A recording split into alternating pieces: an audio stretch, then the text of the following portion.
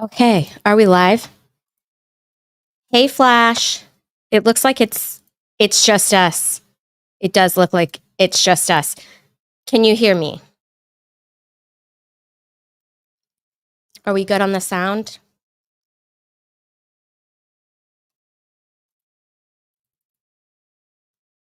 Can you hear me?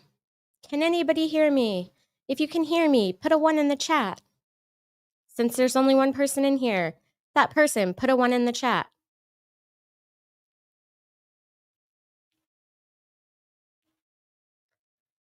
Okay, so you cannot hear me. That's what I am thinking.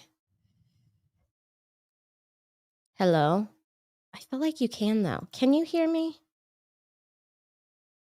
Okay, good. Thank you. Oh, man. Okay, I'm going to go ahead and add this in. We'll fast forward through a little bit of it. It's not gonna be the very early morning part where they just talked about no one being there that they needed to talk to, and we're like an hour behind, but we'll catch up because 'cause I'll put it on 1.25 speed, and, as always, if anything's funky with the audio, just let me know. I have the booster on, but I've kinda turned it down a little so it doesn't, like, blow your ears out, but let me know if it's too low, okay? Hey, Lefty. Hey, Scarface. Hey, Flash. Thank y'all for being here. Okay, now let's add this. Move this.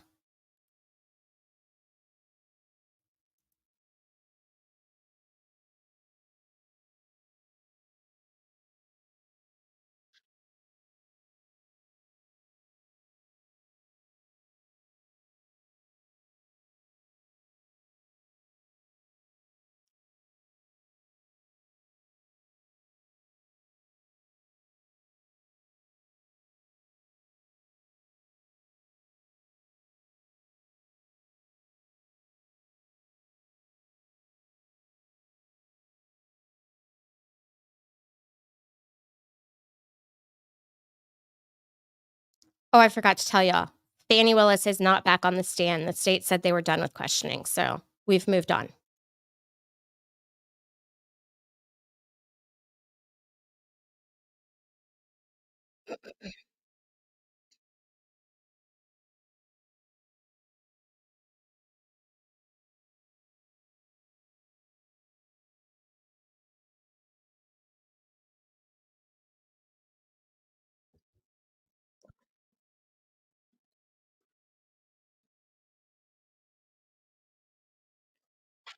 Hey, Dave. Okay, we're gonna fast forward.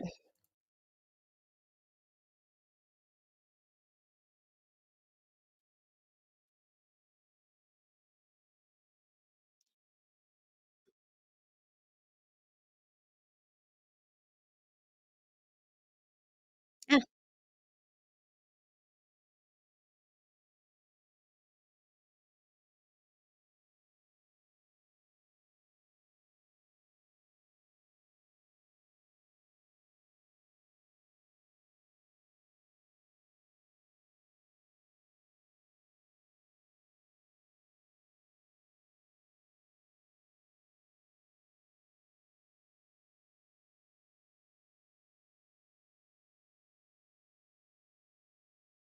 Wait, what?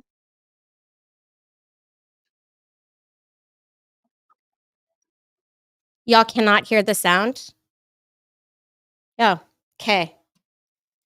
Well, then let's try this again, I guess. Okay, remove.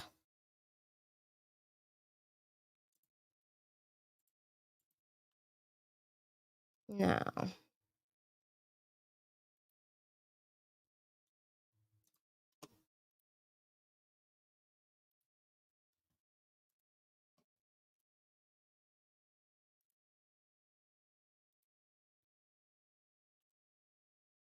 Okay, we're gonna try it again. Tell me if y'all can hear it. 16 years there. And then in 1990, I ran for governor and was Y'all hear the defeated. court? And 2 years later, I went back to the House of Representatives. I was elected to the House of Representatives and served 6 years until I was elected governor in 1990. elected to the House there. Can you tell the Eugene Barnes. Roy Eugene Barnes.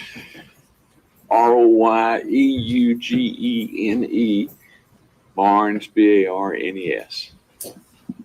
Say good morning, Mr. Barnes. Can you tell the court a little bit about your background as it relates to your service in public service? I was first elected to the state senate in 1974 from Cobb County, and I served 16 years there. And then in 1990, I ran for governor and was defeated. And 2 years later, I went back to the House of Representatives. I was elected to the House of Representatives, served 6 years until I was elected governor in 1998, and I served in that position until January of 2003. And after serving in the position of governor, can you tell the court a little bit about what you transitioned into after your public service? I did exactly what I was doing before I was elected. I went back to practicing law in Marietta, Georgia, with my daughter, who's now judge of the state court, and my son-in-law. And now we have I think 6 or 7 lawyers. Charlie Bailey back there was one of them at one time. Okay. And Governor Barnes, would you? Okay, so in case y'all don't know, this is a hearing that continued from yesterday. No, Becca, we're about an hour behind, but I'm going to speed it up by putting him on 1.5 in a minute here. And then we'll catch up to the live. But this is the continuation of yesterday's hearing, and this stems out of the RICO case brought by the district attorney in Fulton County, Georgia, so out in like Atlanta, Georgia, named Fani Willis, who brought RICO charges against Trump and his people. Oh, he's a governor? I didn't even pay attention to that. Thanks, Dad. And they are trying to get Fani Willis thrown off of this case because the special prosecutor that she hired to prosecute these cases, she was having an affair with. Okay, he's the former, and this is the former governor, says my dad. That's my dad. The guy that has the same last name as me in chat, that's him. Hey, Dad. Consider yourself to be a trial lawyer? Yes. Okay. We don't write contracts or we don't write wills. All we do is try cases. And I want to direct your attention back to 2021, where you were approached by the district attorney of Fulton County, Fani Willis, about being a special prosecutor. I was. I don't recall the exact date, but I know it was sometime in 2021. And she asked me to come down, and I met with her and Nathan Wade, and there were several other in the meeting. She asked me, so they were beginning this investigation, and she asked me if I'd be interested in being special prosecutor, to which I replied that I had mouths to feed at a law office, and that I would not do that. And also, I just had I won't say bad because it happens from time to time, but I just had the FBI to report a fella, militia trainer, to me that said they were concerned that he was making threats against me. And because I thought it was because of the flag, but I asked him and he said, no, it was because I was too close to the Jews, quote unquote. And I told DA Willis I'd lived with bodyguards for 4 years and I didn't like it. And I wasn't going to live with bodyguards for the rest of my life. So ultimately, you turned down? Yes. Yeah, I told her. I said, I'm not interested. Nothing further from today. Sorry. Morning, Governor Barnes. How are you? Just fine. How are you? Good to see you. You said it was sometime in 2021. Do you remember? I think it was. I don't remember the dates. They all go. I could look it up on my calendar at the office, but I don't have that. Well, I want to ask you about some statements that Ms. Willis made March 28th, 2021. She was talking about assembling a team for this case. Are you familiar with her work assembling a team for this case? Well, I assume that's what she was talking to me about. But besides that, I don't know.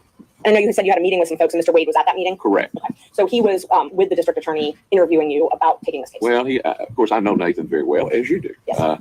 And I exchanged pleasantries with him, but the conversation was with Ms. Willis. Okay, with Ms. Willis. Were you aware at the time that her team consisted of Brian Watkins, Megan Vargas, Sonia Allen, Shannon Trotty, Sal Chan, and John Floyd? She had reported that was her team on this case. I know John Floyd was involved, and she probably told me the others, but listen, I barely remember what case I tried last year, much less every word that was said in the conversation. I understand, fair enough. But she said she was looking to hire more lawyers and investigators to work on this case. She told me, it was to me, and she said, would you be interested in being special prosecutor in this case? And I gave the reply that I've already known. I mean, about hiring other lawyers or whatever, I don't know. All I can testify to is what she told me. Did she tell you at all why she wanted to hire special counsel and not use someone who was an ADA, not have an actual employee? No, she did not. I mean, we did not discuss that. And but I would assume it was because in a case as big as this that you'd have to have a decision help. I know John Floyd has been in some cases over the years out in Cobb County, for example, and others. Would you agree that an employee of her office, someone who was paid a state salary or a county salary as an ADA, could handle a case like this? I couldn't tell you that unless I knew the person, knew their experience, and really had been with them in a courtroom. All I right. have an opinion on that. Thank you. Yes, ma'am. Sit up. Hello, Mr. Sadow. It's been a while. It has been a while. I hope you're well. I'm doing fine. Just getting older, but that beats all. That's true, but that applies to all of us, I believe. Yes. I think you indicated that if you had your calendar, you'd be able to pinpoint a date for I us. would. Is there a way for you, for example, at a break before you actually leave to contact your folks to see if you can get a date? I guess I could. That's so slow. I don't know how far back we archived those, but I assume I could. Would you be willing to give that a shot for us? I mean, I'll do whatever the court instructs. No, Flash. So the DA is a woman named Fani Willis. I've always called her Fanny, but apparently it's Fani.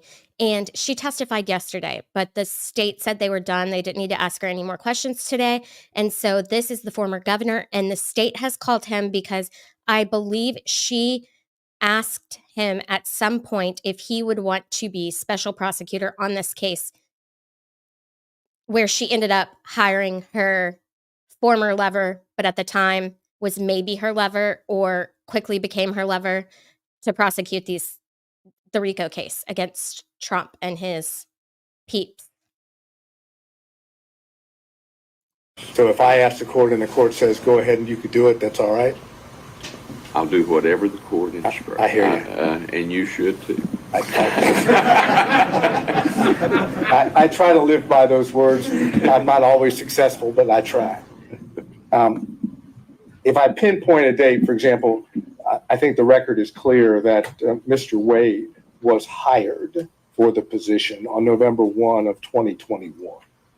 Does that help you at all? No, it does not.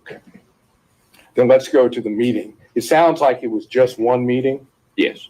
And could you tell us where that meeting took place, if you It was remember? in the conference room adjacent to the district attorney's office. So was it in this, or the adjoining building? It was in the Lewis Slate building. And District Attorney Willis was there, obviously, right? Yes. Yes. And Mr. Wade was there? The best I recall, now I could be mistaken about that, it's like anything that far away, but that's my recollection. Do you have a recollection of anyone else being present? Yeah, there were some other folks, but I don't remember. Do you remember, were you introduced to Mr. Wade by anything other than you already knew him? Was he given a title I or wouldn't have anything? known it. So at least as you're there, if I heard you correctly, Ms. Willis did all the talking, Mr. Wade did not. I mean, we exchanged pleasantries, but as far as the basis of the conversation, the reason I was there, Ms. Willis did the talk. And would you be able to give us an estimate how long this meeting lasted? Just rough. Probably an hour. And during the meeting, you made it clear, but it was the thanks for the offer, but no thank you. Oh, yes, I did. As I said, I started off as a prosecutor, and for about 10 or 15 years, I did nothing but criminal. And then, but I've tried to move away from it and do primarily civil now.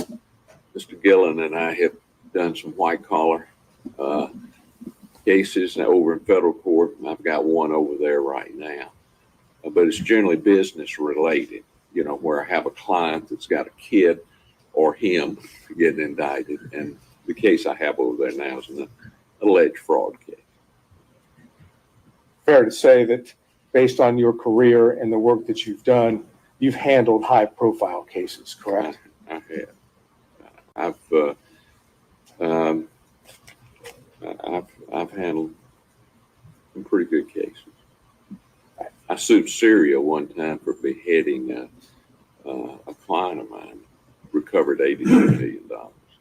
I guess that's the best high profile, but that was in D.C. Nobody cares, man. And what would be considered complex cases, you've handled those as well, correct? Yes, I mean we regularly do mass torts, class actions, business torts, breach of contract, and most of those are complex, requiring many experts.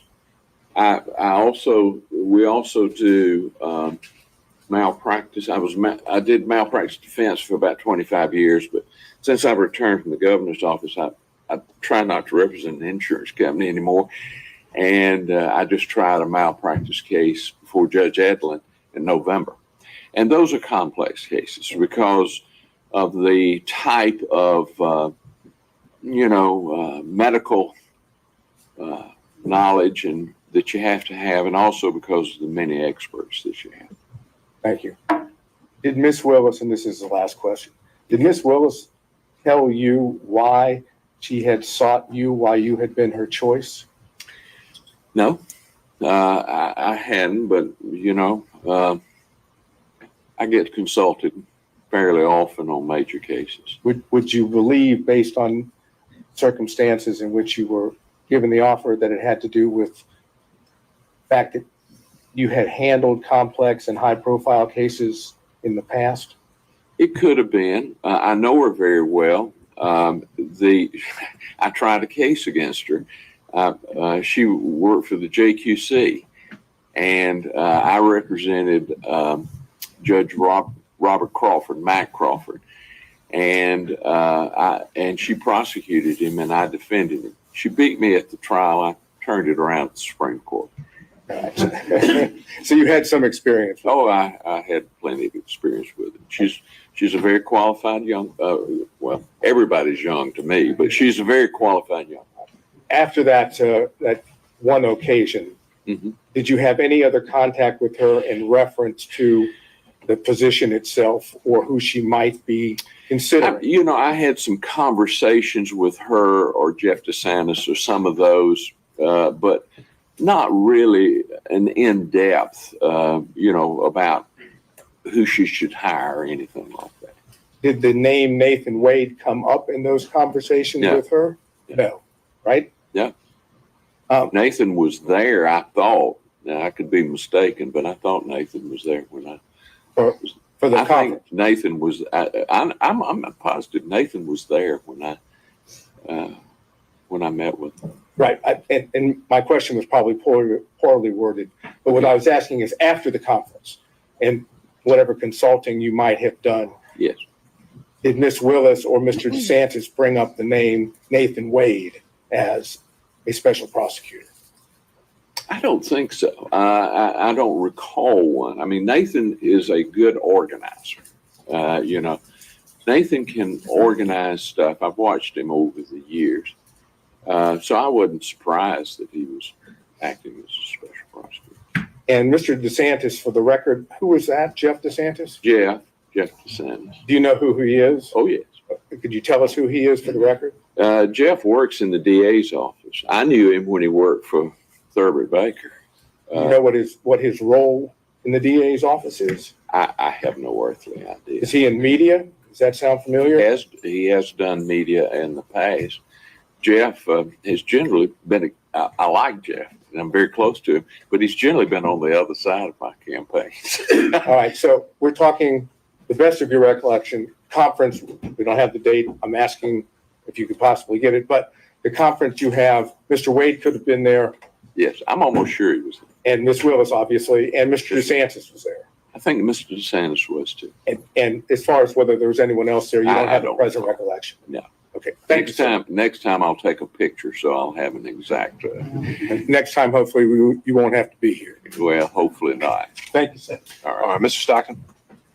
No questions, Judge. Thank you. Mr. Durham? No questions, Your Honor. Mr. McDougall? No questions for the governor, Your Honor. Mr. Rice?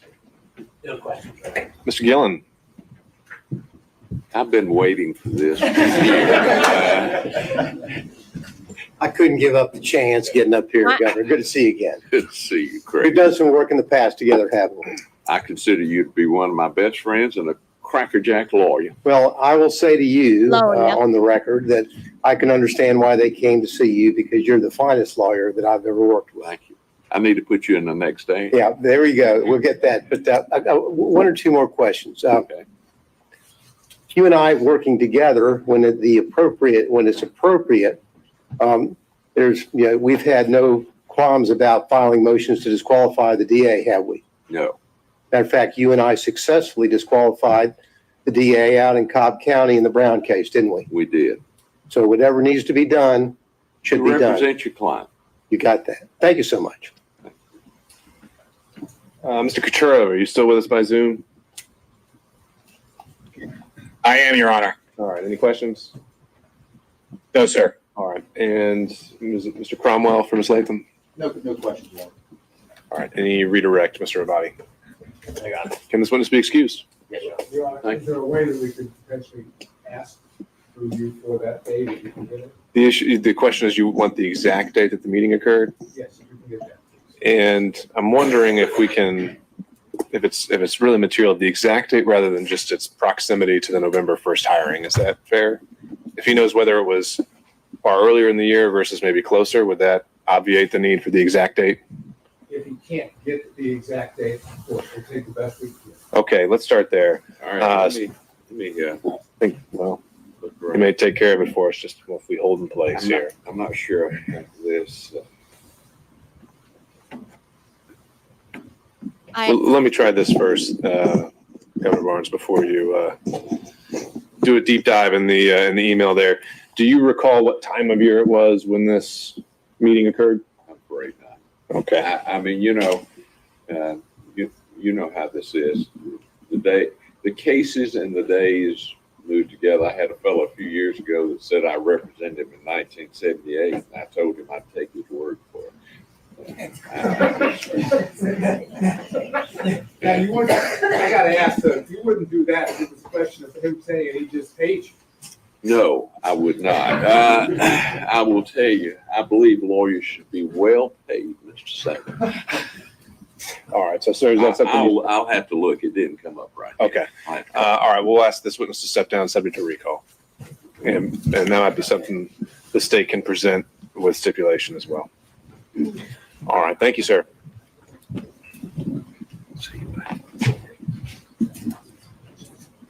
Do we have an update on Mr. Bradley? Lawyer should be here. He's probably outside. One minute. The last estimation I heard was about 11:30. Okay. If that's still the case, then Ms. Cross, did you have another witness available? But having brought over, it's Mr. John Floyd, not the special prosecutor, John Floyd. John Floyd, District Attorney Willis's father. Okay. And is he heading this way? Yes. All right.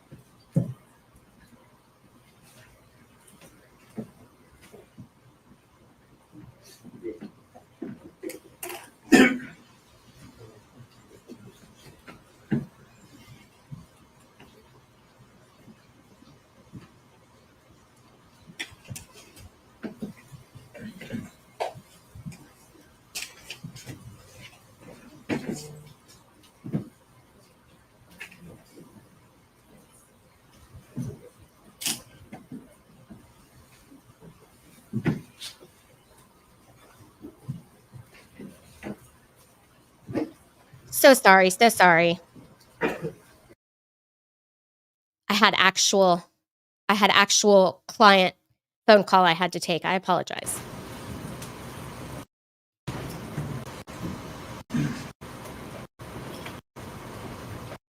Yes, so he is given this appointment from May last possible.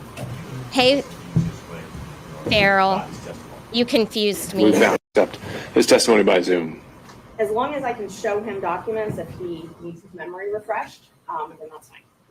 It is not with us. It is not. With all due respect. Yeah, the state would have an objection to this witness not appearing in person. Understood.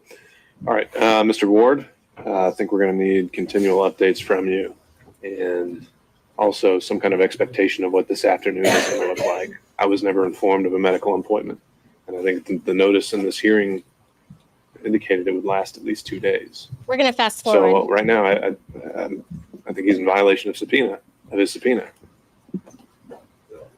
Again, Your Honor, I believe that the counsel's given notice of his doctor's appointment. He missed one yesterday.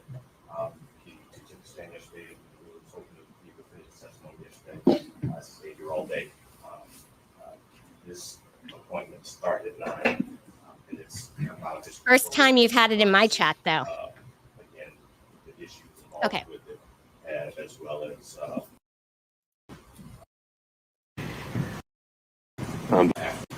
If you can't, those results are going to. Ms. Crosby, Mr. Floyd, if you could have a seat, sir.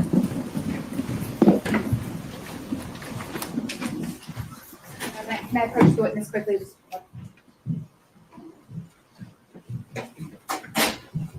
Thank you.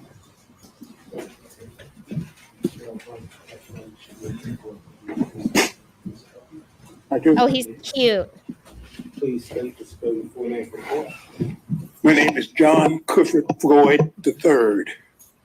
Say, good morning, sir. Good morning. Can you tell the court, are you currently retired? Yes, I am. And prior to being retired, can you tell the court a little bit about, did you work in the legal career? Were you a I lawyer? was an attorney. I practiced law. I've probably tried 1,000 cases. About 50% of my practice was criminal law. 25% of it was family law.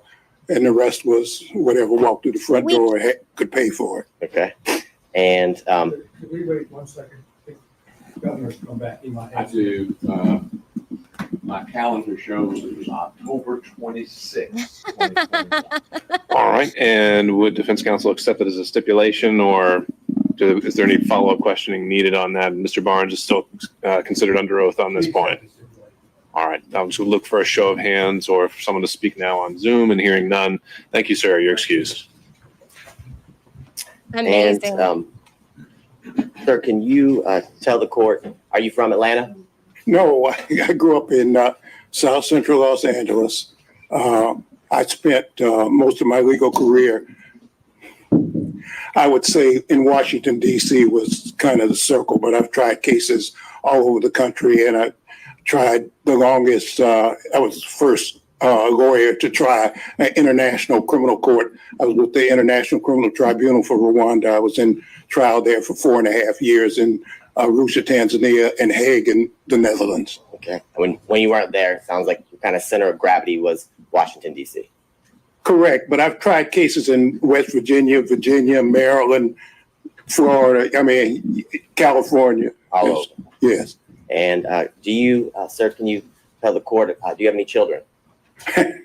I have one daughter, Fani Willis. Okay. And I want to direct your attention back to 2019, okay? Yes. Back in 2019, can you tell the court, did you move here to Atlanta? I was living in Johannesburg, South Africa.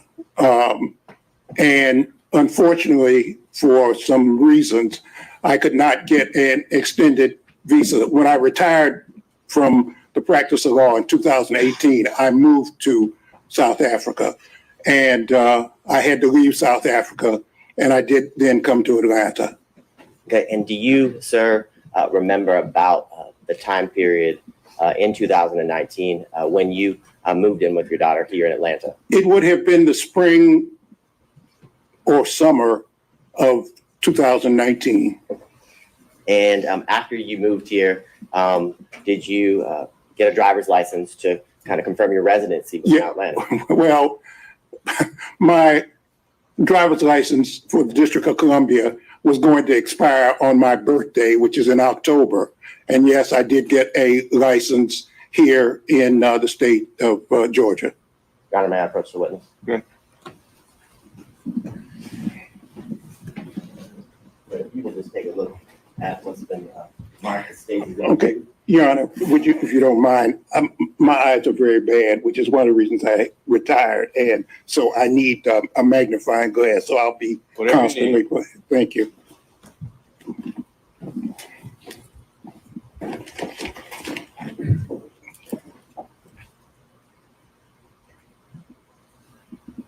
Yes, I see it was issued on 9/28/2019. Okay, so before we get there, do you recognize State's Exhibit 2? Yes, just my driver's license. And is State's Exhibit 2 a fair and accurate copy of your physical driver's license? Absolutely. This time, Your Honor, the state would tender what's been marked as State's Exhibit 2 into evidence. Seeing no other objections, it's submitted. State's Exhibit 2 is submitted for the record. Now, and for the record, Your Honor, the state is going to supplement State's Exhibit 2 with a redacted copy of the license. The current copy is not redacted with the address and things of that All nature. right. And do we need to mark that differently in any way? I will mark it as State's Exhibit 2A. Perfect. Now, you talked about when your driver's license was issued. Can you tell the court when was that driver's license here, your Georgia driver's license issued? It was on 9/28/2019. Okay, so September 28, 2019. Now, when you moved into District Attorney Willis's home, who lived there? Well, my daughter lived there. I lived there, and from time to time, my grandchildren would come. Okay, and did your grandchildren, were they at school coming and going? Exactly. I think they were in school in various jurisdictions. And during the time, how long did you live at or with Miss Willis and at her home here in Fulton County? She was forced to move after she was elected. I don't know if you want me to go through the whole thing, but that, Your Honor, if Your Honor will indulge me. After she was sworn in on January 1 of 2021. And on or about the 3rd of February, at probably 5:30 a.m. in the morning, there were people outside her house cursing and yelling and calling her the B word and the N word, and just, it was bizarre. Okay, Sorry. Pause, sir. Mr. Abadi. Here's the objection to you. I would say it's effect on listener. He was present while all of these things were occurring, but I can. No, that's. And he's saying he was personally present to hear these things? Yes. Okay, overruled. Okay, and fortunately, the neighbors called the police and disbanded the group, and it was just, it was just, I hadn't seen anything exactly like it before. Okay, and after that happened, can you tell the court that Miss Willis would have to move from her home? Yes, she was forced to leave. Okay. And can you tell the court after she was forced to leave, shortly after she was sworn in, did you remain at her home in Fulton County? Yes, I stayed there really until 2022, I guess. And from what you described, did you fear for her safety? Absolutely. Not only did I do that, the South Fulton police, they brought a man with a dog, because there have been so many death threats. And they said they were going to blow up the house. They were going to kill her. They were going to kill me. They were going to kill my grandchildren. On and on and on. It just, it became, and I was concerned for her safety.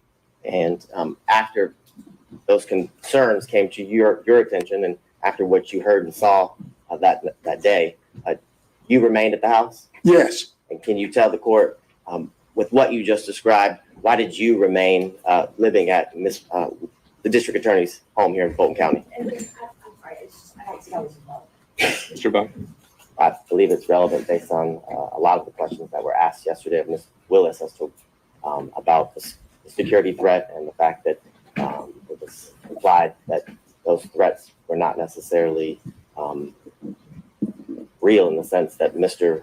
Boyd remained in the home. There were many questions about the fact that he remained and her children could still come and go to the house. I think it's relevant based to the testimony that was elicited from defense counsels yesterday. Overruled. Well, these South Fulton police, first they put a car in front of the house that was there permanently, a police car. That was thing one. Thing two, they brought a person with a dog, sometimes more than once a day, twice a day, and they would circle the house to look for bombs. I knew that was a house that my daughter had worked for. It was a brand new house. She's the only one who had ever lived there. It's a 4-bedroom, brand new house. And somebody needed to protect the house. And I stayed there to basically take care of the house, to take care of the yard, to take care of that. Also, somebody sprayed, again, the B word and the N word on the house. And I don't think my daughter even knew that. I cleaned it off and called the police, and South Fulton police. They have, I'm sure, all the records of all the things that happened. And all of the neighbors, I notified all the neighbors to look out and to watch out. And it was so crazy. I mean, it was just so crazy. We'd have people show up and park car. There was a guy parked for probably 8 hours out in front of the house. It was just, and we'd call the police, and, Now, at the time that you lived there with Ms. Willis, and I guess even when you remained, so during the time period of 2019 to the end of 2020, are you aware if Ms. Willis was dating someone? Yeah, she did. She had a boyfriend when I first got there. And did you meet her boyfriend? Yeah, I met him often. Okay, and did you know him by any specific nickname? Yeah, Deuce. Okay, and can you tell the court while you were living there, how often would you see him? Sometimes every day, sometimes, every other day. He was a disc jockey or something, and he had all this paraphernalia that I'd have to move out. There was a thing with the keyboard, things that play music and so forth. So This is slow. Now, when you moved in Real in slow. 2019, and then throughout the years in year 2020, 2021, had you ever met someone named Nathan Wade? I did not meet Nathan Wade until 2023, about a year ago, when a reporter by the name of Issakoff interviewed me. That was the first time I had met him. You said that was in 2023? 2023, right.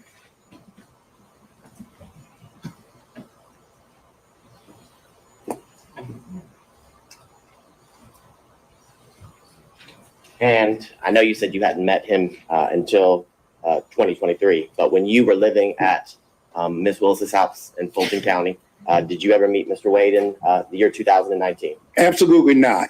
How about in the year 2020? Absolutely not. Did you ever see Mr. Wade at Ms. Willis's Fulton County house in the year 2021? Never.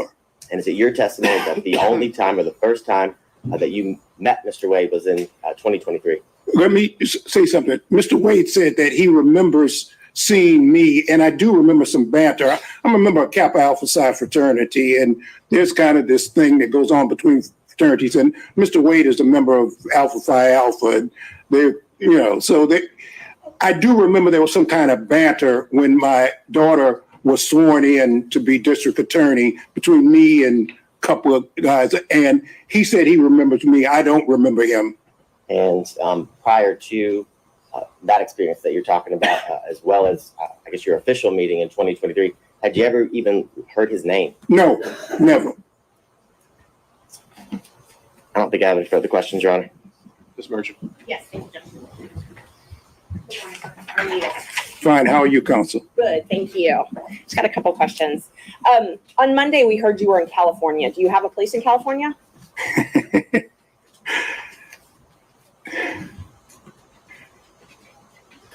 People always ask me about where do I live. I guess I live right here, sitting in this seat right now. But yes, the answer is I have a place in Los Angeles. Okay, you do. All right. So do you share time or split time between Los Angeles and Georgia? Actually, I'm working on a documentary film, and I'm supposed to be being filmed not for this trial, but I'm supposed to be being filmed right now. It was planned, and we had to stop it because they asked me to come here. But the answer is I'm working on a documentary, and I'll be in California until I finish the documentary if we don't have another actor strike and we don't have another writer strike. So do you own property in California? No, I don't. I live with a friend of mine. You live with a friend of yours. Okay. Yeah. And when did you first move? Well, let me qualify with the dates. Did you spend any time in 2019 in California? No, and the reason I didn't is that when I first came here, the answer is no, I did not. What happened was COVID. Once COVID hit, I was just paralyzed. I couldn't go any place. I couldn't go anything. I mean, I'm a theater buff. I used to go to theater at least once a week. But when COVID hit, I just couldn't. I couldn't go to the dentist, which I need to do. Or, it was just a thing. So I was just stuck. I was just stuck there. I may be wrong, but I believe COVID hit in 2020. So I was asking about 2019. In 2019, did you spend any time in California? Before COVID was even here in the United States, remember I lived in South Africa and I've traveled the world. I knew COVID was coming before. I knew COVID was around before. They may have announced it in 20, but in fact, I knew about it and I knew what was happening in 19. Okay, so let's walk through 2019 then. You said you moved here in September. So no, I didn't say that. I moved here probably prior to September. In September is when I got the driver's license. I probably moved in the springtime. I'm sorry, you did. You said spring, summer. I see that in my notes. So spring, summer 2019 is when you moved here. So up until spring, summer 2019, where did you live? I lived in Johannesburg. Well, I lived in Washington, D.C., 2018. I had planned to retire for the rest of my life in South Africa. I had worked for Nelson Mandela and the Free Mandela and get that. And someone I'd gone to law school, he had located there after Mandela was freed from prison and became president. I was going to live there for the rest of my life, but unfortunately, because of political reasons, I could not stay in South Africa, and I was forced, in a sense, to come back to the United States. Okay, so let's just focus in on the period from, let's just start with October 2019. Okay, we'll call that the relevant period. October 2019 until the end of 2019. Were you in Georgia every single day of that year? Absolutely. Okay. So now let's move to 2020. Okay. And every single day, before I move on, every single day in 2019, you slept at your daughter's house, correct? That's correct. Okay. So let's start in 2020. All right. So 2020, the entire year, did you travel anywhere? No. Okay. You didn't travel at all that year? No. So, and I didn't go to the movies, which upset me also. So that entire year, 2020, you remained here in Georgia? Right. Okay. In 2021, did you do any traveling? No. So when did you move back, or when did you start this documentary film in Los Angeles? What I had been doing to occupy time as I was writing my own memoir.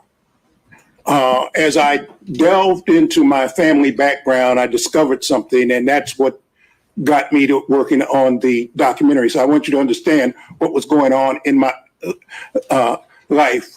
I pitched I have a movie script called Bad Blood.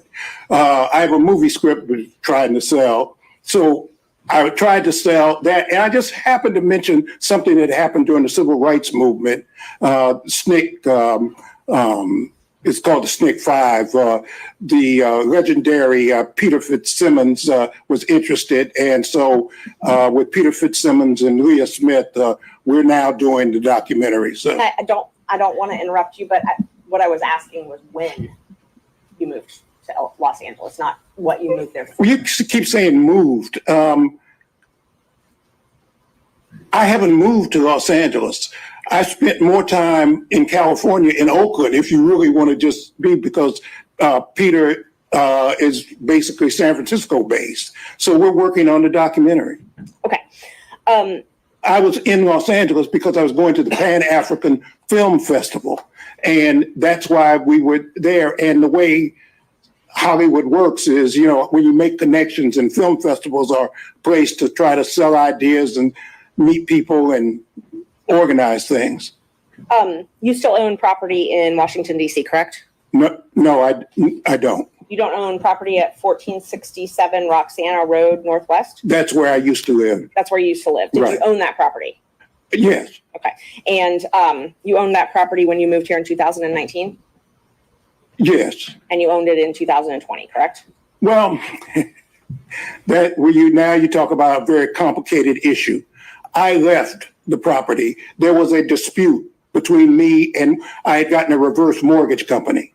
And there was a dispute between me and that. And I just, I walked away from it. Okay. You walked away from it with almost $300,000? Yeah, what is the relevance of that? Where he lived and registered to vote. That's what they brought in. So that's, Why is the money he got from the sale relevant at all?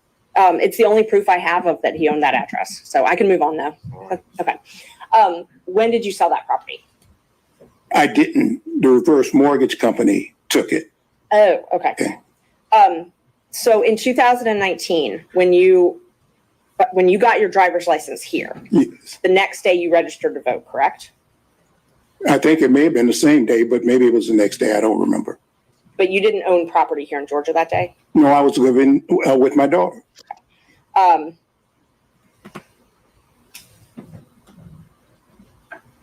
You said that you met Mr. Wade, that you remember you met in 2023, right? That was the first time you Correct. remember? Okay. And I wasn't really clear. You said something about meeting him. Was it with Mr. Isikoff, or did Mr. Isikoff tell you? No, I was being interviewed by Mr. Isikoff. Okay. And he walked in, and I met him. That was the first time. He walked into the office, and Where were you being interviewed? at the district attorney's office. And Mr. Wade walked into that interview? Yes. And so Ms. Willis had not told you about Mr. Wade prior to that. Absolutely not. So she didn't tell you anything about their relationship before you met him that day. No. But Mr. Wade remembers meeting you in 2020? He said that at my daughter's swearing in. I do remember that we having some banner about fraternities, but other than that, Oh, at your daughter swearing in. Okay. right. That's all I have. Just one moment. Judge. Nothing else. Thank you. Oh, that was. Is that it? Morning, sir. Good morning. How are you, counsel? I'm fine. I'll try to ask you some specific questions if we could, okay? And I'll give specific answers if I can. Perfect. Okay. The driver's license address, I'm not going to publish. That is State's Exhibit number 2. But is the address on that driver's license the home that you're referring to as your daughter's in South Fulton? Absolutely. Okay. It was unclear to me, maybe no one else, but it's unclear to me, when did you stop living at what I would call your daughter's home in South Fulton? Things got so bad and threats got so many, even against me, that the house became basically uninhabitable. I got tired of sleeping in one room one day and one that. I would say December of 2022, something like that. December of 2022. Right. That's about right. Yeah. now let me change and go back for another date. You had indicated, and I didn't hear it. When was your daughter, Miss Willis, when was she sworn in as district attorney? On January 1, 2021. Okay. And did you indicate that there was an incident, and I know you've described it, was that incident on February the 3rd, 2021? That's my best recollection. Okay.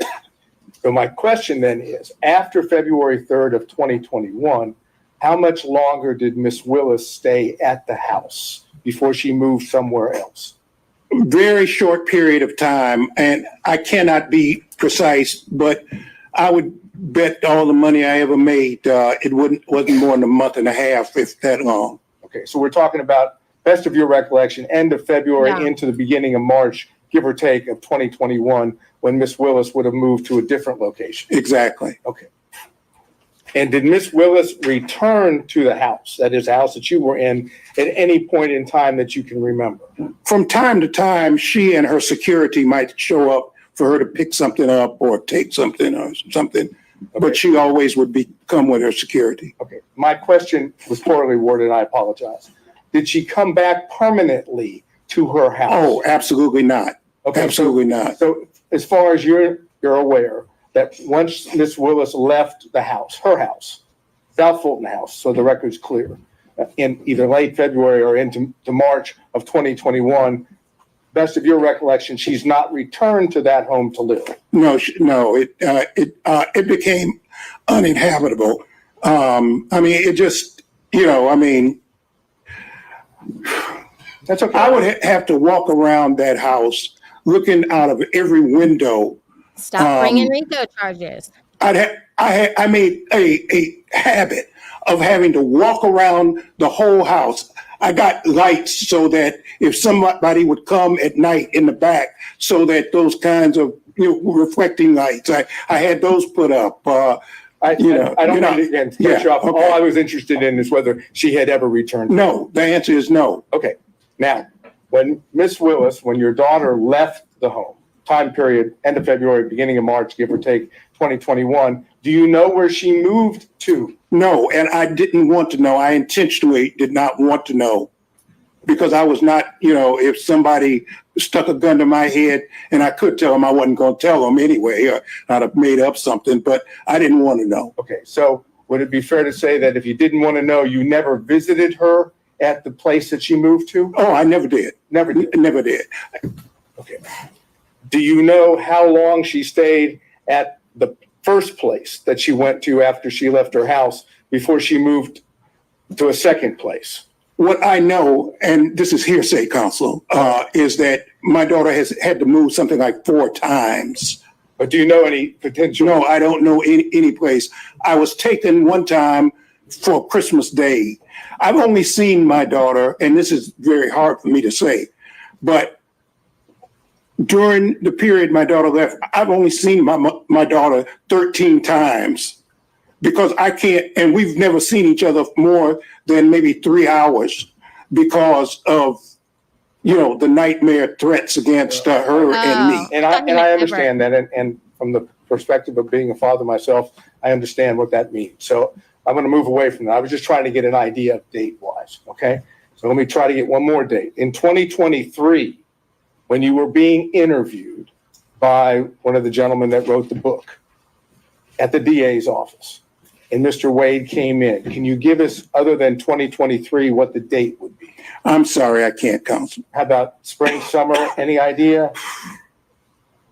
I would guess spring or summer, but I can't. Okay. I don't. I'm sorry. And you've already indicated, at least to your recollection, that was the first time that you'd met Mr. Wade. Oh, absolutely. Okay, I'm not arguing with you about that. I want to go to Miss Willis's boyfriend that you referenced. Okay, you met Miss Willis's boyfriend, as you've characterized it, when you came here in 2019. Correct. And you met him on one occasion, several occasions? Oh, no, I saw him often. Oh, so you mean there was no secret that she was dating this man?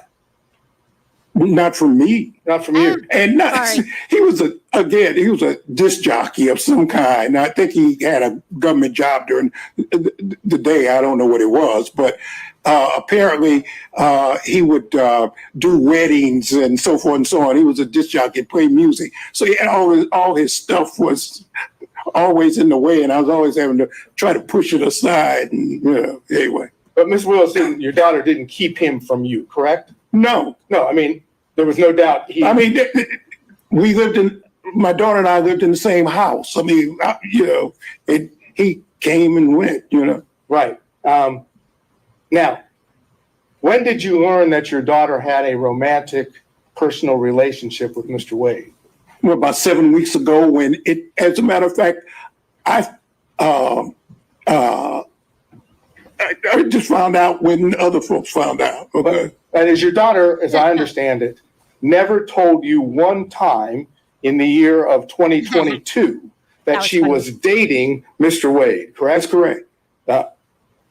And until recently, you didn't know from anyone, including your daughter, that she dated Mr. Wade, correct? That's correct. That is, whatever the relationship is between father and daughter, she kept that a secret from you, correct? Correct. That's all I need to know. Mr. Stockton. I mean, yeah, why would she tell her dad? That would be kind of weird.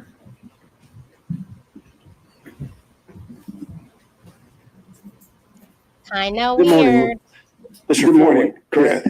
Good morning, Counsel. When your daughter moved or left the house that she owned, did she say anything to you about having a large savings of cash? Oh, no, no. See, maybe, excuse me, and Your Honor, I'm not trying to be racist. Uh-oh. Is he about to say that everything that his daughter said yesterday isn't true? And what's this race thing that's about to come up? I am intrigued. Okay, but it's a black thing, okay? Okay. I was trained, and most black folks, they hide cash or they keep cash. And I trained, you always keep some cash because I've been places, and just because of the color of my skin, for example, I took a fellowship at Harvard when my daughter was just if I might, Your Honor, when I was just, she was just, maybe 3 years old. And I remember going to a restaurant in Cambridge, Massachusetts, and I had a American Express credit card and maybe a Visa or whatever.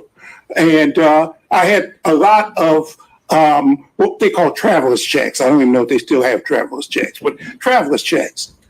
And there was a sign said, with the credit card. For whatever reasons, the man would not take my American Express credit card. So I pulled out my Visa card, and he wouldn't take my Visa card. So then I pulled out my traveler's checks. He said, we don't take checks. Now, these were traveler's checks. This was money. I had a $10 bill. I'll never forget this as long as I live. And he said, the bill for my wife at the time, Fani's mother, Fani and myself, was like $9.95, and I had a $10 bill. That was all that. I always remember that. But even before that, I've always kept cash. And I've told my daughter, you keep 6 months worth of cash always. For example, I had 3 safes in my house. I put some of my clients' stuff there too, things I didn't want other lawyers to be, because you're always in a firm, and I knew that there were special conditions. So some of my clients' things I would bring home, put them in the safe. But I've always kept safes. And as a matter of fact, I gave my daughter her first cash box and told her always keep some cash. So is that a yes? Yeah. Oh, absolutely. That's all I got, Judge. Mr. Durham. No questions. Mr. McDougald. No questions, Your Honor. Thank you. Mr. Rice. No question, Your Honor. Mr. Gillen.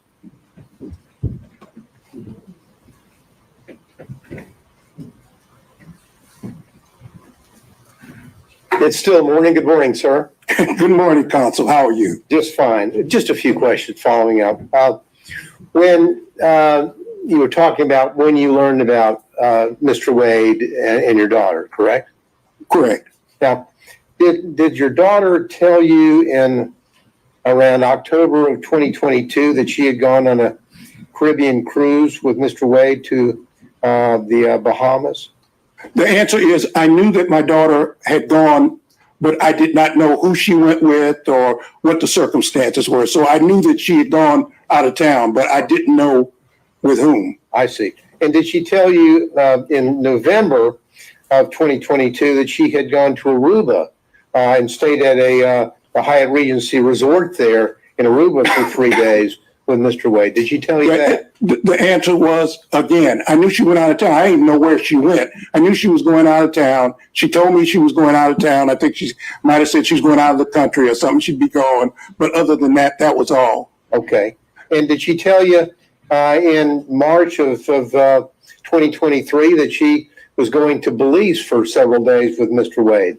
The same answer, that I knew she would tell me she was going out of town, and she may or may not have told me where she was going, but she'd be gone for a couple of days. Okay. Now in 2023, you were in many days you would be out in California, correct?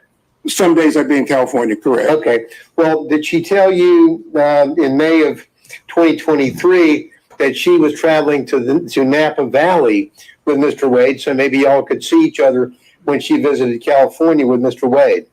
The answer is no. And so the first time that you ever met Mr. Wade or learned about Mr. Wade, to your recollection, was in 2023? That's correct. That's all I have, Your Honor. Thank you. Mr. Kucherov on Zoom. Yes, Ron, just a couple quick questions. Good morning, sir. I know I can't see you. I can't see you either, We but can take a moment. good morning, counsel. We take a moment. Let's just pause, see if we can change the screens to show Mr. Hi, Kucherov. John. Sorry. We need, John, I'm on a phone, so it's kind of difficult. can you turn your screen on though? I'm trying to. They did, Jung. He seems like a nice guy.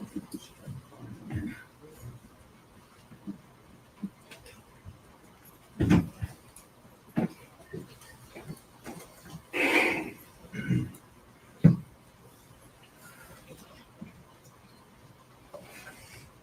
that work?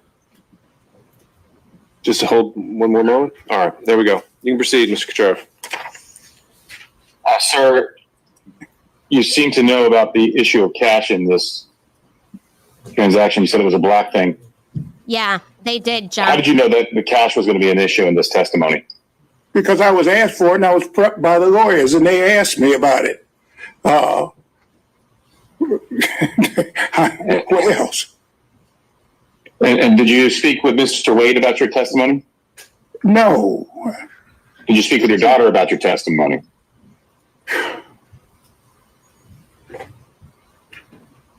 She may have been present when the lawyers were. I really don't remember. If Mr. Wade and your daughter were dating, you wouldn't have known that unless your daughter told you. What do you? Maybe I'm not understanding your question, counsel. So maybe you want to restate. What is it that you're asking me? Yeah, if it wasn't clear, I can re-ask the question. I'll rephrase it. Yeah, right. Yeah, Mr. Wade, if Mr. Wade and your daughter were dating, you wouldn't have known that unless your daughter told you. I did not know that they were dating. And when you're talking about the cash, I didn't know that. I don't know what you're asking me. What I told my child from the time she was a child is always have some money. Always have some money. If you go on a date so that people don't try to stick you and you want to leave whoever, always keep some cash, okay? Mr. Floyd, you answered the question that the attorneys prepped you for that. So that's all I wanted to know. Anything else, Mr. Kucherov? That's it, Your Honor. All right, Mr. Cromwell. No questions, Your Honor. Mr. Abadi? Your Honor. Mr. Floyd, now, it wasn't common for your daughter to confide in you about her romantic life at all. No, and I haven't confided in her about mine before when I had one, okay? And you wouldn't have known about her boyfriend, the disc. Hey, Debs. An objection? I think that might have just been still off mute. Okay. Let's keep going. Now, you wouldn't have known about her boyfriend, the disc jockey, had you not been living with her, correct? That's correct. I'll allow, overruled. I have nothing further. Did he answer the question? He did. He said that's correct. All right, by show of hands, any redirect on those points only? Ms. Merchant? Yes. I just want to know when you were prepped by the lawyers, when this prep session was.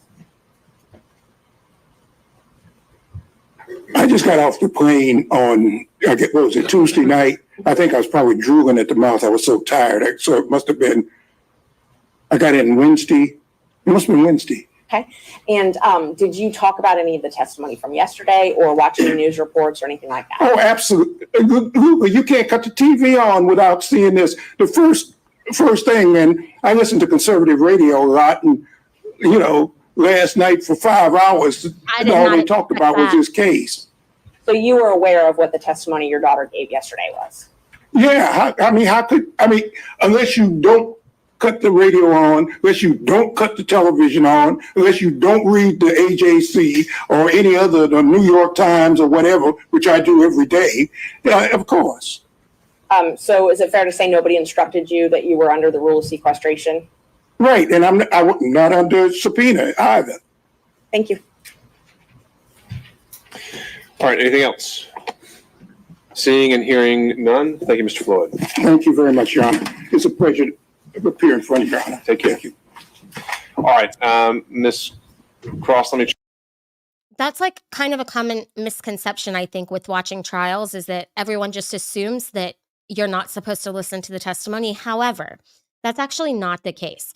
The only time that you're not supposed to listen to the testimony is when someone invokes the rule of sequestration. I can't say that, but preventing them from being there. And so if neither side put him under the rule, then he wasn't under the rule.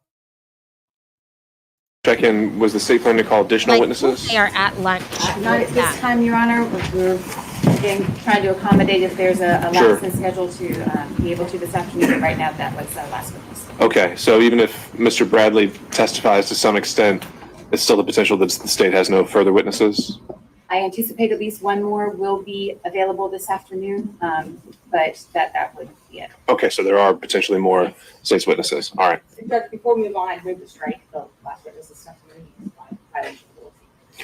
All right, so I think the rule is invoked and the instruction was for the parties to tell all witnesses subpoenaed are expected to appear about the rule. I don't think the remedy is necessarily striking. I think it can go also to this credibility as well. So to that extent, unless Ms. Cross, you want something else to be heard on that, point is made. All right. So they were supposed Do we to have an put him update for Mr. Bradley? under the rule and they didn't? Yeah, he should be here at 12:20, 12:25. Okay, then what I think we should do is have these preliminary conversations about privilege, see if we can make any headway, and then take our afternoon break.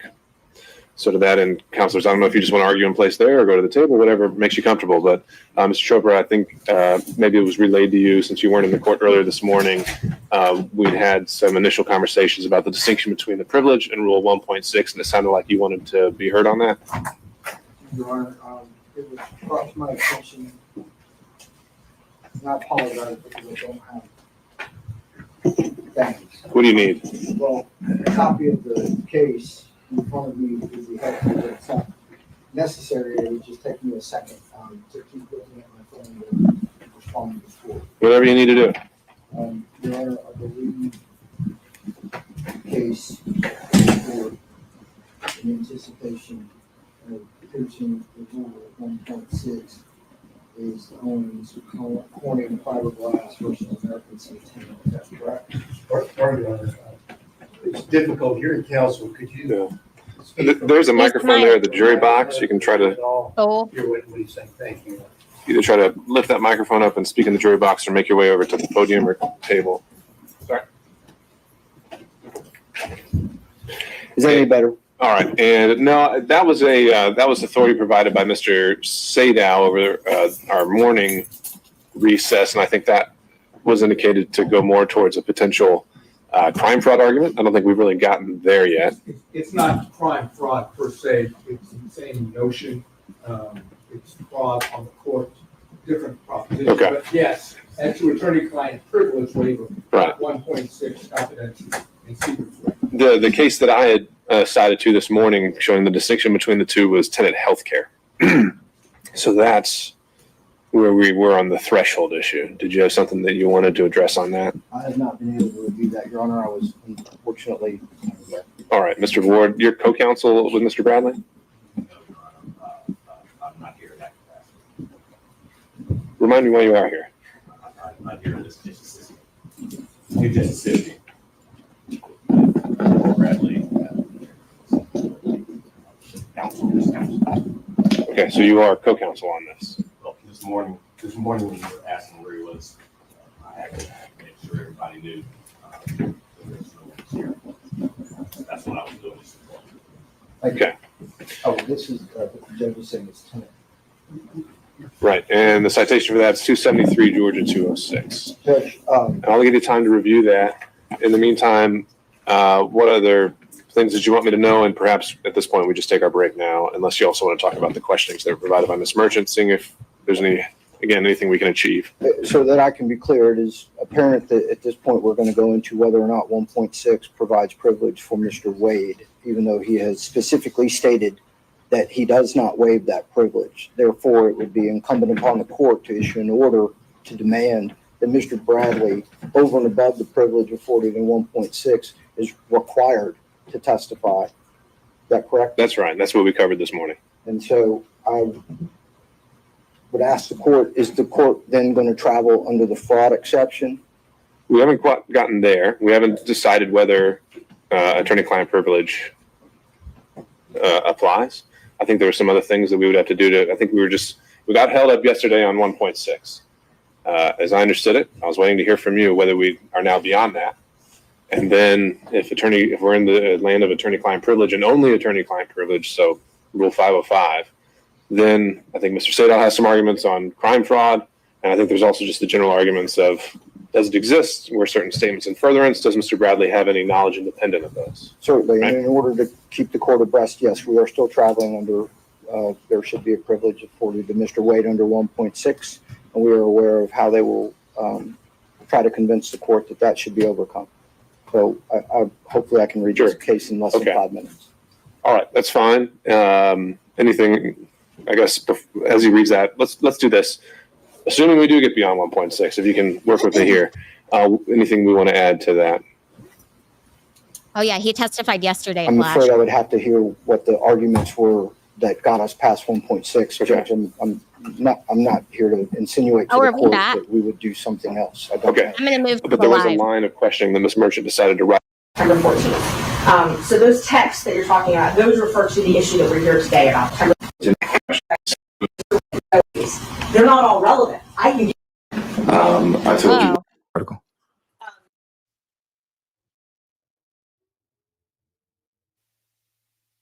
I did not know they came back. I wanted to ask you if you had. Okay.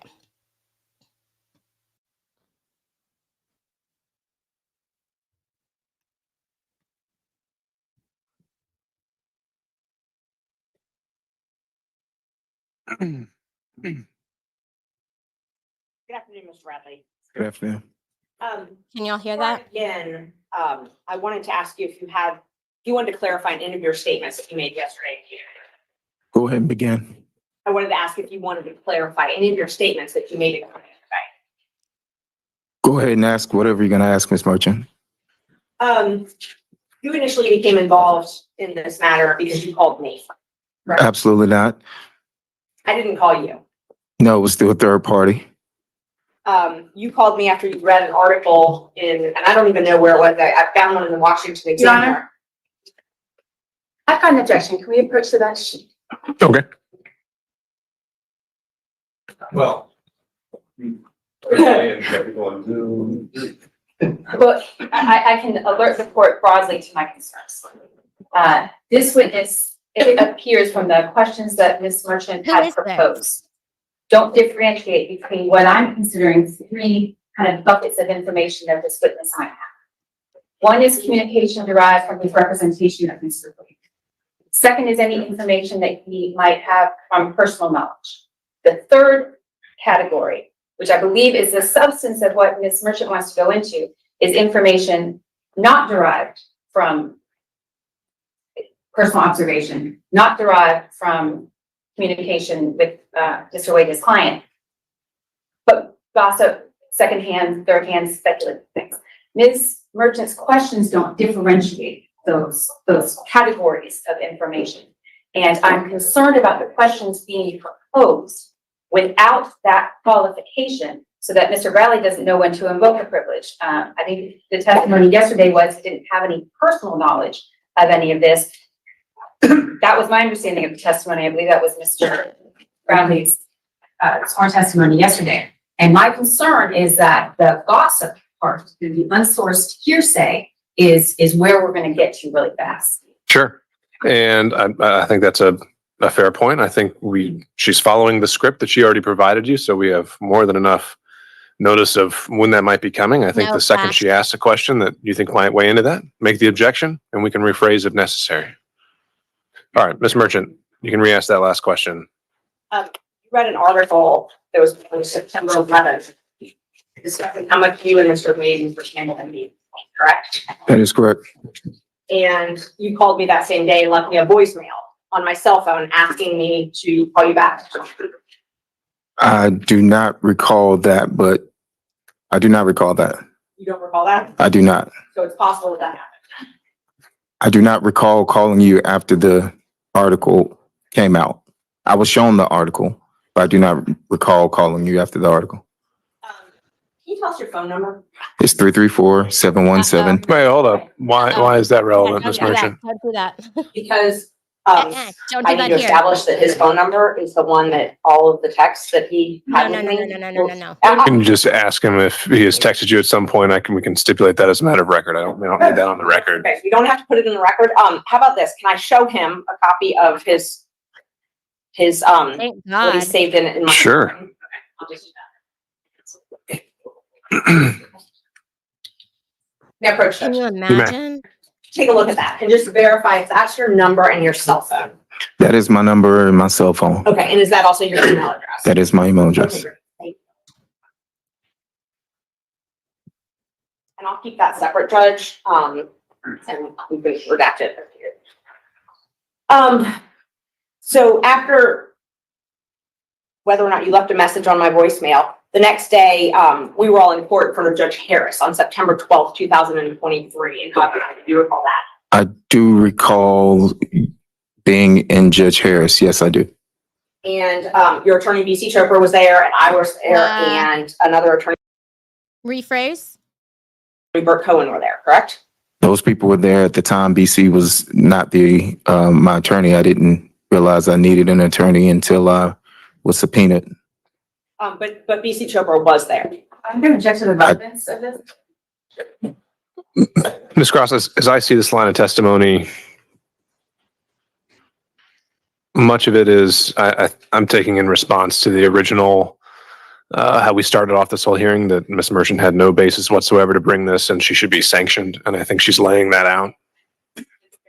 Okay. All right. Ms. Merchant. I recall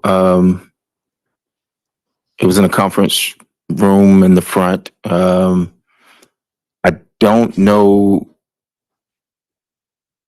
I know you were handling a case in Judge Harris. I think I was speaking to Bert about a case, and BC was there to speak to Bert about a case. Yes, I think I do recall that happening, but I can't recall who else was there. It was a regular court date. That conference room, that's sort of in Cobb County, there's a conference room in front of it. Correct. And it's not a public room, it's sort of like a jury room. Correct. And it was the four of us in that room talking. I don't recall if anybody else was there. I will say that I do remember at some point it was myself, you, BC, and Bert there, but people were coming in and out of the courtroom, so I cannot sit here and accurately say that somebody else wasn't there at the time. Correct. And based on that phone conversation, I told you I had been submitting open records requests. Based on that phone conversation. Correct. Wasn't there. I sit here and say. Correct. And based on that phone conversation, I told you I had been submitting open records requests and I was going to continue to submit open records requests, correct? Based off what phone conversation? Based upon our conversation in court. Oh, okay. Correct. You said that you were doing some open records requests, correct? And then based on our conversation, I told you I was going to do some additional open records requests. Which open records request are you talking about? Just any, just asking if we talked about that I was going to be doing some follow-up with Fulton County. That's what I want. Because I recall open records requests being made for other things, and so I don't know which one that you're referring to. At that time, we talked about getting, I guess it's called a county card and getting access cards and things like that for coming in and out of Fulton County for you, Mr. Wade, and all of the access that you all have to the office. Yes, and you asked me, did I have an access card? And you are the one that told me that you and Mr. Wade, or that Mr. Wade at least had an access card. I told you that the three of us had an access card because we had a contract with the DA's office or the county. I told you what those contracts were and that we had an access card that would allow us to pick up the documents, go into a specific office, and leave out. Right, okay. And so we talked about that badge access card and asking for that, and I was gonna ask for that, right? Correct. And then a couple days later, I sent you a text, and then when I say a couple days, so that was on September 12th when we had that conversation. Do you mind if I pull out my phone? Not at all. On September 14th, at 6:38 p.m.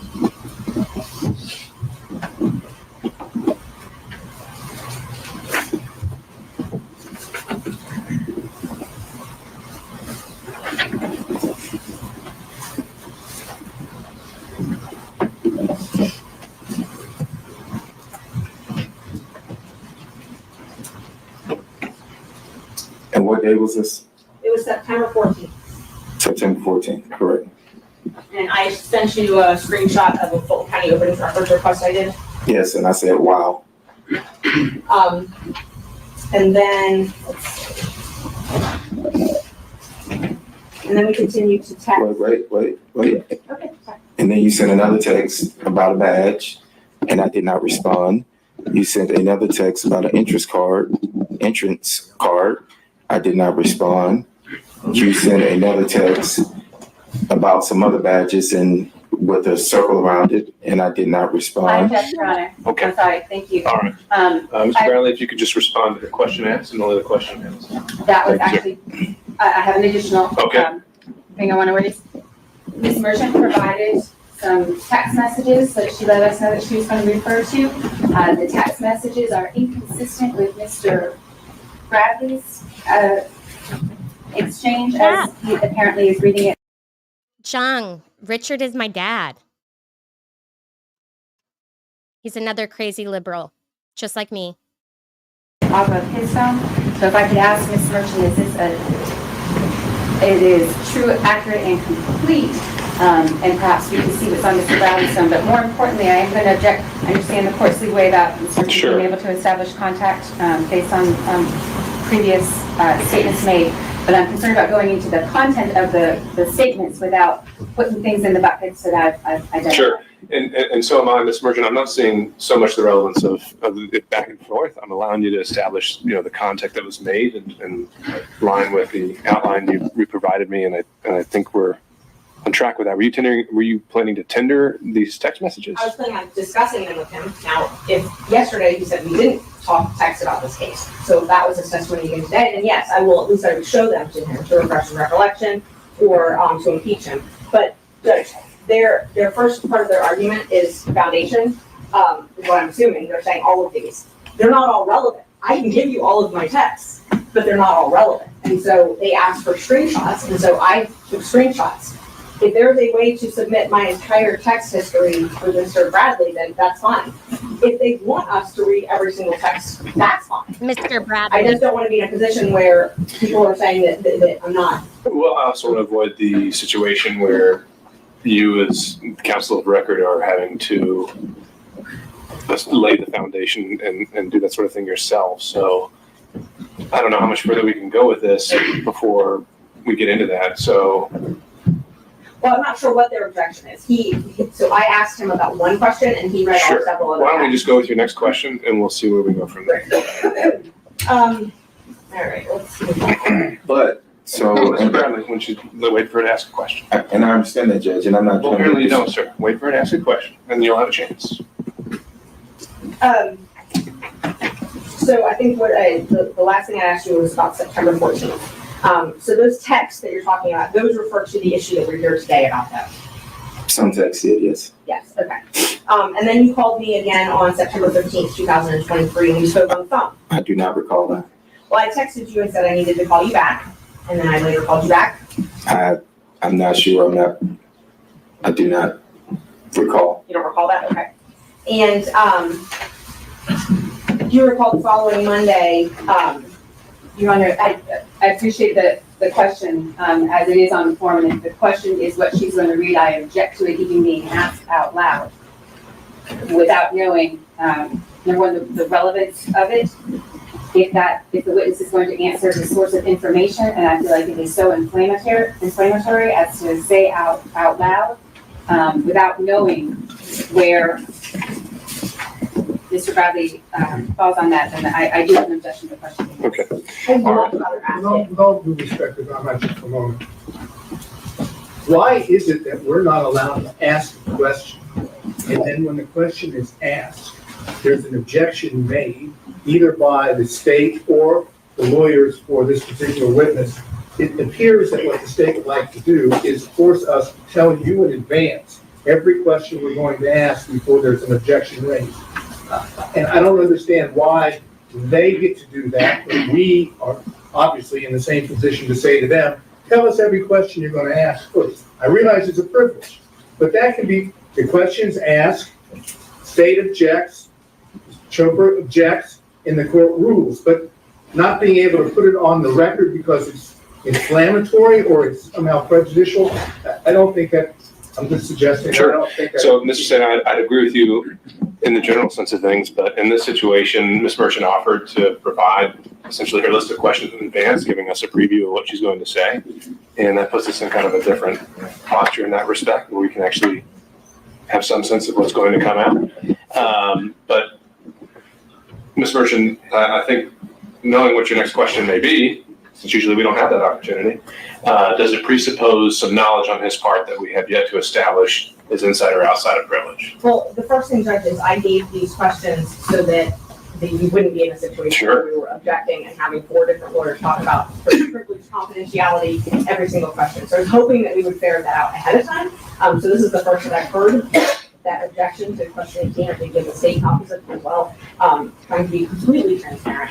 I also, I have to establish that his information, there have been statements in this court that I lied, multiple statements yesterday. I can't even tell you how many times that was said under oath yesterday, and that I did not get this information. And so I have a right to which I've already said we can do and we can go over. But and we've already started doing that. But the next question, as you plan to ask it, may presuppose again some information that he has that we need to determine whether it's inside or outside privilege. Is that right? No. Well, I don't believe so. No. I mean, if we're going to talk about the privilege, I wanted to talk about it beforehand, which is why I gave all of these. I didn't know the state had objections on these questions to privilege.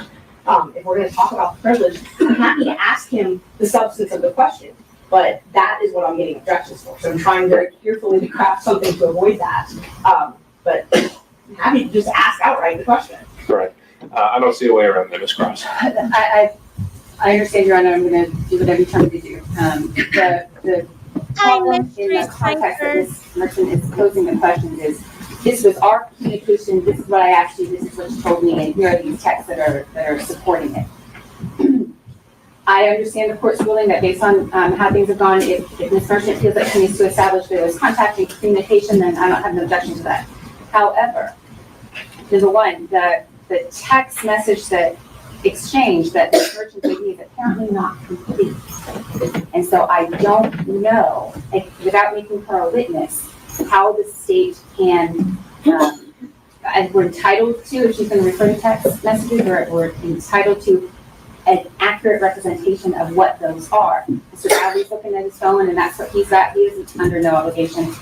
Ms. Merchant provided this to us, and I appreciate it. But I can't tell as I'm sitting here to object to an incomplete or an inaccurate recitation if what she gave me isn't complete. So a couple things come to mind.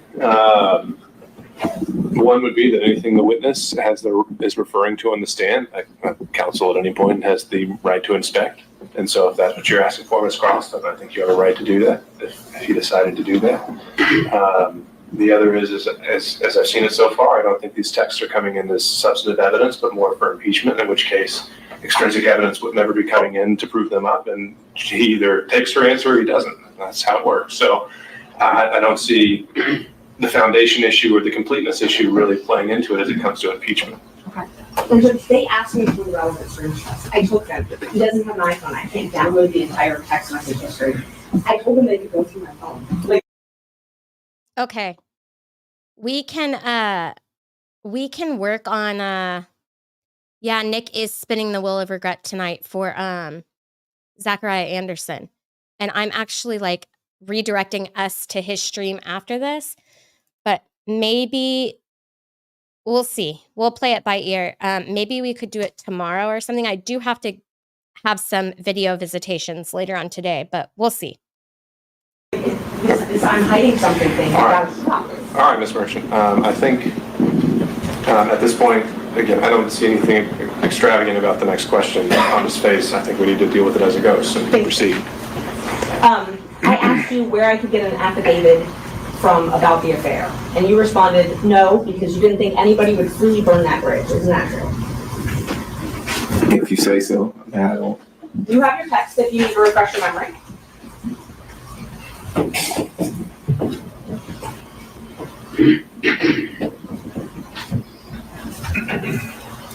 September 18th. Yeah, he's good. At 3:11 p.m. if you need to. Can you repeat the question?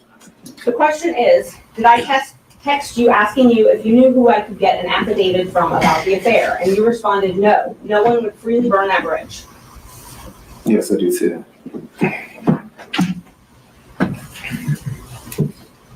Then I asked you if Chris Campbell did, correct?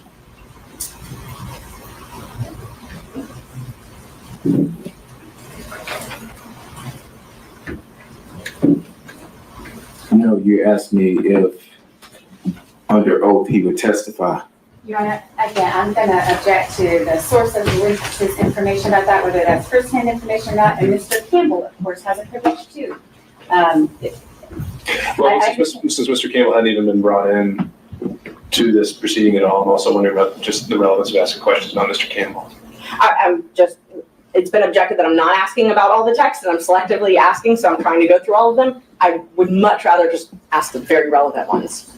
Well, I have an objection to her asking. I can't tell if the statements or the testimony provided is consistent or inconsistent without a complete set of this text exchange. And it's not clear in the text exchange what the source of Mr. Bradley's information that he's providing is. And so that is, I'm struggling, Sure. And I know everybody else is And again, I think you're focusing more on the merits than the impeachment value, right? If the sole purpose this is coming in is under those grounds, then you being able to match them up word for word, I don't see that as being a necessary prerequisite. But as it relates to Mr. Campbell, he's not a witness yet. He hasn't come in. I don't think he's come up really at all other than passing and maybe the firm. So why don't we skip ahead to the next questions, and you could always come back to that if somehow he has made an issue in this case. That's great, Judge. I needed some clarity because the state is objecting that it's not full and accurate. I'm keeping things out, and then they're objecting that I'm putting too much in. So I'm just trying to avoid every question having an objection, Judge. So on January 5th, 2024, we had a text exchange where we talked about that I had discovered that Nathan took Fani on a cruise and a trip and paid for it with a business card. You told me you were on a plane home from Dubai, but you would call me as soon as you got home. Do you remember that?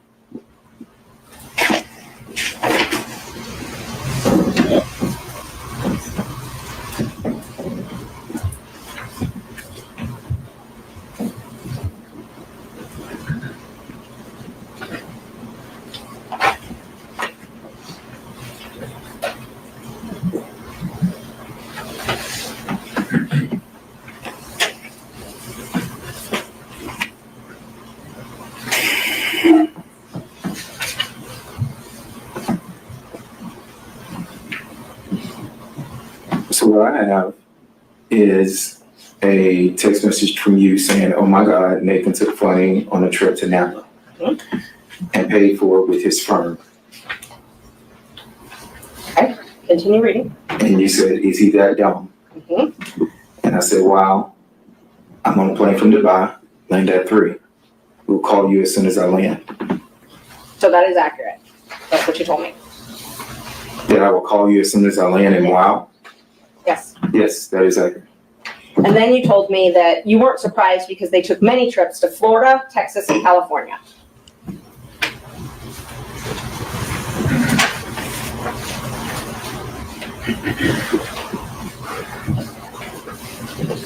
Okay, so I don't have that, but, and I can show my phone, but I don't have that in my phone. So the question is just, do you recall I do not recall. communicating that to I do not recall. All right. Do you recall telling me that it was when she had to move her daughter a trip to California? I do not recall that. And Judge, may I approach the witness? You may. Thank you. It's in the packet I gave you. Oh, I see. See if that refreshes your memory.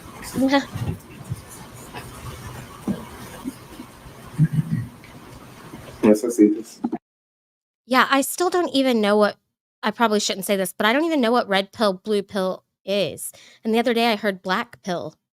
Very confusing. I need to look it up. Does that look like, does that refresh your memory? It does not. I mean, I see what's on the text chain, but you said this happened January 5th? I can tell you exactly when it happened. Because there's no date and time stamp on that. Let's see.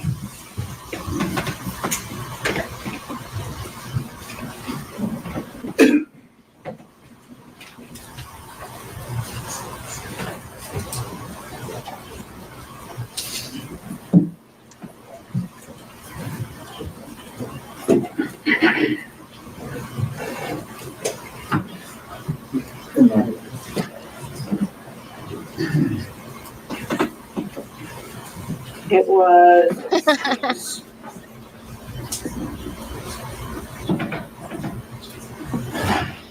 This dude's not even wearing one. That's kind of crazy. I think it was January 5th. Just give me Judge, I just want to, on behalf of Mr. Wade, just to review the section again. We still don't. To which question? To the current question, we still don't know the source of this information, whether it was privileged or how we obtained it. I'm wondering now if there's a timeliness issue on the objection, since he already, well, he said he doesn't recall. So Right, there's, he just gave the date, he didn't start it. well, his question, or his answer was he doesn't recall, and his memory has not been refreshed. So I think it's time for the next question. May I approach the witness? Okay. Can I see what you're approaching the witness with? So is this the complete text chain? Yeah, it's a complete text chain. While they're looking at that, can I just ask you, did you delete any text messages? I have several messages in the phone with you. I've never deleted. I mean, there are messages about family and health and things like that. You asked me to be on some panel. Yes. And so I think it's complete, but.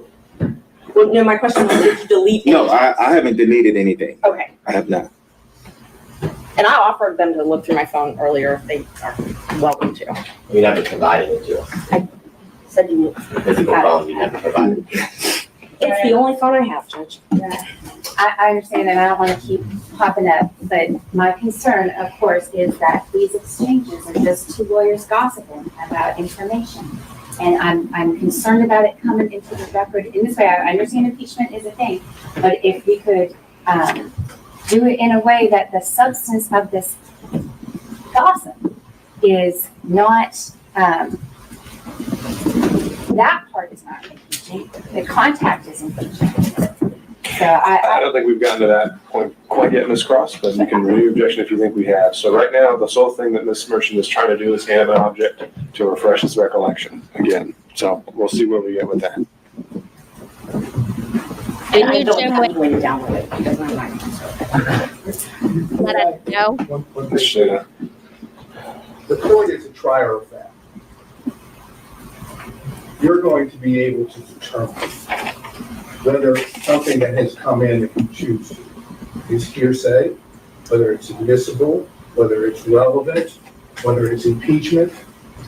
You're in a position that if it all comes in, but you reserve the right, or all parties reserve the right to object, we can deal with it. This is not a jury. We don't have to worry about the jury hearing something that it will no longer consider. All we're doing now, with all due respect, and I understand there's a process, the state doesn't want something to be heard. I object to that. They've repeatedly attempted to stop questioning. Your Honor can hear it all and then decide what is and is not relevant or admissible. We don't have to go through every single one of these. The only time you have to go through this is if it is in fact a communication and it's a privileged communication, and an argument has to be made at that point as to whether or not it should be elicited or it is subject to being stated in open court. Otherwise, all of this can come to the court, and the court can then decide how it wants to treat it. That's the suggestion. I appreciate that, Mr. Sayam. I think it's certainly accurate that we could have an approach where if it's a close toss-up on an evidentiary question, we can have it all come in and sort it out later on the record. I don't think we've quite reached the point where I need to do that. I think we still have time to get into these, and it'd be my preference to keep the record as clean as possible and without questionable evidentiary issues. But we may get to that point. So the question from Ms. Merchant was to approach the witness and with an object to see if that would refresh his recollection to the last question asked. Yes. Now, I'm sorry, the state scrolled through it, so it's not right there again.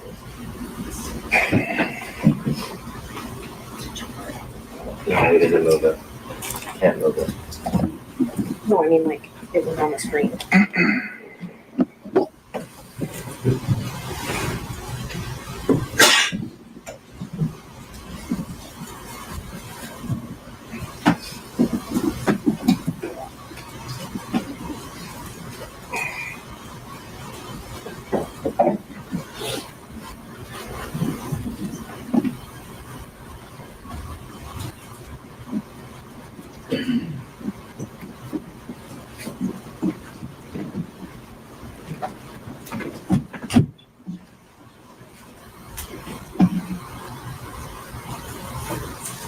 You look mad. Now I can't find it. I'm going to move on to the next question that I actually can't find it, and then I'll find that and come back to it. I sent you a statement and said, upon information and belief, Willis and Wade met while both were serving as a magistrate judge and began a romantic relationship at that time. And you corrected me and say, no, it was in municipal court. Is that correct? I think it's pretty accurate. And is that based on your personal knowledge? But what question was it, municipal court or when they first met, or? My question was, is this accurate? Upon information and belief, Willis and Wade met while both were serving as magistrate judges and began a romantic relationship at that time. And you wrote, no, that it was municipal court. Okay. So I answered to Bradley just a second. Mr. Chopra has risen. All right, Your Honor, I do have one purpose here, and that purpose has now been met. Any information that Mr. Bradley may possess would in fact have come from his representation of Mr. Wade. This falls within the purview of his divorce proceedings, which, as we testified earlier, commenced in December of 2018. There's no pierce or shield associated with it, and so we would say that under Rule 1.6, we should not be compelled to give any further information. Okay, and as we discussed about before the break, Mr. Chopra, I ruled earlier this morning that this witness is going to be directed to respond to any question to the extent it falls outside of attorney-client privilege and only attorney-client privilege, meaning 1.6 is not going to bar his testimony in this case. What would be your response then? Then Mr. Bradley would have to consistently assess on his own, unless I'm jumping up and objecting for him, whether or not this came within his knowledge based on his representation. And I can say based on the phrasing of the question from Ms. Merchant, it would in fact come within information obtained from his partner client at the time associated with the activity in question. All right, Mr. Evans, same issue. I just want to reiterate that it's a compound question anyways, so it needs to be separated out, but it's still based, we just renew the objection that it's still based on gossip, either gossip or privileged communication. He doesn't ever cite the source of where any of this information is coming from, so I just wanted to make that objection. Okay. Judge, as far as privilege, any privilege objection, it's been waived, particularly for this issue because Mr. Wade You did testify on this subject. testified on this subject. But he didn't testify as a communication with his attorney about any subject. He testified factually about what trips he took and events that occurred. He didn't testify, to my recollection, about any communication with his attorney. But he testified about the subject matter of the question that was just asked, which was when apparently they first met.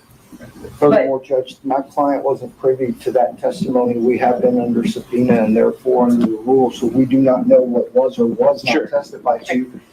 Everything he says would be a violation of that privilege unless we know specifically what all has been waived. Unless I make a finding that there was an express waiver on behalf of the client. Yes. Per question. Okay, sure, got it.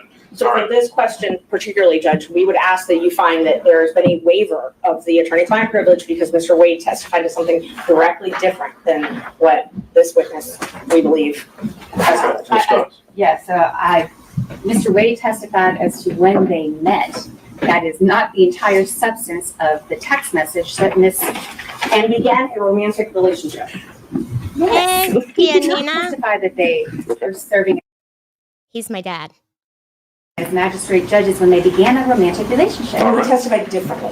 Okay, Ms. Merchant, I think you're going to need to establish whether this witness ever gained that knowledge independently or during the course of a attorney-client relationship. Did you have any, thinking back to the source of your knowledge, and let me just, before I do that, let me remind you of what is covered by attorney-client privilege. It's communications that relate to matters in which legal advice is sought, and communications that have been maintained in confidence, and no exceptions to the privilege. So it's communications that are in furtherance of legal advice. Your knowledge that their affair began, that their romantic relationship, began while they were both serving as municipal court judges. Is that from your personal information, your personal knowledge, or is that from? I'm going to overrule that objection, Mr. Chopra. He can answer that question. State that question again. Your knowledge? Is any knowledge, if any knowledge of Nathan Wade and Fani Willis's relationship, romantic relationship beginning while they were both serving as judges, is any knowledge that you have from your own personal knowledge or something that was told to you in furtherance of legal advice? I have no personal knowledge of when it actually happened. I was not there. I do not have any personal knowledge, so I would choose not to answer that question under 1.6. Mr. Bradley, we made a distinction earlier. Yes, sir. That it's a bit narrower than that. Okay. 1.6 is. I have no personal knowledge, Judge. I apologize. Okay. If you were, That's not a problem. The issue is attorney-client privilege, and so whether what you learned, if anything, was during communications with a client. It was. Okay, Ms. Merchant. and was it that any knowledge that you had as to the truth of that statement, was it told to you in furtherance of legal advice? I'm going to object to that. If that statement is true, that's all right. And the witness has already testified he has no personal knowledge about that. So whether he represented at one point it was true or not true, he has no personal knowledge about that, so could not testify. Prior inconsistent statement, Judge. Do it all the time. That is what the state does regularly. They bring in, if it's a prior inconsistent statement of another witness, Judge. Mr. Wade testified. I'm sorry. Okay, Mr. Wade testified. That their relationship did not start. But you can't impeach him with a prior inconsistent statement that's privileged. And so we haven't gotten over the privilege hurdle. The privilege hurdle we've gotten over with fraud on this instance. Well, that's the first time you use that word. So if you want to make the argument of why that applies, you can do that now. Yes, Judge, the crime fraud exception, it applies because of the crime fraud exception.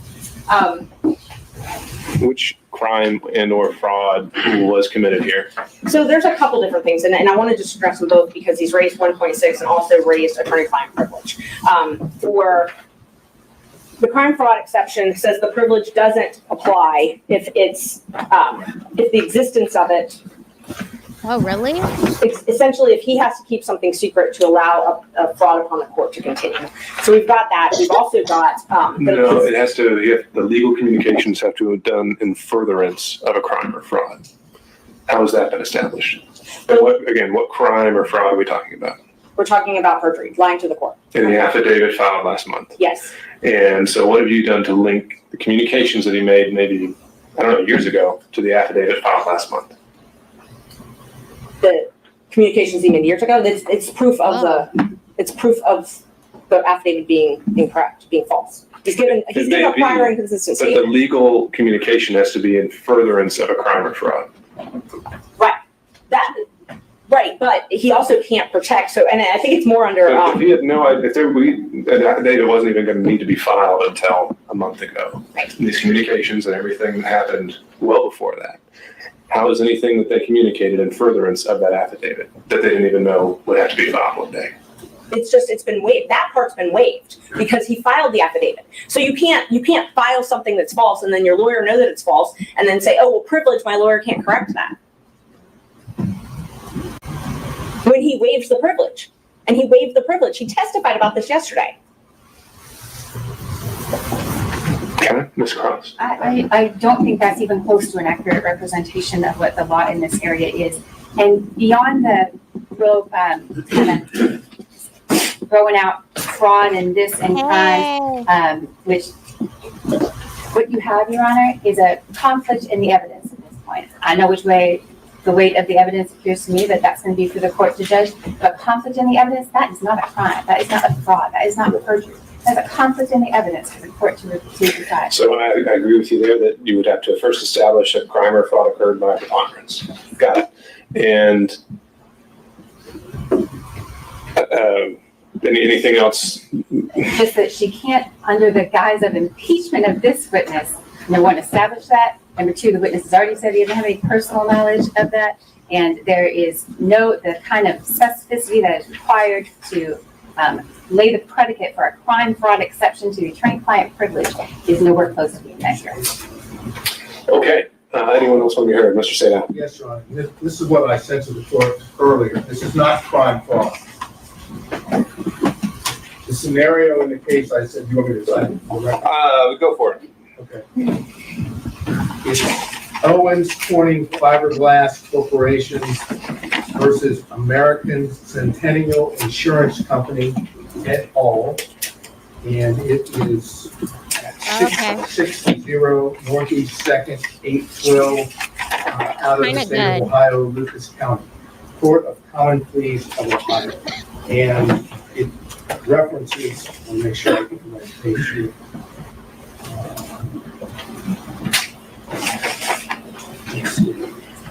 I think it's page 256.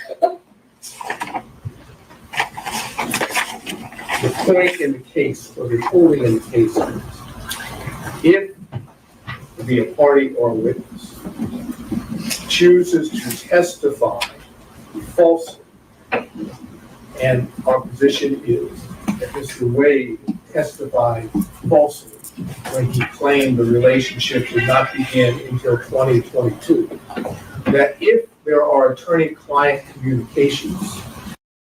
I'll be right back. I have to go get a charger, but I'm going to leave it playing and I'll be able to hear. In which the same individual witness has told his attorney something contrary to that, inconsistent with that, here that the relationship, the personal romantic relationship between Mr. Wade and Ms. Willis began prior to November 1st of 2021, which would be the day that he was hired, that if that communication took place, that is the attorney communication, that the fraud upon the court is Mr. Wade lying under oath about the starting date, and the attorney-client privilege under those circumstances for that material fact is pierced, and the attorney may be forced to testify to the contrary or inconsistent statement so that the fraud on the court no longer holds.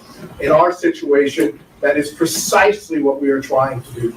If this witness's testimony, again, and the court may have to hear some of this ex parte in camera to determine, but if this witness is able to testify that Mr. Wade told him, under whatever the circumstances may be, that the relationship with Fani Willis began before November 1st of 2021, then we know from what the witness has testified to Mr. Wade that he lied under oath to the court, and that's a fraud upon the court, and the attorney-client communication that specific matter is pierced and needs to go into the record. Now, how best to do that? The only way to do that, if it's not in writing, and apparently it's not, is for the court to hear in camera, ex parte, what the communications were that are sought to be kept privileged. If the court deems that it is not inconsistent or contrary to what's testified, then you wouldn't pierce the privilege.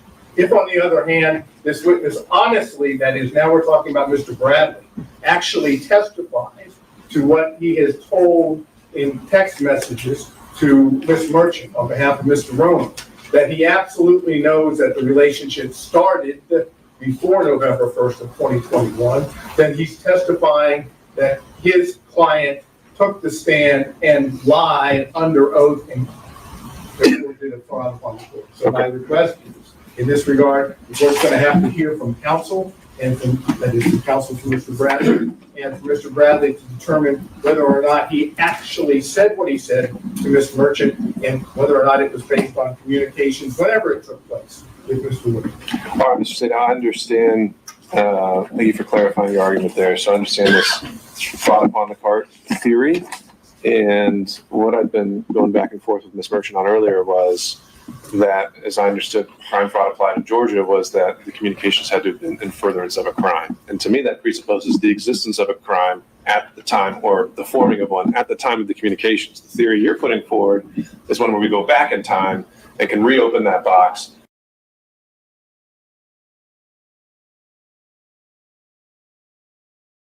because it's now become relevant for something completely, potentially unconnected to the communications whatsoever. Is that fair? That falsity has occurred now by the very person who is attempting to use the communications as a shield to protect his lives. Okay.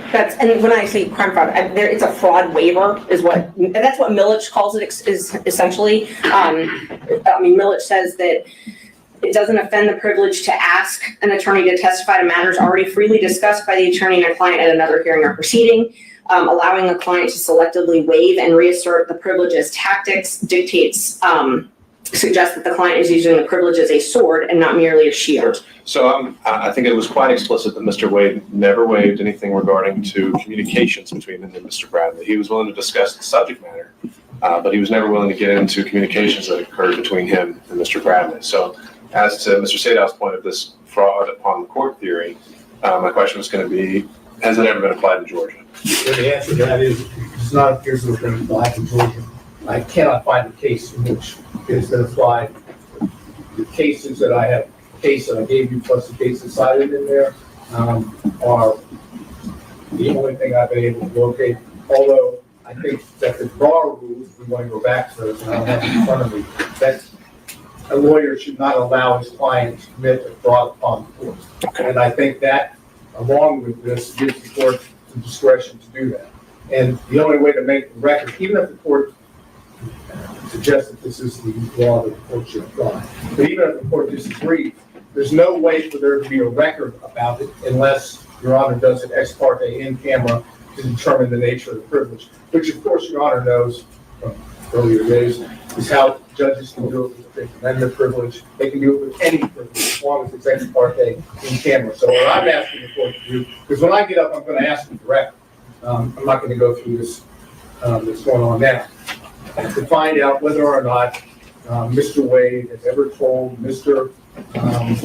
Bradley, in his capacity as his attorney or otherwise, that the relationship started earlier than what Mr. Wade testified to. All right, understood. So the big takeaway I'm hearing from that, Mr. Sadow, is that once again, we're hearing the words a matter of first impression here. And Noted. Mr. Gillen. Yeah, very quickly, Your Honor. Number one, he apparently, that now he's claiming a privilege, which he certainly did not assert when he was communicating a text with his first. Sure, but do we have any indication Mr. Wade didn't allow him to communicate by that text? Well, we know what he did. We know what he did. So how is that I would implied assume, waiver? and I would assume that as the attorney, that he would know whether or not he should protect a communication. That's a pretty big assumption, right?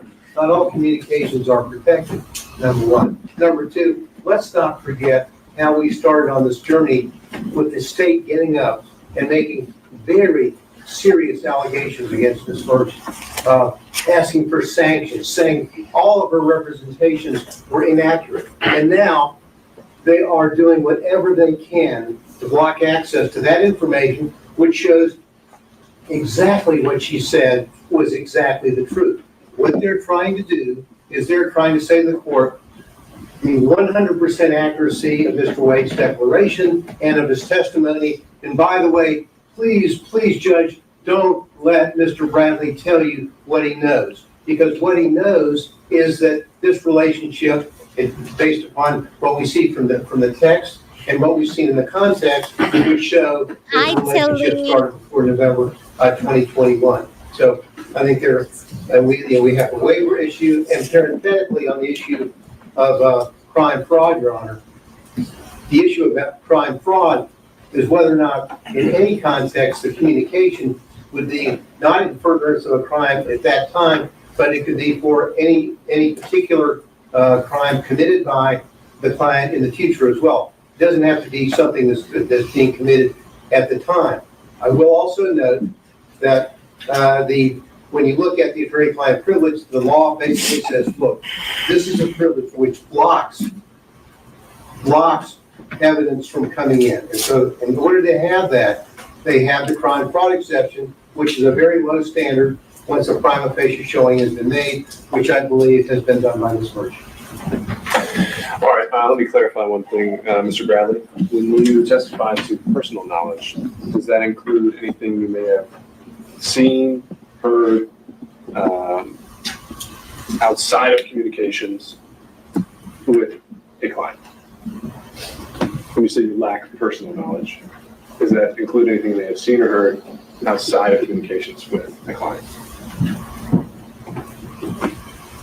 And you can tell me if that question is horribly phrased. I can try again. Try to rephrase it for me, James. I'm sorry. Okay. When you say you lack any personal knowledge, Yes, sir. does that also mean that and include anything you may have seen or heard outside of communications? Outside of communications with my client. Mm-hmm. That's correct. Oh. And communications that were made, if any, that relate to the subject you were asked to. Were there any other third parties present that may have resulted in a waiver?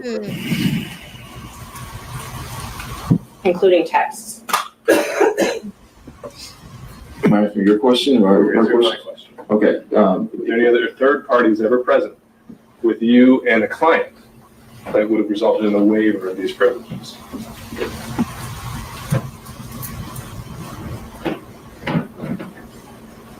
Bye, Jung. No, Judge. I can't recall anybody being present. I mean, we ran an office. We had people around the office, but no, I can't say that there were other people present. All right. And did you ever receive any kind of a waiver from your client at any point? I have not received a waiver. And anything that you learned regarding the subject matter at all, if anything, was it in the course of legal advice, of receiving or giving legal advice?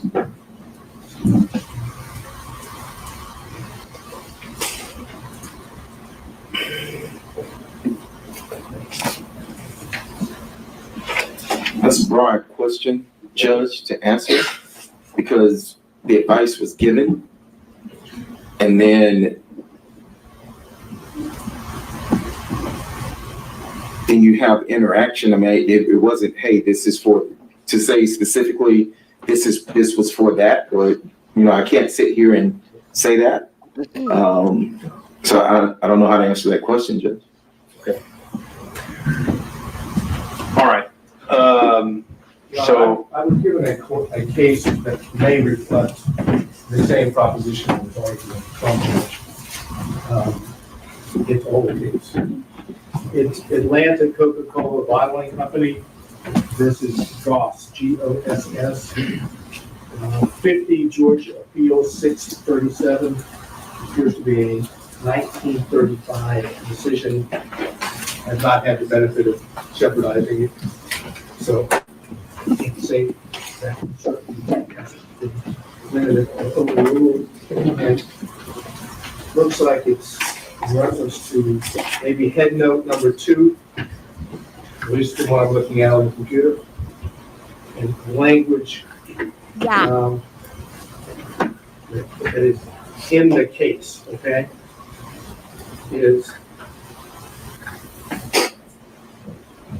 as to violations of law or commission of fraud, the protection extends only to communication after the act or transaction is finished. It does not cover communications respecting proposed infractions of the law and the commission of the crime or the perpetration of the fraud. And then it cites some cases. And then it goes, the privileged communication may be a shield of defense as to crimes already committed, but it cannot be used as a sword or weapon of offense to enable persons to carry out contemplated crimes against societies, frauds, or perjuries. So our position, as I indicated before, is the witness, Mr. Wade, has committed perjury on the witness stand and called into question the statement. all right, understood, Mr. McDougal.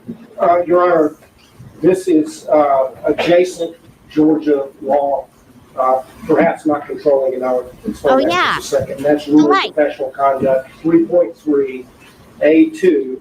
A lawyer shall not knowingly fail to disclose a material fact to a tribunal when disclosure is necessary to avoid assisting a criminal or fraudulent act on a claim. A4, and the reason I would qualify that, since we're talking about claims to the court, I need to do that. I believe this rule is regarding the conduct of advocates representing clients in court. It might not govern or control the situation where the lawyer has been put on the stand, but it's adjacent to the point Mr. St. Al made earlier. All right, fair point.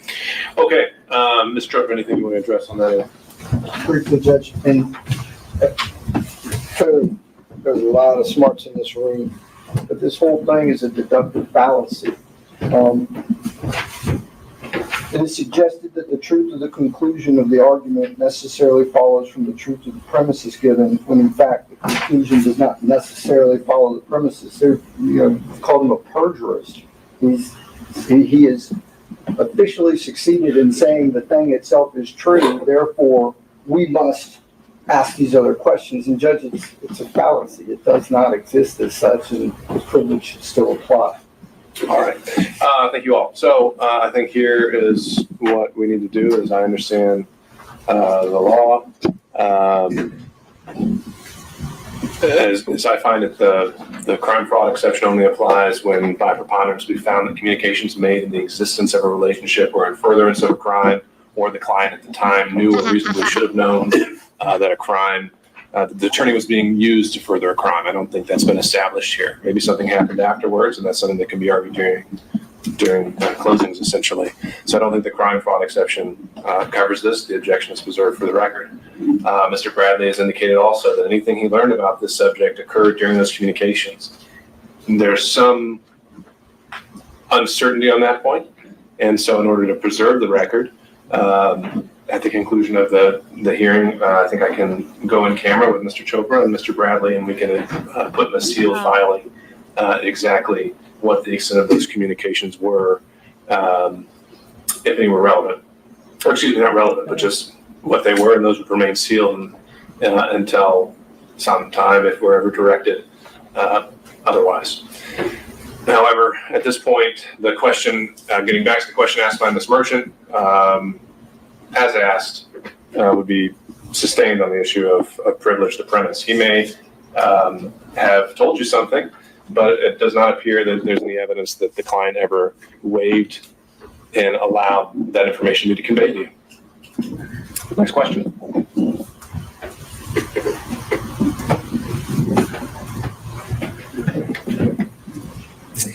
Thank you, Judge. All right, let's see. So we talked about Ms. Willis and Mr. Wade coming to and from your office and security details following them. Do you recall that? Do I need to look at my phone? No. Okay. Just asking if you Do I recall? Yeah. I think I did, yes. Do you recall security taking Ms. Willis to your office? I'm going to object to that. Does he recall Ms. Actually, I Willis take that taking? back.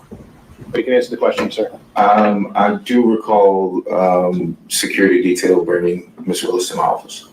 Do you recall approximately when that was? I do not. And was that on more than one occasion?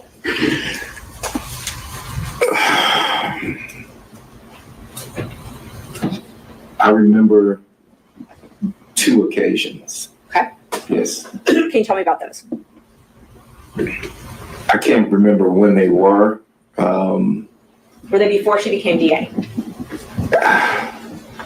So I don't know if she had a security detail before she became DA. So, I mean, if she was sworn in, or I don't remember the dates, but I do remember.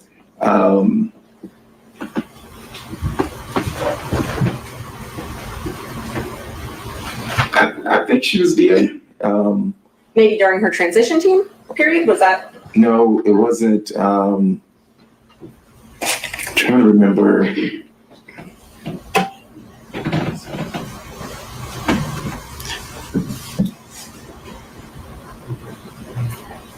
She would have had to have been the DA, I think. And I don't want to go on, I think, but I do remember twice Hey, her coming to our Billy. office. Correct. And she had a security team both of those times. There was yes, she has a security team with her. And do you believe that it's a different security team than she has now? I don't know her security team now. Well, let me ask. However, I'm sorry. I don't know her security team now.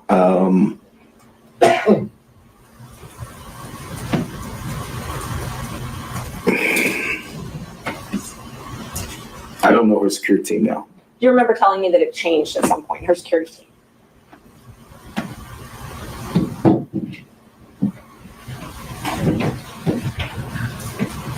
Yes, I think I recall saying that, yes.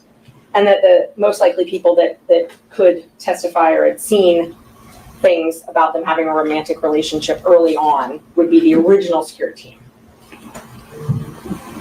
I don't recall saying that, no, but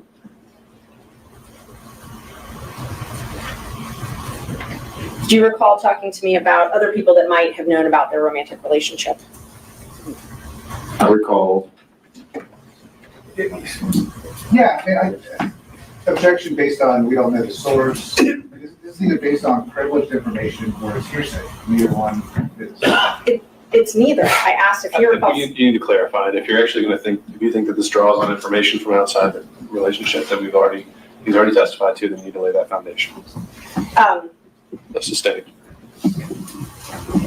Are you aware of other people that you believe would have known about when their relationship began? I object to the relevance of that. Again, the witness has testified he has no firsthand information of it. Anything he knows about the topic came from representation. Who he thinks might have been able to say something else is speculation, not relevant to anything, and a backdoor to get in the gossip and innuendo that has been pretty much this entire. All right. Okay, Ms. Merchant, I think we're getting to the point where, you know, the reason I thought this line of questioning was appropriate was to rebut certain inferences about why we were here in the first place. Right. But to go into it at the granular level, I'm not as wild about. So if maybe you can ask more overarching questions, and if you have anything else you think that's relevant, then you can get to those as well. Isn't it true that I gave you a copy of the motion to disqualify in this case? I emailed it to you and you read it, reviewed it, and emailed me back that everything in it was accurate, to your knowledge. You emailed me. And Objection. Okay. All right. So there are things contained within that, Ms. Merchant, which he has now said fell within the privilege and that he did not have the ability to waive. So and that's where we have to leave it there. And I believe I still have to ask the questions, and then if he wants to assert the privilege. Well, I think we pretty much already established the privilege and the objection has been made, and I think it's a valid one at this point based on the record. So the answer was he did acknowledge that you sent him the motion, and I think we'll leave it at that. Let's see.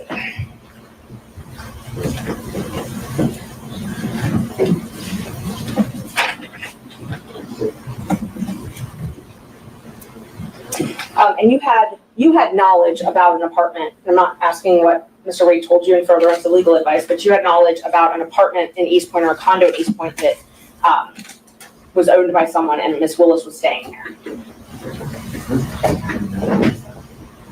Judge, your privilege. I think in the way the question's phrased, she qualified that, so.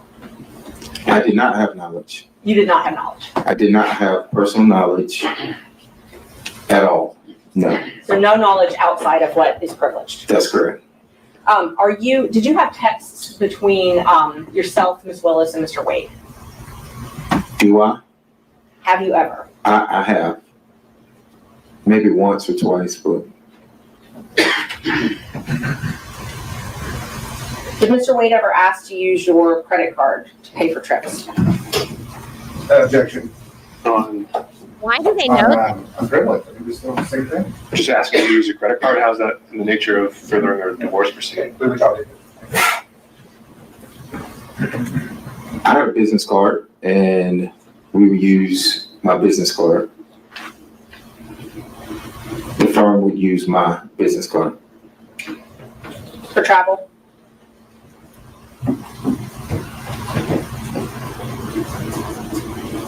Are you asking if I use my business card for travel? Would Mr. Wade use your business card for travel?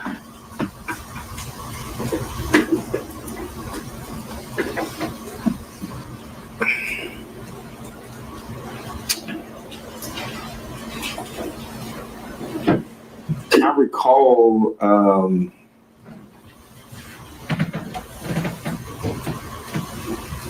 I recall a trip, but I don't know if that trip has anything to do with this case.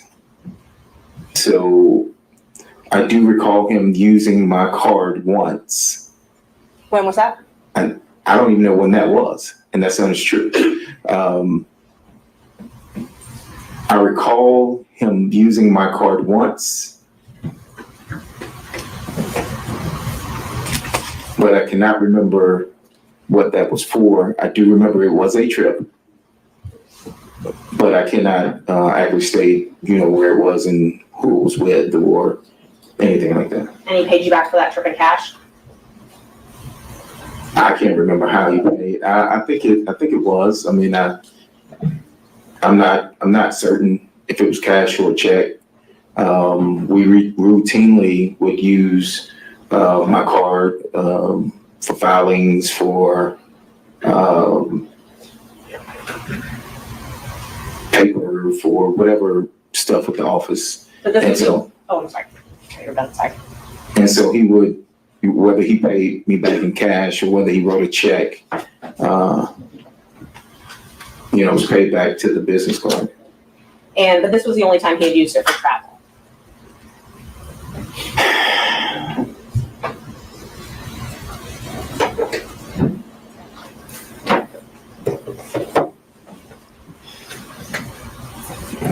I cannot recall. I don't even have that business card anymore. But I do recall at least once for travel, yes. And that was when you were still law partners with him, though, correct? That is good. Do you recall approximately when that was? I do not. You did not go on that travel with him, though, correct? I did not. Okay. And so he asked you to use your card for the travel.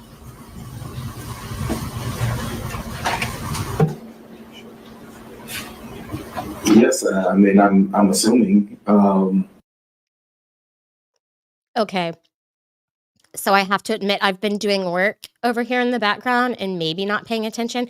Is this his law partner? Does anyone know? I mean, we would use the card for firm stuff. And so it was a business card. You were a business card though, It was not my business card, yes. Right. The law office of Terrence Bradley, correct. Okay, so it showed up on your accounts. That is correct. Okay, wouldn't show up on his account. Now I understand his angry face. That makes sense. Thank you. Sorry, I haven't been paying attention either, Tilly. I'll start paying attention now, though. I just dealt with some work stuff. I'm done now. Is that correct? That would be accurate, yes. Do you know if this was before he became special DA in this case, special prosecutor? I cannot recall. Did you see he and Ms. Willis together? You said you were in and out of the office, in and out of the DA's office. You saw them together, correct? In and out of my office or the DA's office? The DA's office. Correct. You saw them together in and out of the DA's office? Did I see them in and out? Yes. Well, if you preface it like that, no. I saw him in and out of the office when I would be there doing my filter work for the tank team. Okay. He would come by. I rarely saw Miss Willis and Mr. Wade together in the DA's office. So, you brought up the tank team. Let's talk about that for a minute. Tell me about, you did work you had a contract as a tank lawyer, correct? That is correct. Okay. And that was in the anti-corruption unit? Yes, I think so. Yes, correct. How did you get that contract? What do you mean, how did I get it? How did you get the contract? It was. Bid? Did you apply online? Oh no, it was proposed. By who? We were. It was proposed by. I guess it came from the district attorney. I mean, I didn't speak directly with her. Okay. It was with Mr. Wade, and he asked if we would be interested in having a contract with the Fulton County. Okay. He asked you, Mr. Campbell? I think so. I mean, I can't recall if he asked us both together or not. Rarely. We all handled several, not different things for the firm, Okay. criminal, personal injury, things like that, family law. And so rarely were we together there at the same time, like for an abundance of time. So he may have called me and then he may have called Chris. I can't recall how we got the contract, but Was Mr. Wade, to your knowledge, part of the transition team for Ms. Willis? to my knowledge, he was part of the transition team. Did he spend a lot of time at that office during this transition period? He did. So from when Ms. Willis took office to when you left the firm, did Mr. Wade spend most of his time at the DA's office? When you say most of his time, you're saying just working business hours? Yes, or working business hours. I would say he spent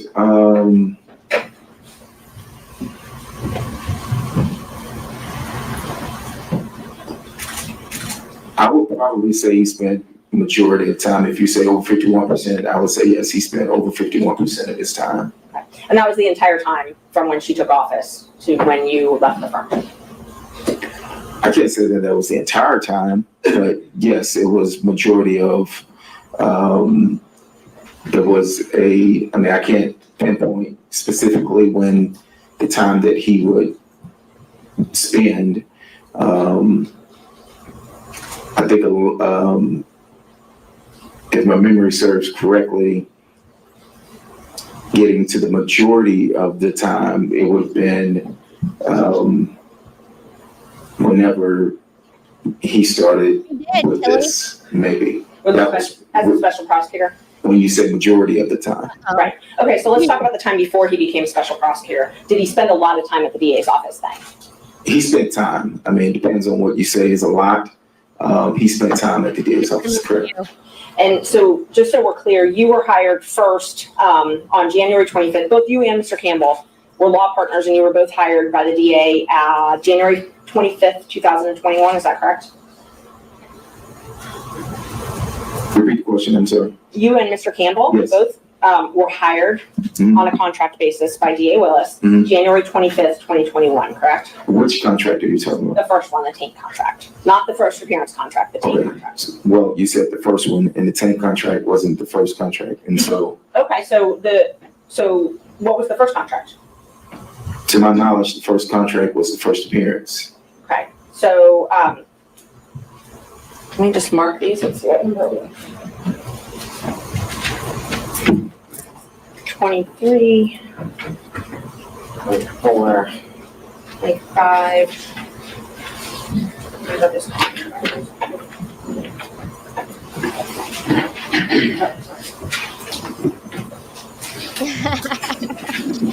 Judge, when they're done reviewing these contracts. That's funny.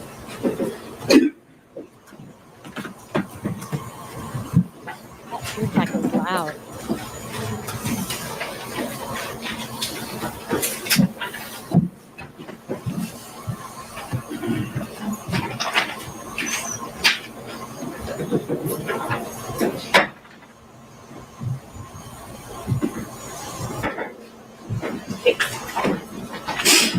Mr. Bradley, showing you what's been marked.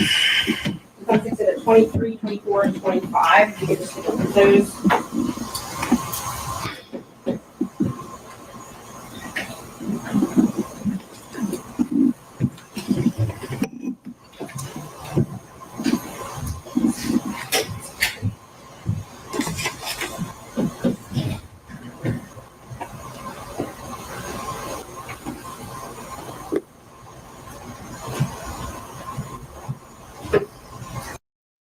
So basically, what I'm taking from this is there's a whole bunch of lawyers, and their lawyers have lawyers, and those lawyers also have lawyers.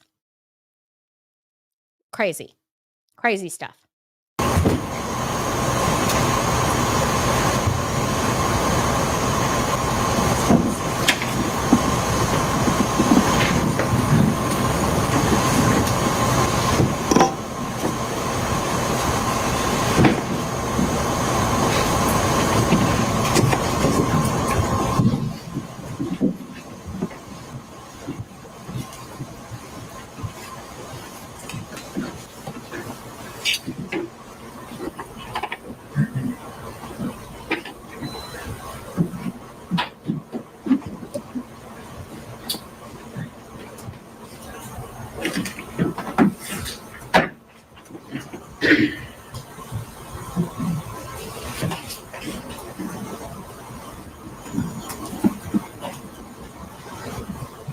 Okay, that's it.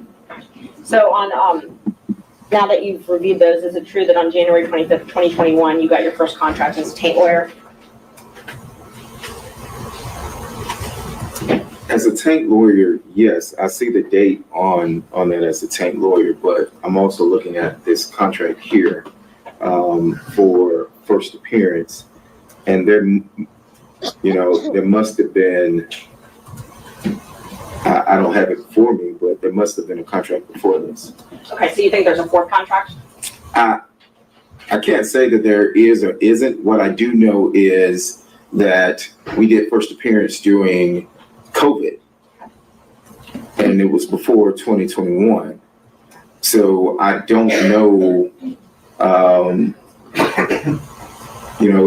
if I had a written contract at that particular time or anything, but I do know, I think that you could look at the recordings because everything was recorded at that time as to when the first appearance contract started and the taint contract started. So when the three of you were partners, you had at least two contracts to do taint work, which is filter work. and then at least two contracts to do first appearance work, pretty much throughout that entire 2 years, right? Mm-hmm. Well, it renewed. So, I mean, it just renewed. So yes, I mean, if it was the same contract, but it was a renewal of. Okay. And so how did you, and you said that you got these contracts through, Ms. Willis gave them to you, but it was through her knowing Mr. Wade, correct?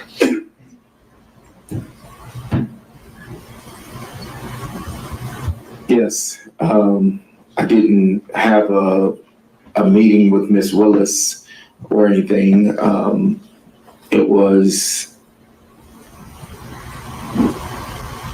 brought to the attention that a contract was going to be needed or awarded, and if I was interested, because this was off of mine, and I said yes, and so Mr. Wade brought that to your attention? He asked if I was interested in doing the contract, correct. And then after that is when Ms. Willis, would come in, or I think we actually came down here or something, and signed the contract. Okay. And so that is how you were paid from Fulton County, these contracts? From Fulton County government? Yes, ma'am. And you shared, your partnership, you shared a third of all your profits with Mr. Wade? At that time, yes. And so his contracts, he got a contract that same year, 2021, and he shared a third of all his profits with you, correct?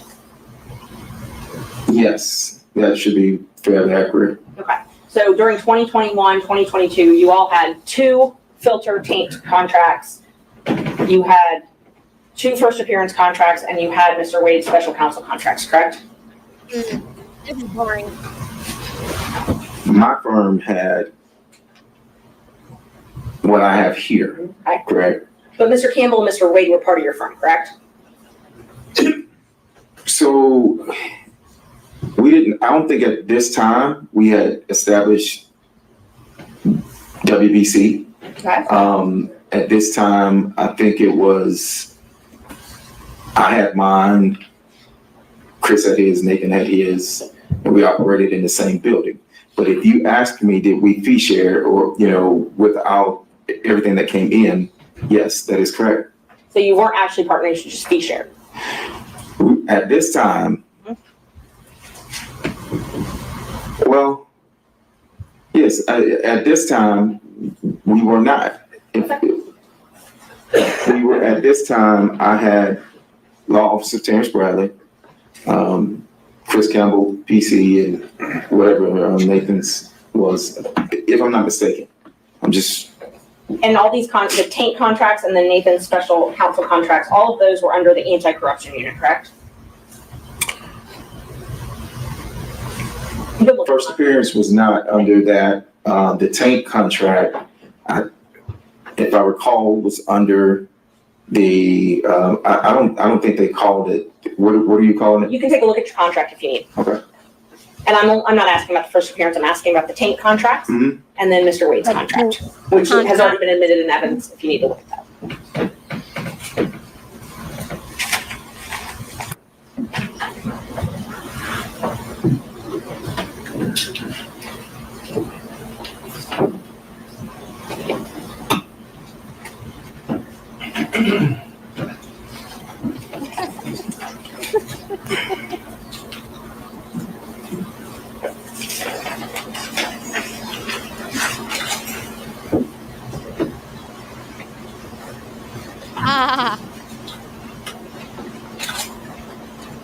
Let me know when you're done reviewing. Well, I see on the first page where it says taint attorney, and I'm trying to go through and I see where it continues says taint attorney, but it always says Fulton County District Attorney's Office. Your question was specific as to the anti-corruption unit, and I'm looking for the verbiage of anti-corruption unit, so I apologize. Oh, no, take your time.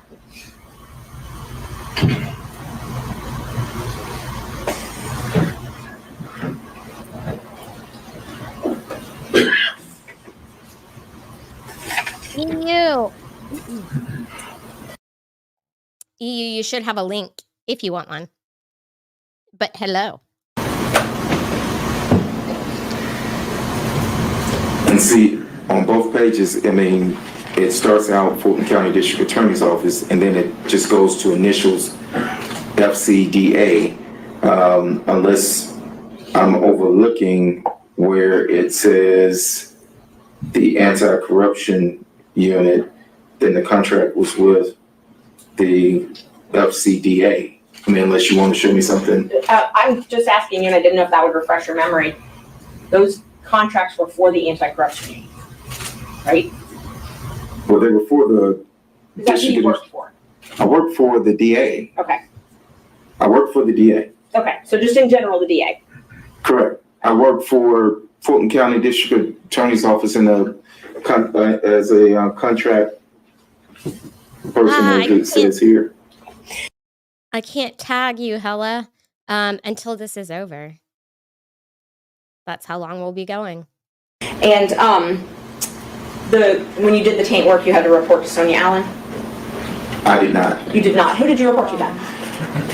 I can't remember his name. His first name was Brian. Okay. Aww. And let's see. So I know you said you met with Miss Willis when you signed those contracts, right? Yes, I know I met at least one time to sign these contracts, or to sign when I signed the contracts, yes. Did you meet with her any other times? It's a good thing. I did not personally meet with Ms. Willis any other time. When you say meet, what do you mean meet? What? Talk with her. Meet with her. Oh, come on.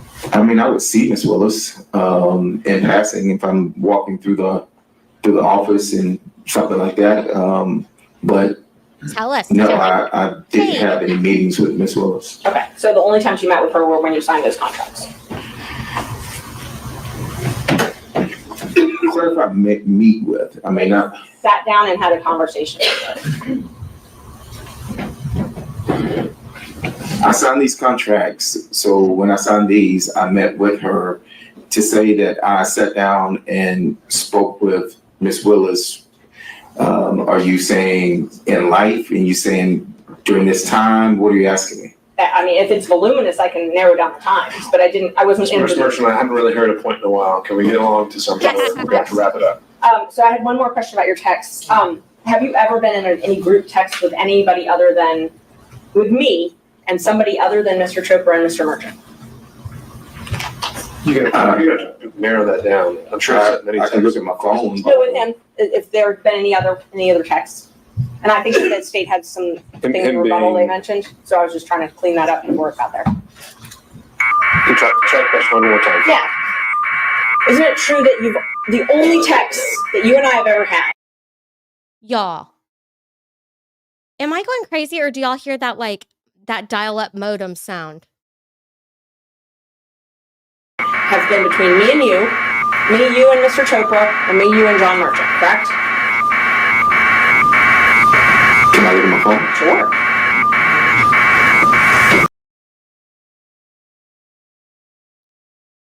What does that mean? Oh, they're about to die? Is that what it means?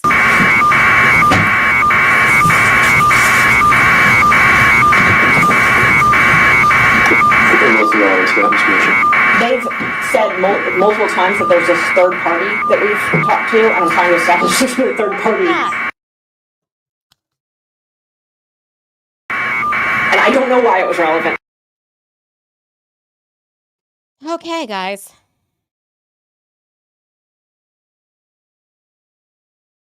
Should I find a different one?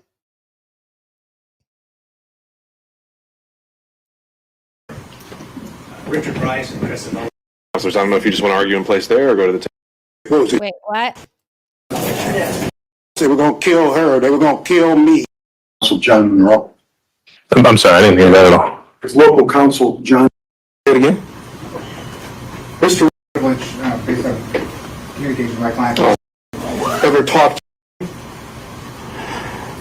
to dinner? So why are you yelling? I don't know how far back we were. But I think we were like 12 minutes. Okay, now y'all have to tell me if you can hear it when I push play. Can you repeat the question? Were you told to remember your privilege? I was not. A witness, or be a potential witness now in the courtroom is the person that Ms. Can y'all Merchant hear is it? referring to is sitting in the courtroom. If that witness hasn't been told to testify, then I don't see any sequestration issues. I don't know who it is. I don't know his name. Okay, and so were you told anything to that effect, Mr. You weren't Bradley? there? Witness just testified, he didn't take it as a threat. Understood. I'll overrule the objection, the testimony given the weightage to the effect on. By Mr. Wade or any party. Well, no, he didn't say it was by any party. Mr. Wade. So assuming he did hear something from a party, what's the hearsay exception for that, Ms. Merchant? I believe that it was a threat, so it's a statement against interest. I'm sorry, it's a, if he took it as a threat to influence his testimony, then it's not hearsay, then it would be admissible. All right, so I'll take it as a threat. if you're saying it's to the effect on the listener, perhaps, Yes. then we'll go from there. Were you told to remember your privilege? No, the witness just testified, he didn't take it as a threat. Understood. I'll overrule the objection, the testimony given the weight it deserves.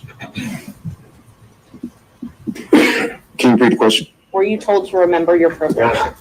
I was not. A witness, there may be a potential witness now in the courtroom is the person that Ms. Merchant is referring to is sitting in the courtroom. If that witness hasn't been told to testify, then I don't see any sequestration issues. I don't know who it is. I don't know his name. Okay, and so were you told anything to that effect, Mr. Bradley? Repeat the question one more time, but so I was not told, remember my privilege. Something about privilege, remembering that. I do recall privilege being mentioned, but it wasn't remember your privilege or, a threat of any sort. But you immediately called me after. No, I called someone else after. You called me quickly thereafter then. I talked to you that day, yes, ma'am. Okay, thank you. Mr. Seda. Your Honor, because this is a defense witness, is it the state's first cross? That's how we had been doing it yesterday. No, actually, we're doing it just this way. Yeah, I've been, Okay. this is the first time he's gone, and then we go through all the defense, and then you'll have your chance.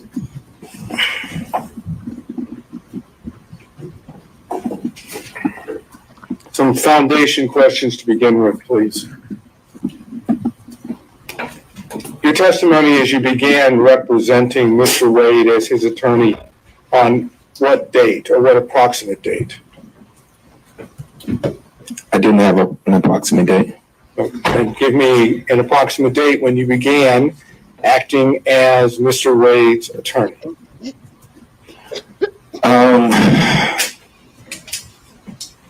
I would say it was, if I'm speculating. I really don't want you to speculate. I mean, you're the one that was the attorney and Mr. Wade was the client. Correct. So give us the ballpark figure of when it was that you began acting as his attorney. Maybe 2017, 2018, I think, maybe. And the purpose for which you were retained? His divorce. So, according to you, from that time period, your communications with Mr. Wade with regard to the divorce or any matters related to the divorce, it's your position are confidential, are privileged, correct? Yes.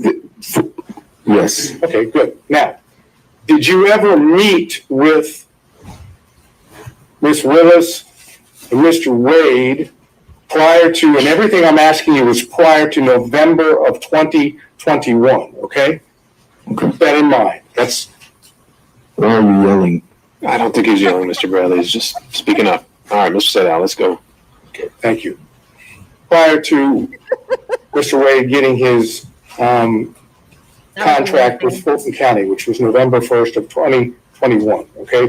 Please keep that in mind. November 1st of 2021. Right. Did you ever socialize with Mr. Wade and Ms. Willis Yes. prior to November 1st of 2021?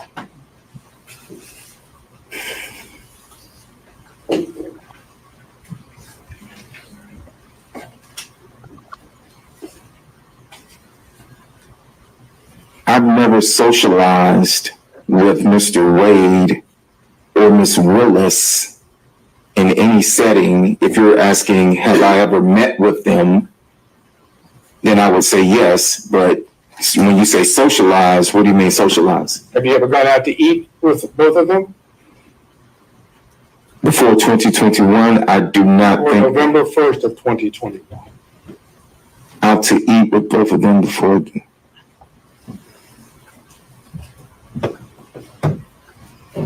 Where was she sworn in? I'm sorry. Where was she sworn in? There was a dinner before when she was sworn in that I attended. Shaquille O'Neal was there. So it was like her inauguration dinner. So I'm thinking that's before 2021. So I would say Let's yes. assume for purposes of my question that Yes, sir. that's in early January of 2021. That is early January 2021. So yes, I mean, it would be before November. So if it was January, yes, that dinner would have been in, I'm assuming, January. Okay. And any other time that you socialized, went out to eat, went to anyone's home, you know what socialized is? Exactly. So no, I did not socialize with Mr. Willis. With Miss Willis and Mr. Wade. So prior to November 1st of 2021, did Miss Willis come to your offices? Your offices, I mean the offices that you shared with Mr. Wade. I think she came once or twice to our office, correct? And the purpose for which she came? I don't know. We had separate offices. I do recall.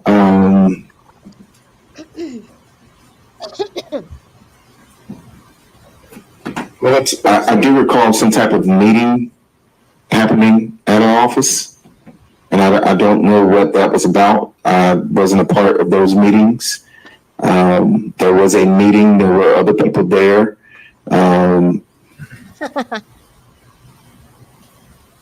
There were other people from I want to say DA's office there, maybe. Okay, let's go back to the basics.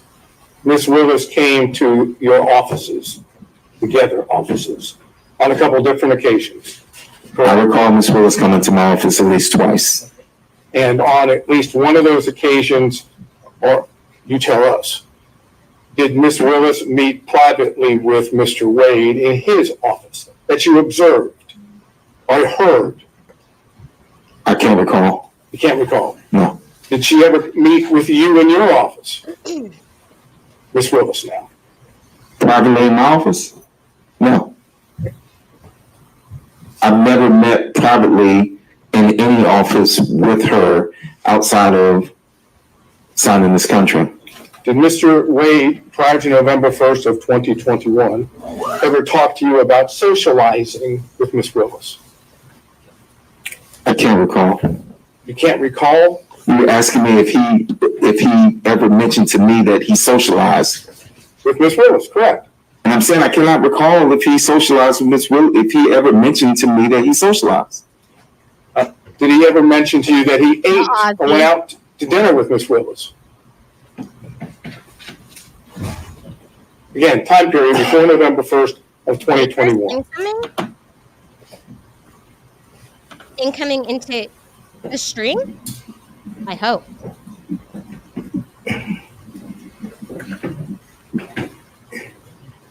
Did he, repeat your question? Mr. Wade ever tell you prior to November 1st of 2021 that he had socialized, gone out to eat, visited Miss Willis in anything other than a professional setting? I'm sure he did, maybe. I don't recall any specifics of any dinners, any specific places. It's been 3 years ago, the time frame, but I do not recall at this time whether or not he ever mentioned any dinners or socializing. Did Mr. Wade mention to you that he visited Miss Willis at Miss Willis's then current abode, which would have been, I guess I could pause it to say that. It says the Broken Bakers viewers joined us. So hello, Bakers. Hi. Hey. Okay, I'm pushing play again. Ah. a place, not her original house, but a place she was staying in the period of 2021 before November 1 of 2021. And his question to Mr. Wade ever tell you that he visited Miss Willis at her house? I don't think I can answer that. Yeah, the privilege based on communication with my client. Mr. Sidak, if you want to try and rephrase the question, you can, but otherwise that would be sustained. Both grounds are just on the privilege ground. I didn't hear a second ground. What was the hearsay ground? That would be on privilege alone. Did you talk to Mr. Wade at all about his relationship with Miss Willis prior to November 1st of 2021? I think he's just middling a record, Mr. Wade. It's okay. And so on those same grounds, Mr. Sadal, on all subsequent grounds, apparently the relationship with Miss Willis in any way is covered by privilege according to this witness. Well, yeah, you I were think wrong. the key words, respectfully, Honor, are according to this witness. So I'm trying to drill down to see if there are communications that are not within the privilege. Sure. I can. So then we need to acknowledge the privilege in the form of your question, right? You're asking me to ask it as in a way of saying, are there any non-privileged? Essentially. Okay. Thanks for coming over. Did you ever communicate with Mr. Wade prior to November 1st of 2021 about Miss Willis that was not privileged? What did I do here?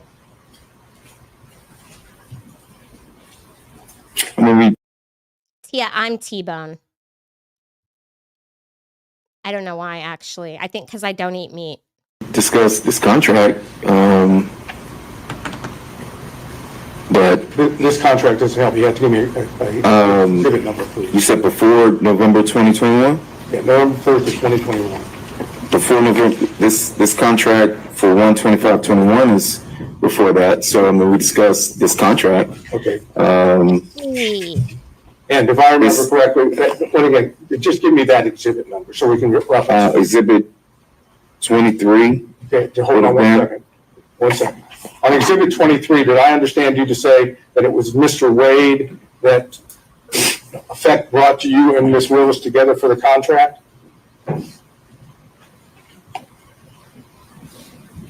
That would be accurate, yes. Okay. And what did you understand was a relationship at that point between Miss Willis and Mr. Wade, for Mr. Wade to be able to bring you to Miss Willis for the contract?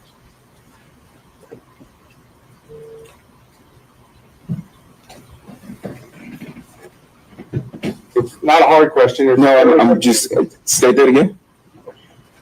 Mr. Wade is the one that basically says to you, go see Miss Willis about this contract, right? Mm-hmm. That's a yes, correct? Yep. Yes. So Mr. Wade had to have some knowledge, you would assume. Yes. Right? That you going to Miss Willis might bring you the contract. I never went to Miss Willis. So I stated I never went to Miss Willis. I was told about that there was a potential contract, and that I was asked by Mr. Wade if I would be interested in doing that contract. My question to you is, what was the basis that you understood Mr. Wade being able to potentially offer you that contract on Miss Willis's behalf? I'm going to object to that. That's a mischaracterization. Mr. Wade offered it to him. I think he said he expressed interest. And also, I don't see the relevance of this at all. So just in terms of relevance or phrasing, I'll overrule on those grounds. So the question is standing unobjected to, Mr. Bradley. Can you repeat the question? You've explained to us how the contract Yes. came to you, correct? My question is, what was Okay, since there's like a bunch more people in here, I just thought I would stop for 1 second and tell you all what we're doing. This is the hearing for the special prosecutor on the RICO case, the Trump RICO case, and they are trying to get the DA disqualified for having an affair with the special prosecutor, or maybe it's a special prosecutor they're trying to get disqualified. Somebody. Anyway, this is Nathan Wade, the special prosecutor's law partner, and he is being questioned, and he doesn't know a lot of answers, shockingly. So, there. Thank you for being here. your understanding of the relationship of Mr. Wade and Miss Willis for it to have been offered, or whatever word you want to use, for him to have said, expressed to you whether you had an interest in the contract? Privilege. All right, Mr. Evans is invoked privilege on that question, so Mr. Sarah, I think you need to clarify whether. Was it a privileged conversation that you had with Mr. Wade that let you know about the contract? Or, you know, it was the relationship was the question you're focused on. Is the nature, no, I'm trying to do it in such a way, and I understand what the court said. Oh, yeah. Was the relationship that I asked you about just now between Mr. Wade and Miss Willis that gave rise to the contract? Did you know about that relationship as a result of an attorney-client communication?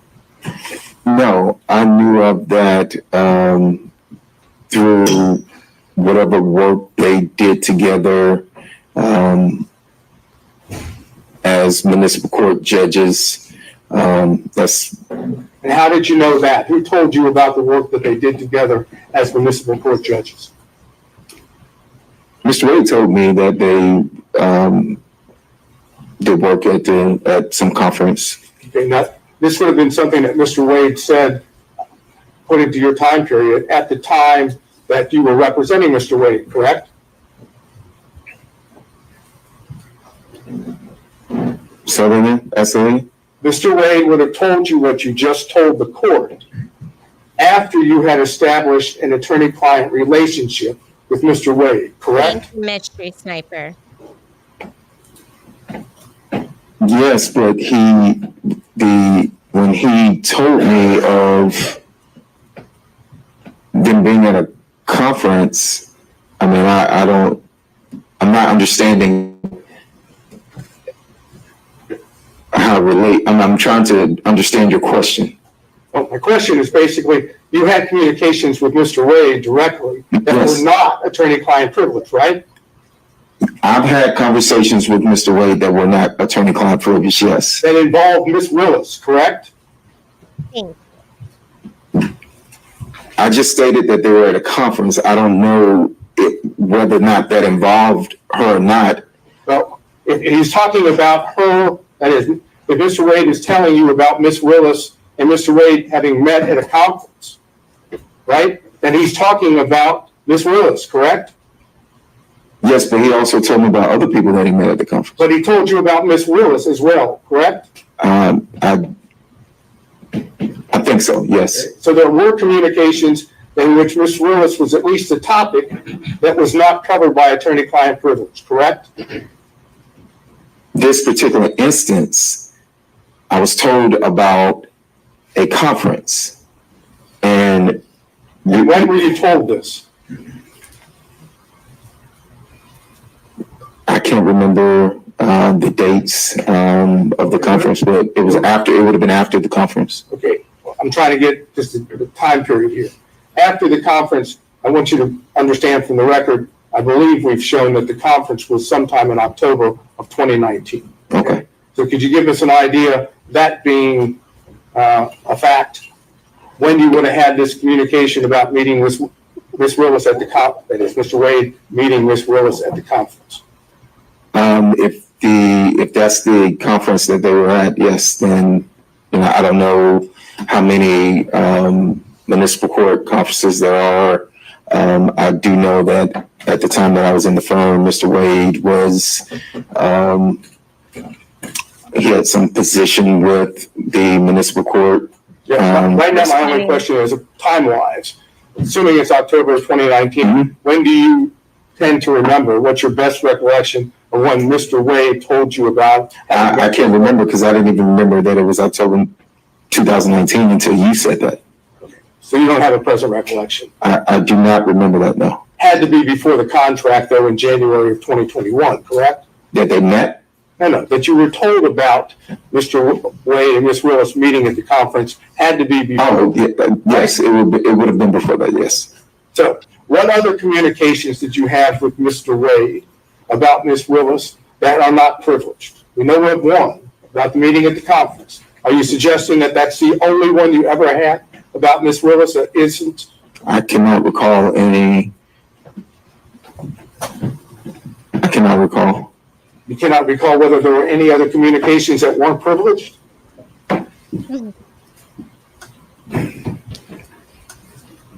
Thank you. No. I'll be specific, and I understand there's probably going to be objections, but I want the record to reflect. Did you have a conversation with Mr. Wade prior to November 1st of 2021 about Mr. Wade dating Ms. Willis? Mr. Wade has risen. An objection is sustained for the record. Excuse me, Mr. Evans. Say that again. You don't have to answer the question, Mr. Bradley. Next question, Mr. Senator. Well, I understand it's been objected to and the court has sustained the objection. Can you tell us the circumstances in which, that is, under which Mr. Wade may have told you about dating? What I want to do is try to figure out if we can, you tell me if you want me, if I can do this. I'd like to know how the communications themselves took place, where they took place, how they took place, under what circumstance, whether he was at the time providing advice or seeking advice. So those are the basics. If I can ask as to all those, but if the court's going to sustain the objection to those, then I don't want to waste your time. And that's something I'll cover in camera. So I'll note the question and your question for the record, and I'll sustain the privilege objection to that. Okay, all of this prior to November 1st, 2021. Okay?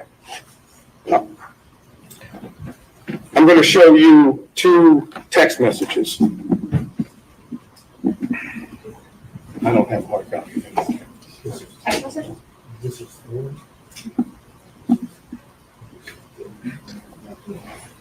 That one.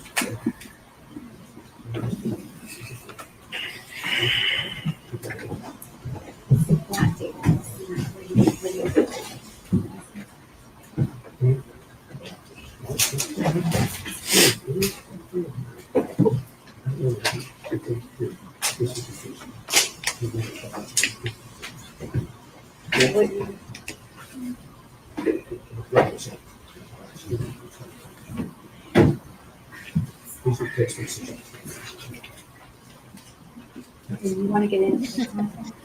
I'm going to set up a question.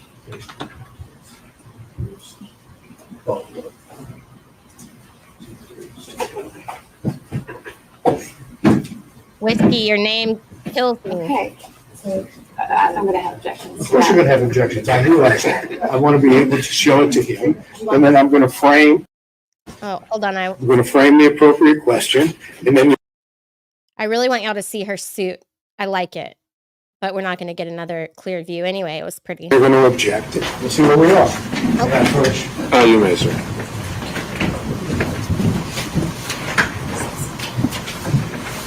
Thank God.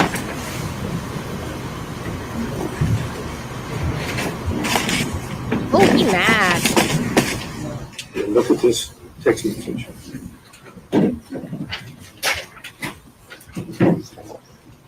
Real mad. Can I read it? Of course, of course.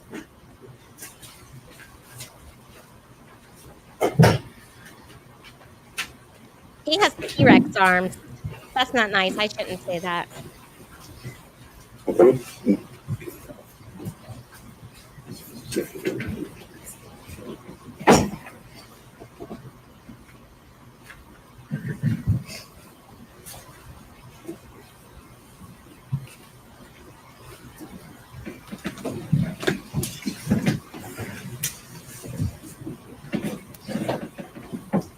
Understood. Okay. Kind of hard to object, that's a question. I know it's coming. Okay, then you must be a soothsayer. Thanks. I Mr. tried. Bradley, I showed you 2 text messages, correct? Both of those text messages occurred on January the 5th of 2024 at approximately 11:56 a.m. Am I correct? I think, so, yes. Okay. And the text messages would have been between you and Ms. Merchant, correct? I didn't say, yes, it should be. Okay. And I've shown the same 2 to prosecution, so we're talking about the same 2. In the text message to Ms. Merchant, you indicated knowledge of some activity on the part of Mr. Wade, correct? I'm gonna I haven't asked him anything about what the, flag for the court that this is a topic and a specific exchange that Ms. Merchant went into and there were objections that were sustained. All right, understood. Yes. and it's your testimony that the information that you imparted to Scott, you are from Massachusetts, right? Let the chat know. Ms. Merchant in these 2 text messages is based entirely on confidential communications between you and Mr. Wade, correct? Objection. He's referencing specific knowledge. The specific knowledge comes from Mr. Wade, which is we've already established as resident. Well, the question, he didn't get into anything. He just said, are these 2 text messages about privileged communications? We haven't actually, I don't see an issue there. Yes. And is it your testimony that the knowledge that you have, which you imparted in these 2 text messages, came from Mr. Wade and Mr. Wade alone? Is that Yes. correct? Yes. Can you tell us when it was that Mr. Wade imparted this information to you? Objection. All right, and I think that, That's what you're going to do. sure, so I'll sustain that on privilege. And I'm going to introduce for the record, when we finish these 2 text messages, so that Your Honor has those back there, so that you can, Sure, what would they be marked as? what do you have? I have a whole set. Okay. No, he is not in the courtroom.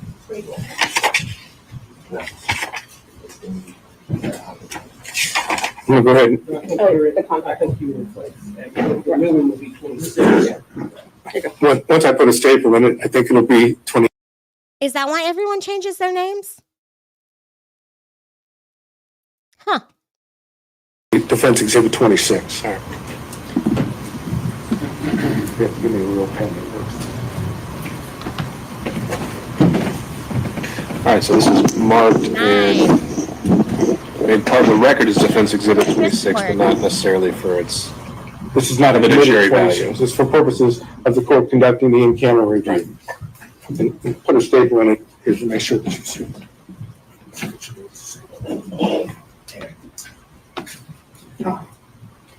No charge? Nope, it's free. All right, Ms. Seda, what else?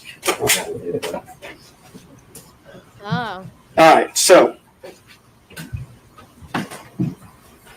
there was also reference, if I remember correctly, to some email correspondence in which Ms. Merchant sent you the motion that she was going to file to disqualify Ms. Willis and Mr. Wade for your review. Is that correct? That's correct. Okay. And that was sent to you in an email? That was correct. And did you respond to it in an email? I don't think I responded to her in email. Actually, you know, you responded by text. I'm sorry, I mischaracterized it. You responded by text? If I can look at my text, I can, but I'm assuming I did, but. Okay, I'm going to get it for you because I don't want there to be any assumption. As soon as we have it. Let me show you. This is the email. Oh, no.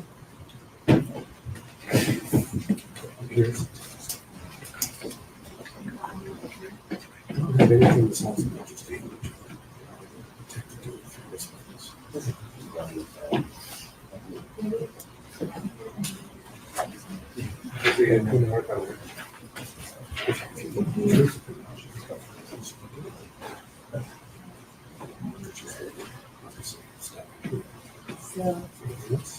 is that what you're? He's I'm going doodling. to show you if I might approach. I made reference to an email that Ms. Merchant would have sent you about the motion she was going to file. If you look at this, I cannot believe you did not put on a tie for this. That seems really odd to me. does this appear to be the email that you received? It's dated January the 6th, 2024. I'm muted. 10:20. 10:20. I am muted. Y'all cannot hear me?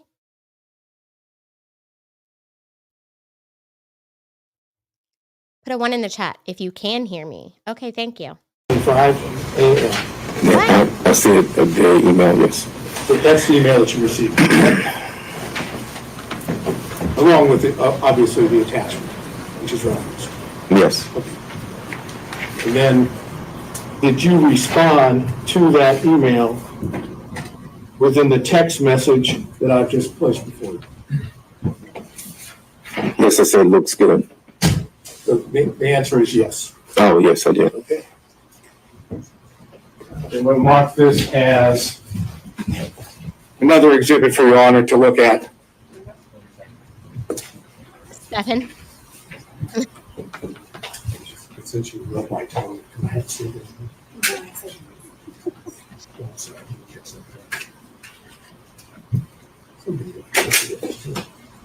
Okay, I'm going to have these marked as 27. Okay? All right, so is it your position that what is reflected, let me hand it to you. Yeah. Let's of course do it, but ask him about I will take it case by case. I think he's doing all right, so we need to ask for this witness. Is it your position that your response, which is the second page of Defense Exhibit 27, is based on a confidential or confidential communications that you had with Mr. Wade?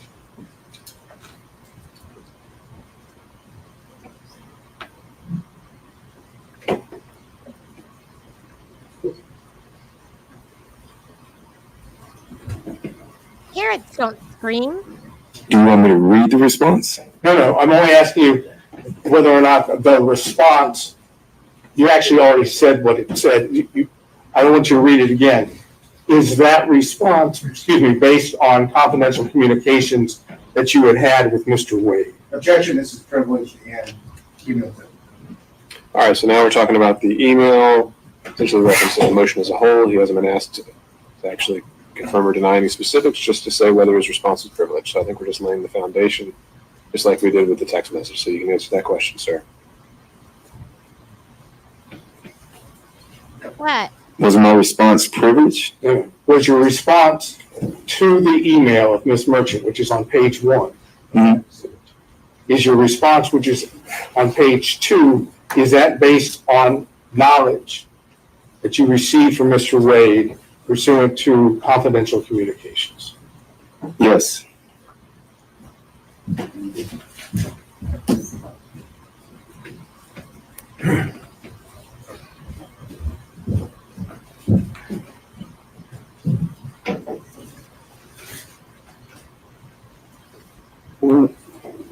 Have you discussed with the district attorney's office this case, or your purported testimony? Of my testimony? Yes. No. At all? No. No prep, no conversations, no nothing? No. Have you given your attorneys, for this matter, did you give them permission to speak with the district attorney's office? Well, he can assert his own privilege, but that's kind of crazy. Is there a objection to be heard? Absolutely, this is Okay, sustained. Sit down. Next question. Do you know whether or not your attorneys shared privileged information with the district attorney's office? No, I don't know what my attorneys shared or didn't share. I don't know if they even met.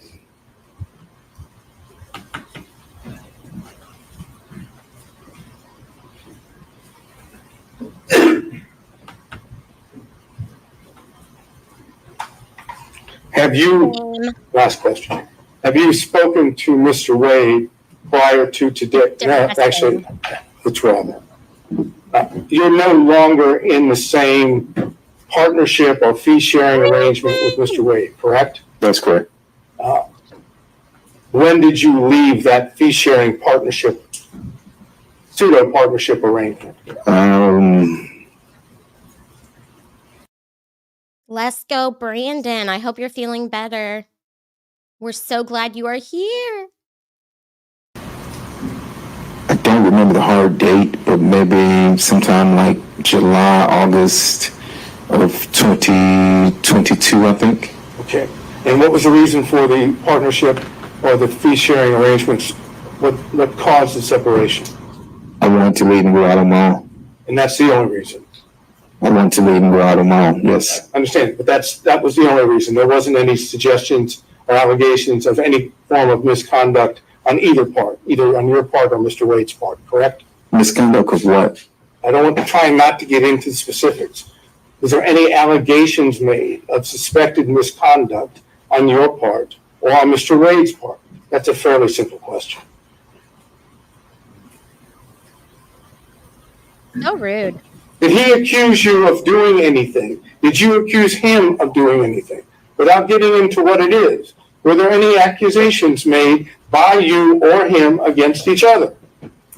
We had a disagreement, yes. And had that disagreement have anything to do with Ms. Willis? Oh, no. Okay. Did it have anything to do with your conduct? No. Did it have anything to do with his conduct? Oh, wait. So we had a disagreement.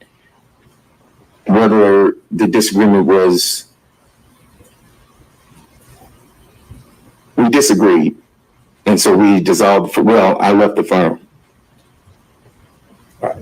And was the disagreement having anything to do with alleged or supposed misconduct by either one of you? If you define misconduct, I'm telling you, we had a disagreement and Just tell me what the disagreement was then. The disagreement is mine. 3.5 hours, mystery sniper. To know, I mean, I don't see the relevance of the disagreement that I had. It had nothing to do with this Trump case or any other case. I'm simply getting a question asked, what was the disagreement? It's not privileged, correct? No, that is privileged. Oh, it is privileged. Why is that privileged? Because it's privileged. I can tell the court in camera, but it was privileged. Ask a few questions further to see if this is actually something that does fall within that privilege. We can take it from there. Did it have anything to do with you representing Mr. Wade in any capacity? It would fall in that line, yes. But your testimony is that it has nothing to do with your representation of Mr. Wade in connection with Ms. Willis. As a connection to Ms. Willis, that's correct. It's connected to the matter for which you were hired by Mr. Wade? I wasn't hired by Mr. Wade. I thought you were the attorney representing him in the divorce. Oh, I apologize. I thought you were saying something else. Oh, yes. So will it apply as to whether I was hired during the divorce? Yes, that's correct. I'm not sure what this correct means under that. You kind of got lost on it. You asked the question. It did not relate to your representation. It did relate to my representation. In the marriage case. It does. And this was whose decision was it? At that point, did you stop representing Mr. Wade? It wasn't at that point, no. Was it before that? No, it was after that. Okay. And how much longer did you represent Mr. Wade in the divorce action? I would have to see the divorce proceeding to see Mr. Wade. I represented Mr. Wade for a time after that. He represented me in a construction case for a time after that. And I would have to look at the filings. I ended up hiring a new counsel for my construction case. He ended up, but it wasn't right at that moment. It wasn't in a matter of weeks. It was, I don't know. Continued representing him in connection with the divorce case after you had the separation that you've made reference to. And he continued to, yes, and he continued to represent me on a construction case. But the separation, at least in part, if I heard you correctly, please tell me if I'm wrong, We are behind, Brandon. had something to do with your representation of him in the Like 15 divorce minutes. case. That is correct. Okay. Now, Mr. Wade has testified that he did not have a relationship, a personal relationship, a romantic relationship with Miss Willis until sometime early 2022. Okay? I'm leaving that as the premise for what I'm about to ask you. Do you possess information that counters that, that's inconsistent with that? Any information Mr. Bradley has would be privileged, Your Honor. Okay, Mr. Sena, I think we. Would such information be privileged in your mind? I think this has already been asked during Ms. Merchant's direct, so Holly. we're covering the same ground. I'll sustain that. So I can't get an answer to whether he possesses information which is inconsistent without getting into the information itself. I think the issue would be we've already gotten an answer on that. Now we're asking the same question again. Ms. Merchant asked a variation of that, and he already answered. I think the variation, Your Honor, was referencing whether or not he had what would be personal information, independent source information.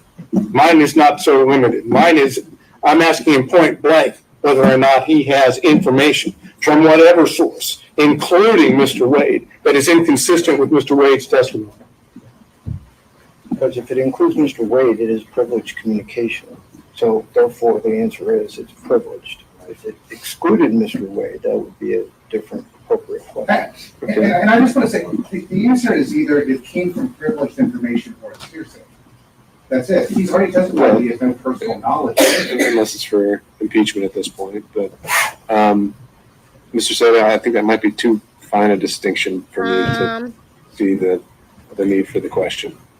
I think I'm failing to see the difference. Depends on what you mean No, by this case. I'm not asking respectfully, I'm not asking you to see the difference. I'm asking whether I can ask that question and elicit a response which doesn't elicit the actual communications, which is what I'm attempting to do. And if Your Honor says I can't, then I'm finished. And I think that this was another aspect of what came up before, which is, in my mind, even confirming the existence of the information goes into privileged communications, whether he does or does not possess information. If it came from that relationship, that's part of the privilege as well. So if I make that clear, then You're sustaining what the objection would be. That's right. It'd be sustained on privilege. And of course, all the questions that we're talking about as far as the foundation about when things are said and what is said, you're going to go into, if I understood correctly, ex parte in camera with the two exhibits we talked about. That's right. My intent would be to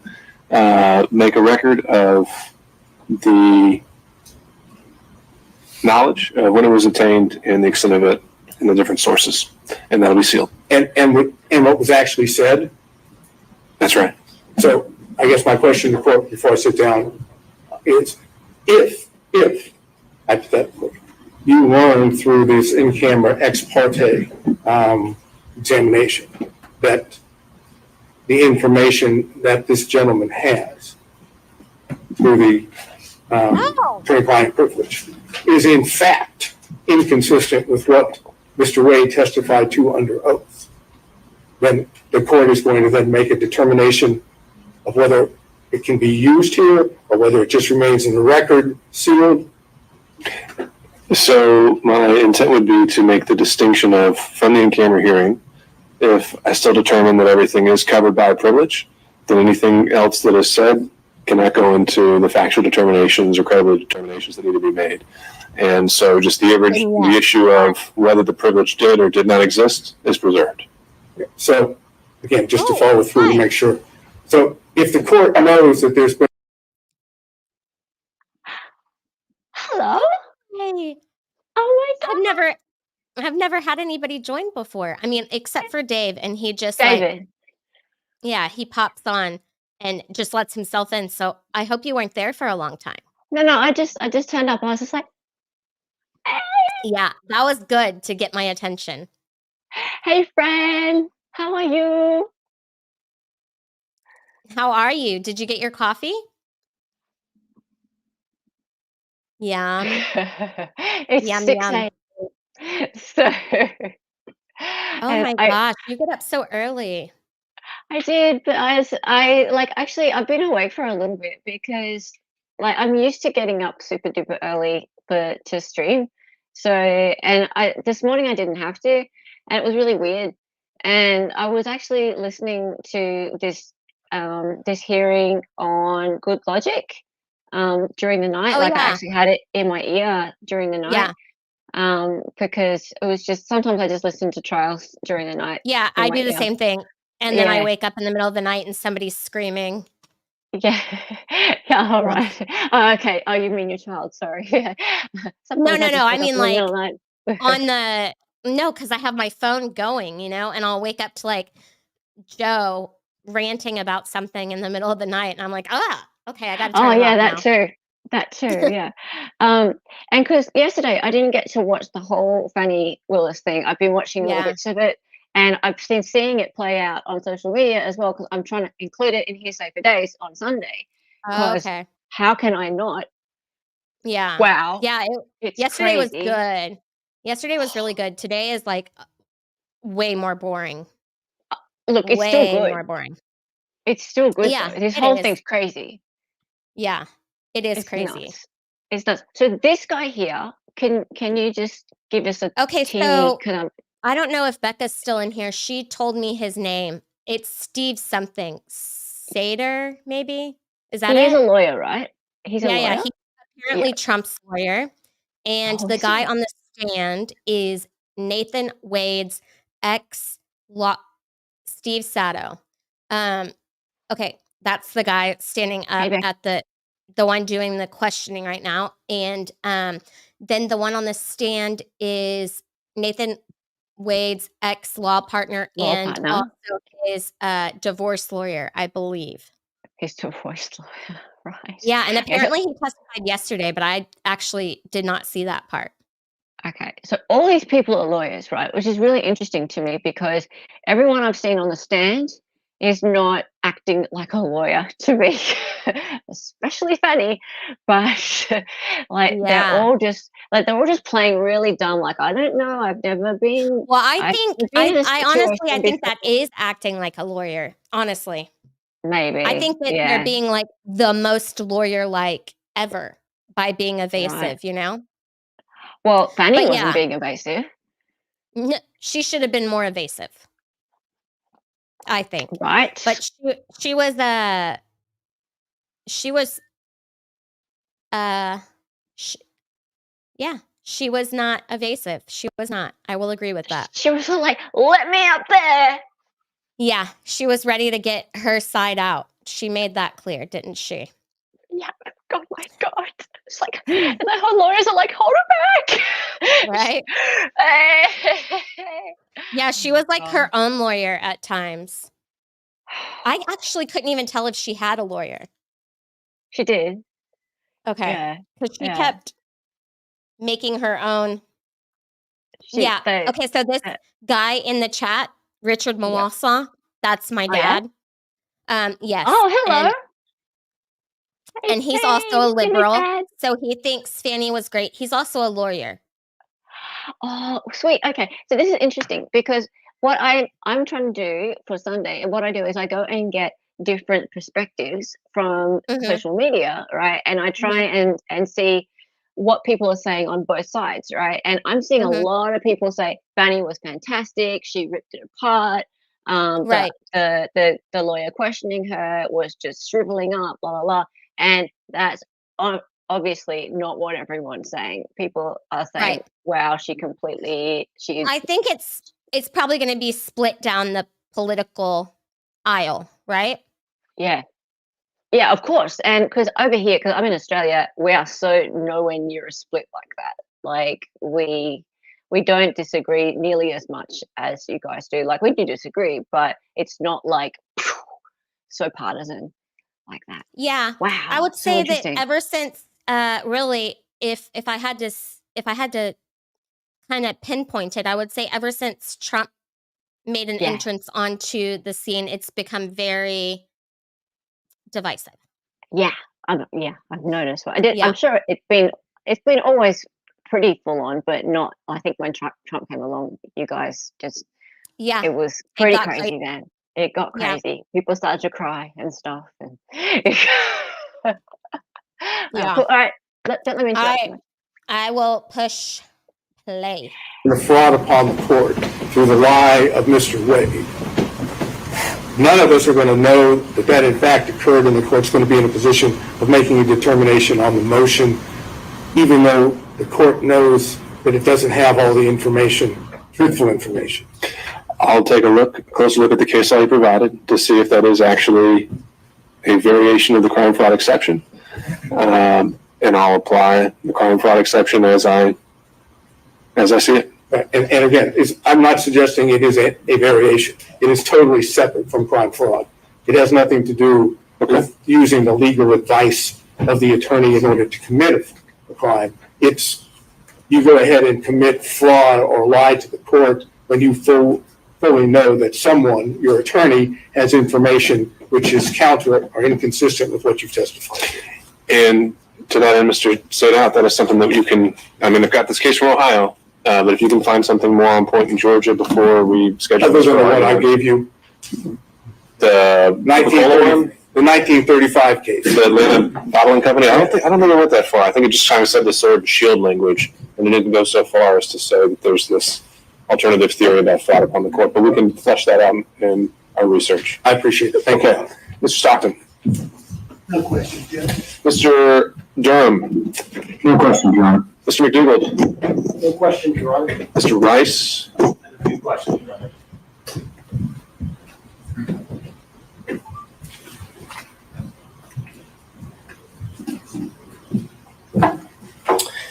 Mr. Bradley, you were counsel for Mr. Wade in the divorce case when the interrogatories were initially served on opposing counsel on or about December 27th of 2021, correct?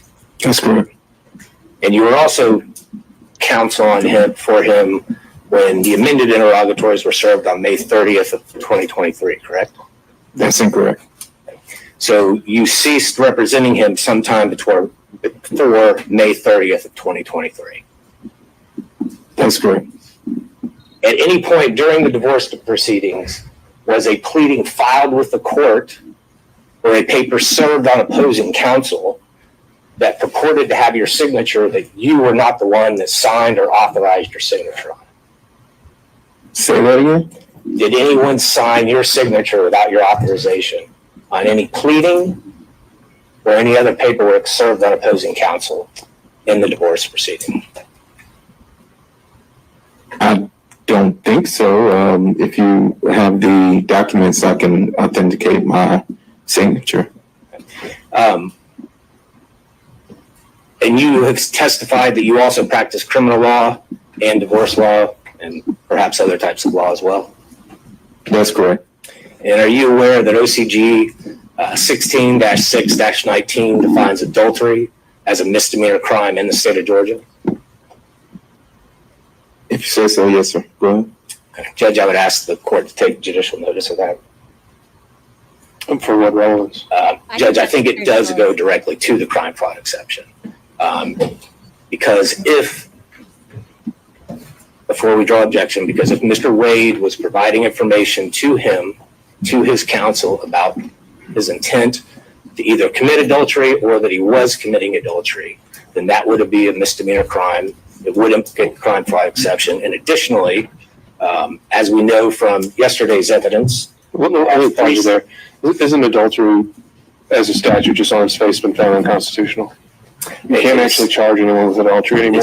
It is still current in the Then it state. can't be a crime. It is still a current charge. Let's move on to that next argument.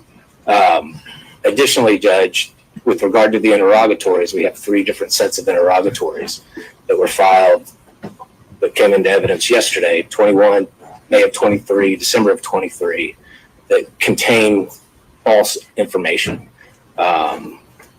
We also have the January of 24 that contains the invocation of privilege. So to the extent that this witness has information both with the original interrogatories that were filed in December of 2021, and frankly, with regard to the later ones, even though he wasn't counsel, Yes. that would be a false swearing and fraud on the court, which again is a criminal offense, and therefore the crime fraud exception would apply as well. Okay. Understood. No further questions. Okay, Mr. Gillen. Look at my dad taunting the attorneys. Good afternoon, Ms. Bradley. Good afternoon. Been a long day. Why does your dad come on chat on stream? Sign your engagement letter. Huh? Why doesn't your dad come on panel? I sent him the link. He's not really he's camera shy. That's fair enough. He could put the screen up and just talk. Yeah. He has lots of opinions. That's for I sure. bet. That'd be cool. Mr. Ray to represent him in divorce proceedings.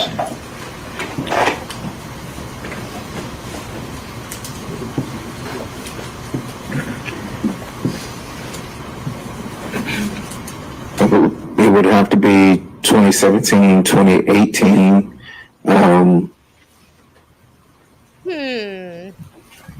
Sometime from 2017, 2018. So did you sign or have signed an engagement letter to represent him, or are you just speculating? I can't recall. I mean, we were in a, Yeah, this. we shared space. I can't recall if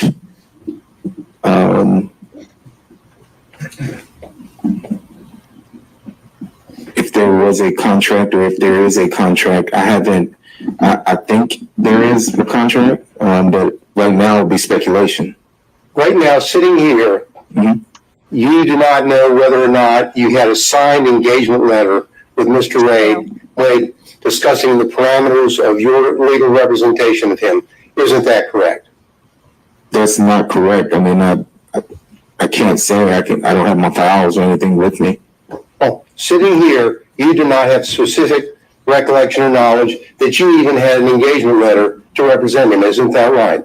I think I had an engagement letter, but I do not know specifically if I had an engagement letter. Well, when did you open a file? Did you open when you represent someone, you open a file in your office? And when did you open the file on Mr. Wade? I am going to object to the relevance of this line of questioning. There has been no dispute by the attorney or the client that there was an attorney-client relationship. So I object to the relevance of the circumstances under which that engagement began, because as Mr. Gillen knows, that's not a factor in determining whether there was a true attorney-client relationship. Well, Your Honor, it's not just up to Mr. Wade and Mr. Bradley, it's up to the court. I agree with you there, Mr. Gillen, and so I'll give you a little bit of leeway, but I don't think we could spend too much time on this. No, okay, Your Honor. Now, did you or did you not open a file in your law practice with Mr. Wade's name on it, yes or no? Yes, I had a file with Mr. Wade's name on it. When did you open that file? I'm assuming 2017, 2018.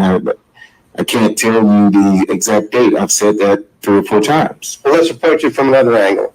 When is the first invoice that you sent to Mr. Wade for your legal representation? I didn't send him an invoice in that capacity. So what we have here is you're not knowing whether you even have an engagement letter. You don't know whether you actually even billed him, correct? I represented Mr. Wade. I signed the documents that we filed. I filed the documents. There's depositions that I had with the divorce attorney that was representing his wife. I'm sorry, sir, that's not my question. Okay. My question is, did you bill him in your capacity as the lawyer that you're telling him? I don't recall. As a matter of fact, did you have any invoices where you billed him on an hourly basis? I don't recall. And the answer really is no, isn't it, sir? I don't recall. And the reason why it's no, isn't it, is because what happened is that you and Mr. Wade were in a law practice together, and it was a very small work environment, correct? It was a work environment, yes. A work environment where you and him would meet and talk literally every day, correct? Not every day, no. Well, almost every day. Not almost every day. I stated earlier that I ran one side of a practice. Mr. Wade did, and we rarely were there at the same time. I stated that earlier today. So, well, just give us totally how much money you got for representing Mr. Wade in this since 2017, or whenever you told us, up until you dropped off the case in 2023. I don't recall. Well, the answer would be zero. I do not recall. Well, you would know whether you got paid or not, wouldn't you, sir? I do not recall. So you don't recall whether you, as an attorney, got a single dollar to represent Mr. Wade, correct? That's correct. Because you really did it as a friend, didn't you? No, I did it as an attorney. Well, an attorney that wasn't being paid. You were doing it pro bono for a friend, weren't you? And I'm going to ask me. All right.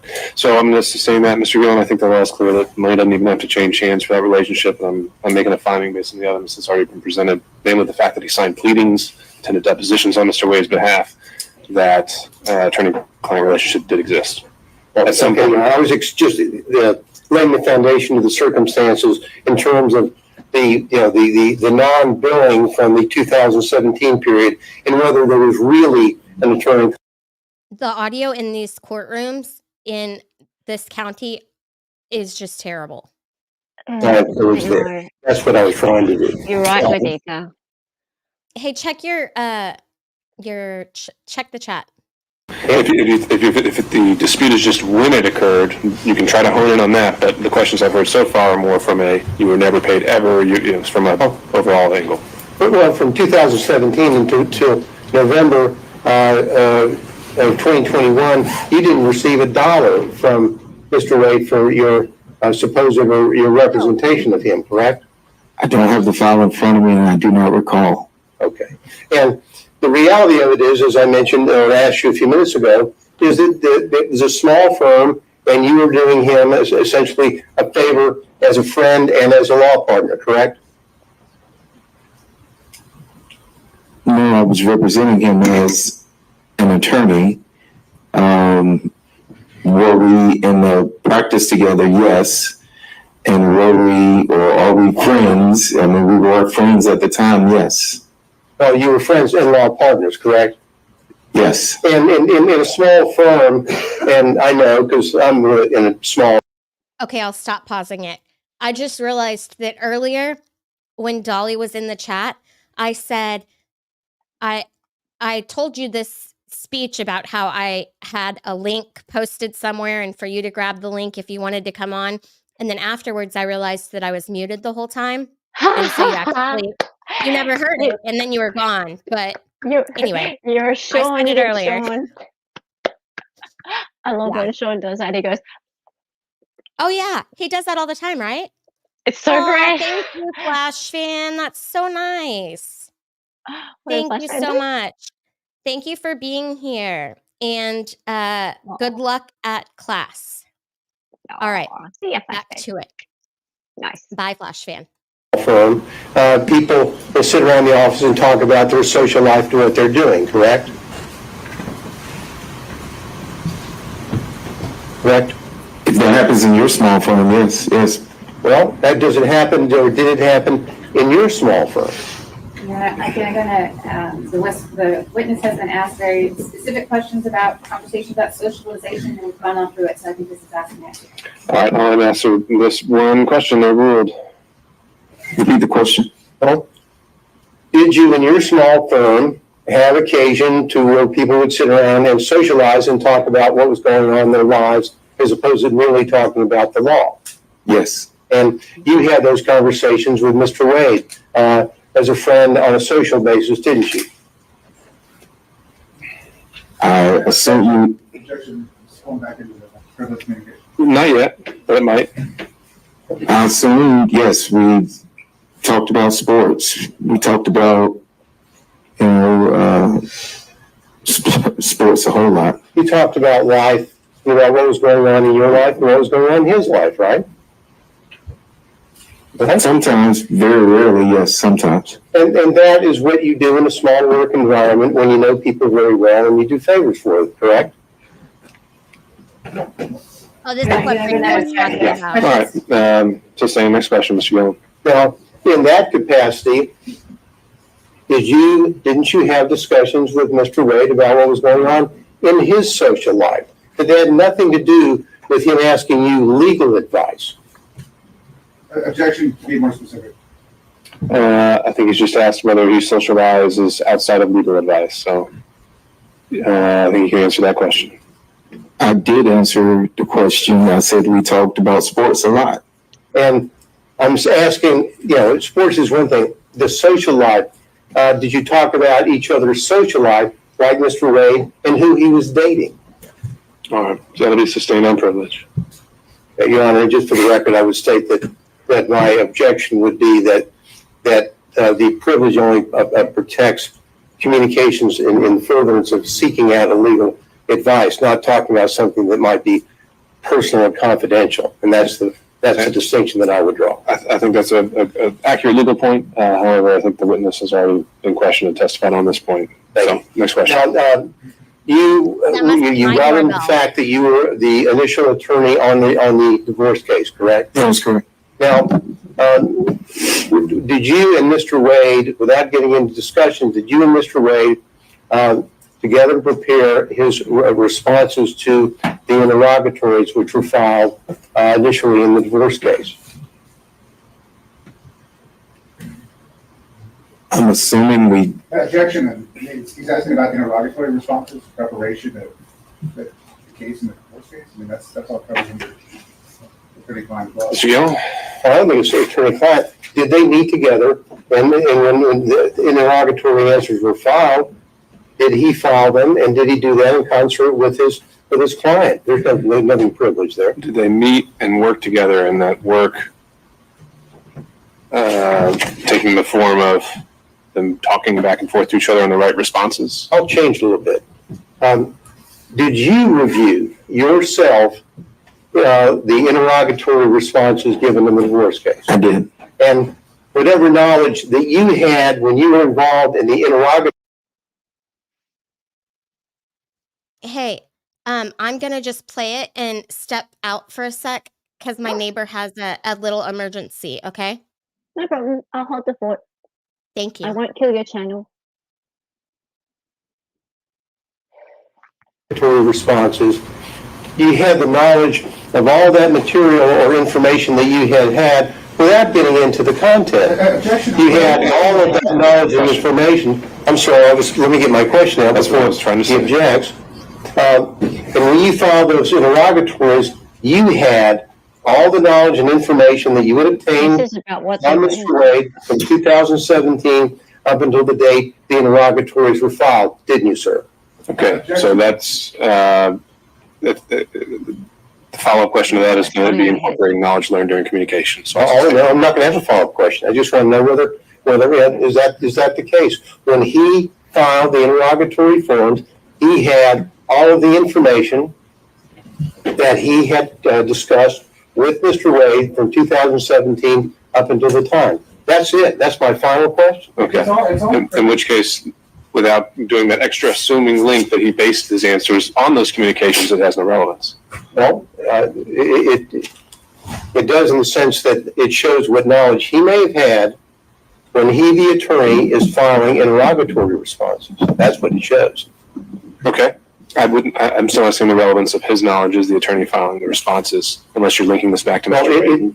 It gets back, Your Honor, to whether or not, if you're an attorney and you're filing an interrogatory response, which you have reason to believe, or specific information to know that certain responses are not accurate, then you shouldn't be filing them. And now, so that's where I was going with that. So if he's got a body of knowledge over here that's built up in his communications with Mr. Wade, that everyone so dearly doesn't want everyone to know about, in spite of the allegations made against Ms. Merchant. Now, so what if the question was, did you, when you signed your name to the interrogatories, did you commit any knowing fraudulent statement and submitting those to the court at the time. Will there be a problem with that statement or that question? Well, I mean, I think that is a conclusion that others could draw, like the court. I just want to know that he had all that information at the time that he, as the attorney, filed the interrogatories. That's it. We would object.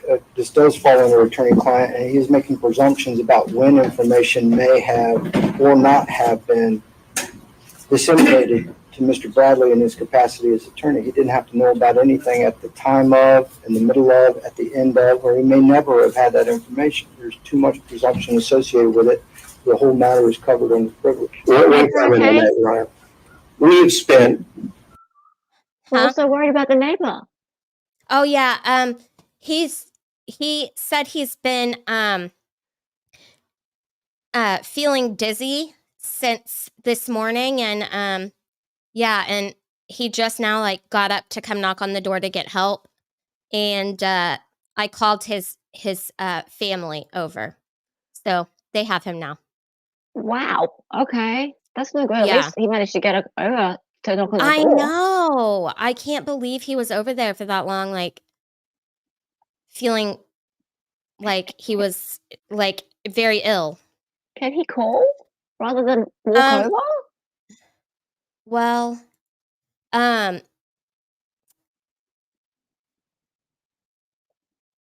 he has like a caretaker that doesn't Yeah. live with him.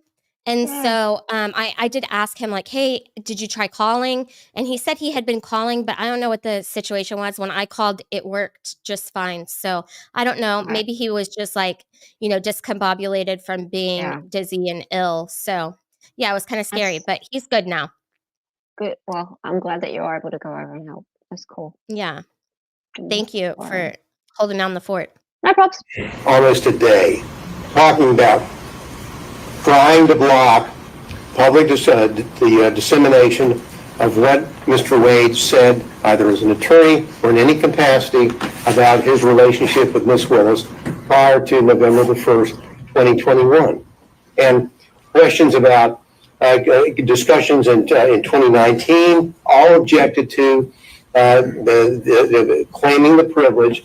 And now to say, well, that doesn't mean that he learned something after. I'm talking about, what did you know at the time the interrogatories were filed? And everything that now they're claiming privilege, well, that's fine. The court will address that in chamber and in due course. What did you know? I'm sorry, Mr. Gillen, I really don't see the distinction. So your question's noted for the record and your objection as well. All right, and I'll follow up with this. Now, you are leaving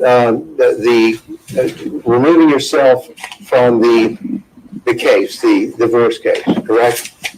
You withdrew from the divorce case, correct? Correct. Did you do that as a result of your concern about any of the accuracies or representations which have been made by your client in the divorce case? No.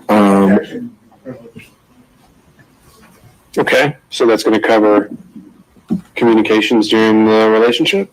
Well, Your Honor, hypothetically, not saying this is the case, hypothetically, if Mr. Bradley, knowing, let's say hypothetically, that he speaking with Mr. Wade, was aware that the intimate or personal relationship, romantic relationship, existed prior to November the 1st, 2021, and started in 2019 or 2020, if he's armed with that information that he's obtained from Mr. Wade, but Mr. Wade would want to insist on responding to interrogatories which were contrary to the information that Mr. Bradley would have, then I'm asking him whether he took steps as an attorney to say, I cannot be a part of that or countenance that, therefore I'm withdrawing from the case. Sure. I still see that as covering their communications. So I'll sustain no objection. All right. Well, thank you, Your Honor. That's all I have. Thank you, Mr. Gill. Thank you. Mr. Kucherov, are you still with us?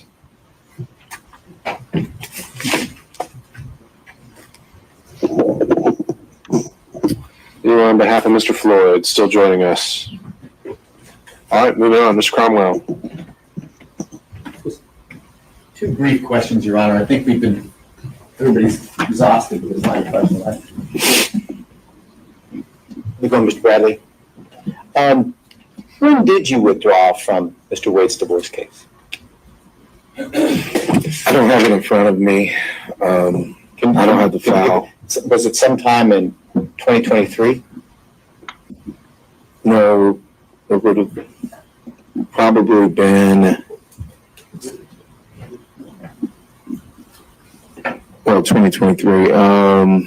See, I left in 2022. It could have been anywhere between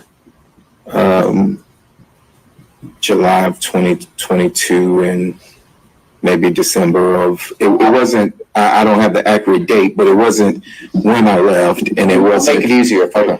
You were not his divorce lawyer at the time the interrogatory responses were filed in May of 2023. Is that Oh, no, I was not. Okay, yes. And as of today's date, Mr. Wade is still a married man. Would you agree? I haven't kept up with the divorce proceedings, but I think they're still open.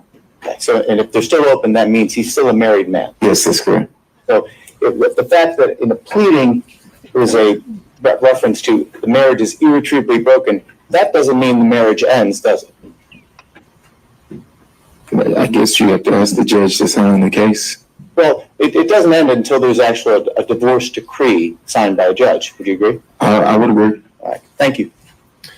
Okay, Ms. Cross, were you taking? I am, Your Honor. I'm going to have a minute. My cross-examination might be a long one. So we can go for an hour and a half, just 5 minute break. Sure. All right, we'll be back in 5.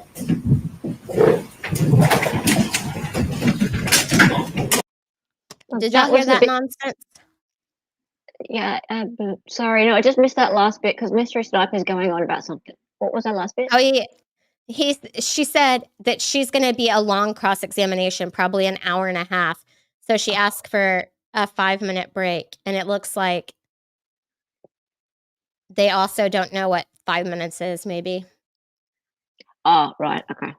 No worries. Okay. Suck it. I don't know who this person is, but I bet Becca does. How many lawyers are there? A lot. Exhibits 23, 24, 25 there in front of you. I do. And 23. They representing. That's one of the contracts for that was your personal LLC or PC, your personal legal entity, right? For the That is correct. attorney's office? Yes? Yes, that's correct. Okay. And I understood your testimony to be that any income that came into the partnership, when I say partnership, let me be more specific. You had an individual legal entity. Mr. Campbell had an individual legal entity. Mr. Wade had an individual legal entity. But y'all had a partnership agreement, right? Yes, but we didn't have that the entire time. There was Yes. a period of time that we've been talking, that we had talked about in 2022 prior to leaving the firm, that there was an actual entity for the three of you, correct? That is correct. And that was roughly during the time period where y'all brought a building together. Yes, correct. And it made things simpler, or for whatever reason, you decided at that time that a joint entity made sense to own that building, right? Correct. Okay. All right, but those contracts there, they're not with the joint entity, correct? No, they're not. Those are all with you individually, is that right? Can you take a look at 23, 24, and 25? Yes.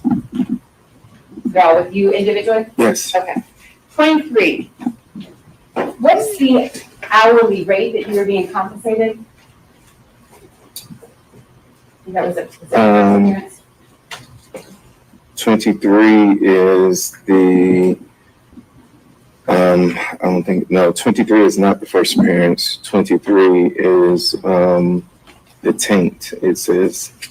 Taint? Hourly rate on that contract? Did you say taint? 150 an hour. 150 an hour? Yeah. All right. So the 150 an hour, the way I understand you all shared profits was you get 50, Mr. Campbell get 50, Mr. Wade get 50, and then y'all pay expenses jointly as well, correct? Correct. All right. What about exhibit number 24?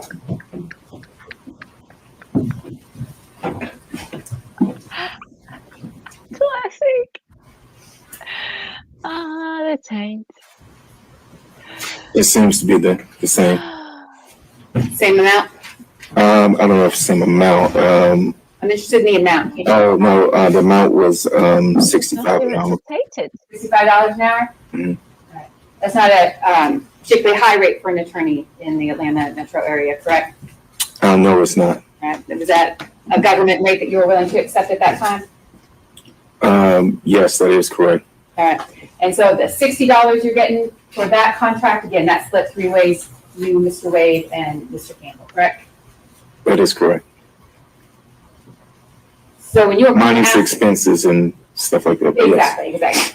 That was the income, and then expenses come from that, and then profits, whatever's at the end, correct? Correct. All right. I don't know where. So when you were being asked questions about Mr. Wade, I think the phrasing, and I object to, but I think you might recall the question that Mr. Wade brought you this contract, or Mr. Wade got you this contract. Do you remember those questions? Yes, I do. All right. So we're talking then about the split among the three of you of about $20 a piece, right? For that particular contract? Exactly. For this one, yes. All right. What about 24? You got 24 that, I'm sorry, 25. You got that in front of you? I do. What's the hourly rate on that one? It's 150. 150 on that one too? All right. And this same sharing went through the business the way you handled that contract as well, right? That's correct. All right. Who is Austin Bradley? He was a probation officer that passed the bar, and we hired him and another individual. The other person didn't stay long. And did Mr. Dabney and the other legal associate that you all had working for you at that time, did they do some work on these first appearance contracts? Yes. And that was a pretty good position for a younger lawyer to be sent to get some courtroom experience, correct? That is correct.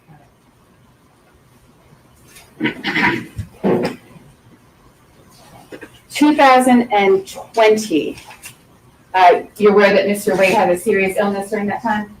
I'm aware. And you and Mr. Wade, I think you described your relationship in a lot of details earlier about specific circumstances. But you were business partners in, let's say, up till the time you left in summer 2022, correct? That is correct. You were business partners up until that time? Yes, I said yes, that is correct. Okay. No. And while you didn't socialize together frequently, you considered yourself a friend of Mr. Wade at that time? Yes, we were friends at the time, yes. All right. You are no longer business partners. That is correct. You are no longer friends. No longer friends. I mean, if he's saying that we're not friends, then I yeah. want to know what you think, Mr. Bradley. Do you consider yourself a friend of Mr. Wade? I'll consider. It goes to potential bias. Ms. Cross. Would I consider myself a friend of Mr. Wade? Mm-hmm. I would.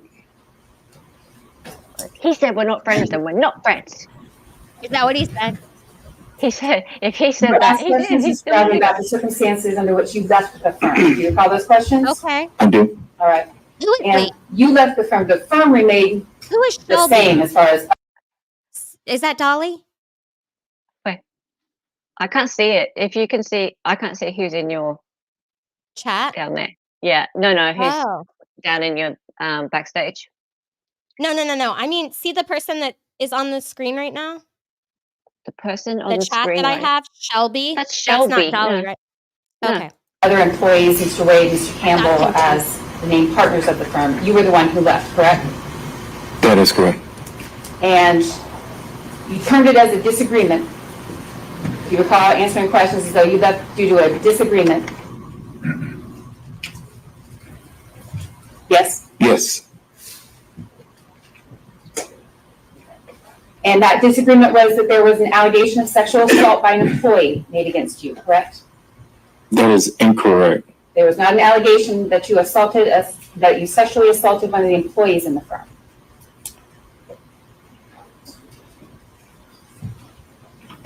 That is incorrect, but Excuse me? yes.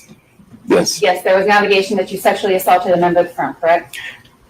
Yes, there was an allegation. Yes, And as a result of that allegation, you left. I did. You were no longer business partners with Mr. Wade. That is correct. The firm remained intact, and in fact, the employee involved remained with the firm, correct? I'm not certain of that. They did leave the building, of course, and I don't know. Some of the employees did We leave. did. Mr. Bradley, you in fact paid that employee $20,000, correct? That is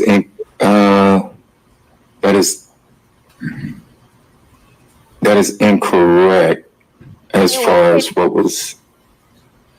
No, On or about the time that you left the firm, and on or about the time that the allegation of sexual assault was made against you, did you pay the person who had made the allegation of sexual assault any amount of money? Oh, gosh. there was money left in an escrow that belonged to me. I don't know what that amount was. And did that money that was left in the escrow that belonged to you, was that paid to the employee who said that you I sexually never signed any, I never gave any money. I left the money in the escrow account. What happened to that money? I can't, That's not what happens with escrow. I don't know what happened to it. Is it? For what purpose did you leave the money in the escrow account when you left the firm? I left the money in the escrow account. For what purpose, sir? Why? There was no purpose. You just left the money in the escrow account?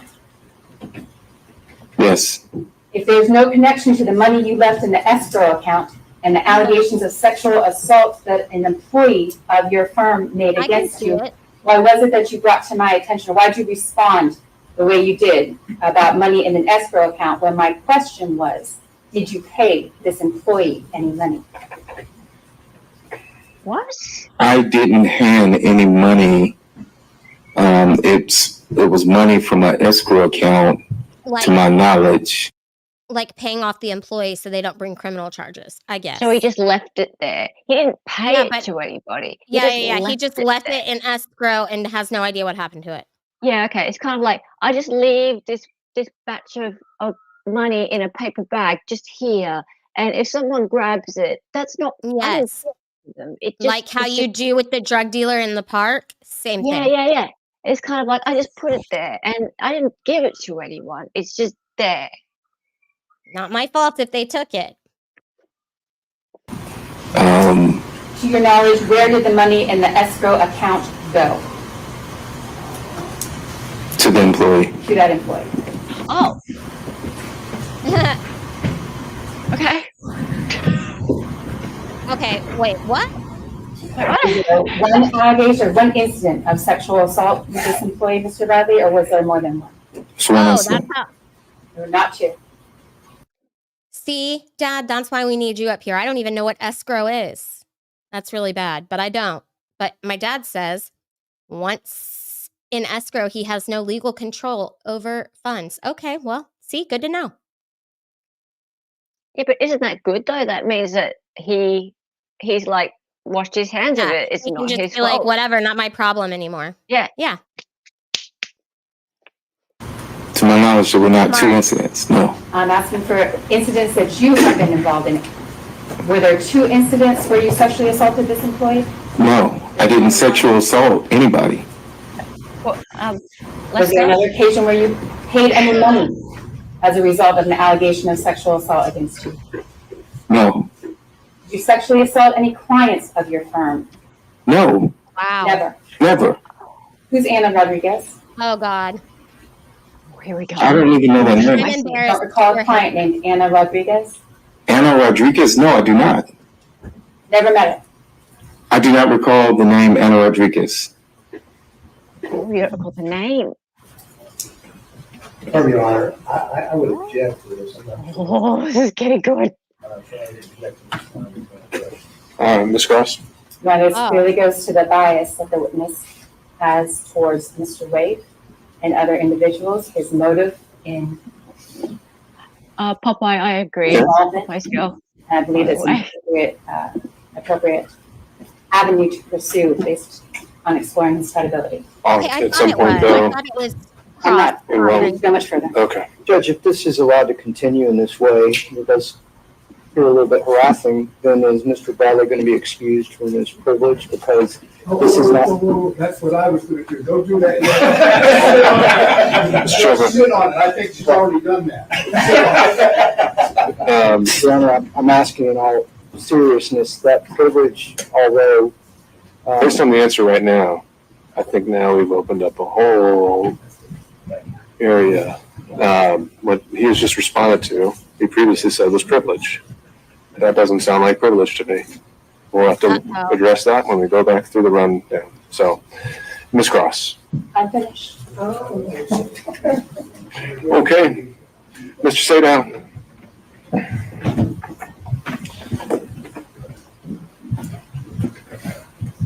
Oh, okay. Clearly, I've never purchased a house or gotten a divorce. I guess y'all know that now.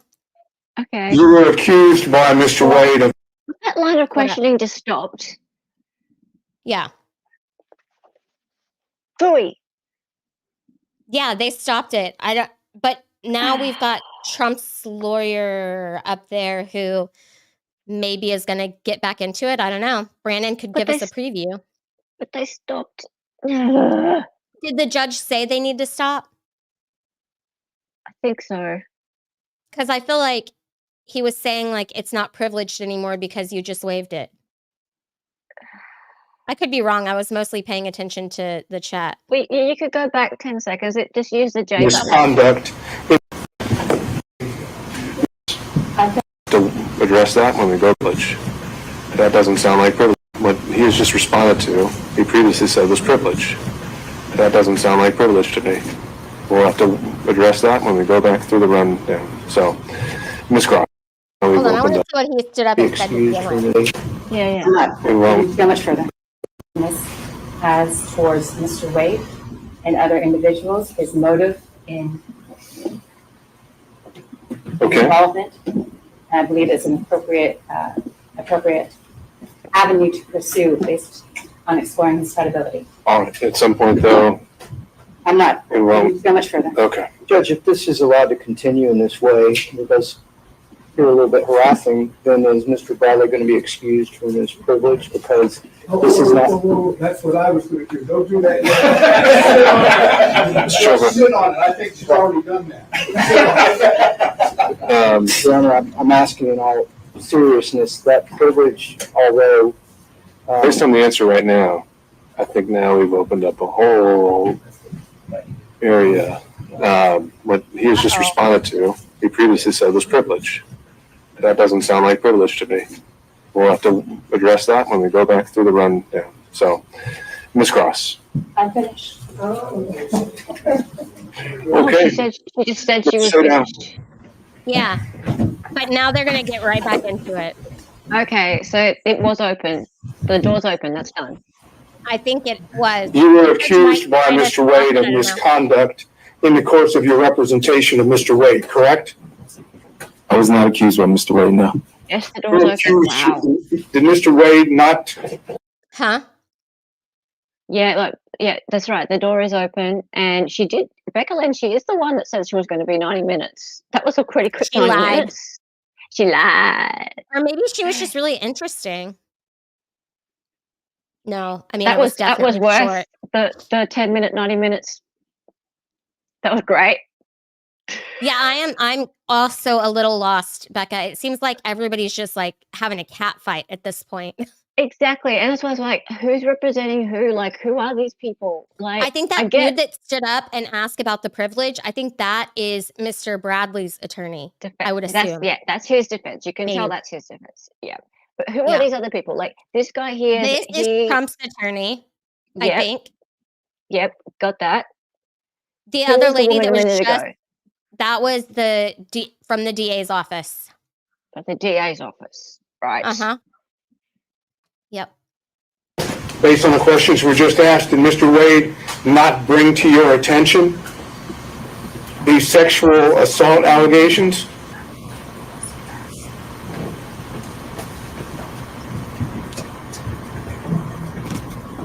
Who is he whispering to? Ask that again, please. Mr. Wade brought to your attention the sexual assault allegations that you've been asked about by the prosecutor, correct? Correct.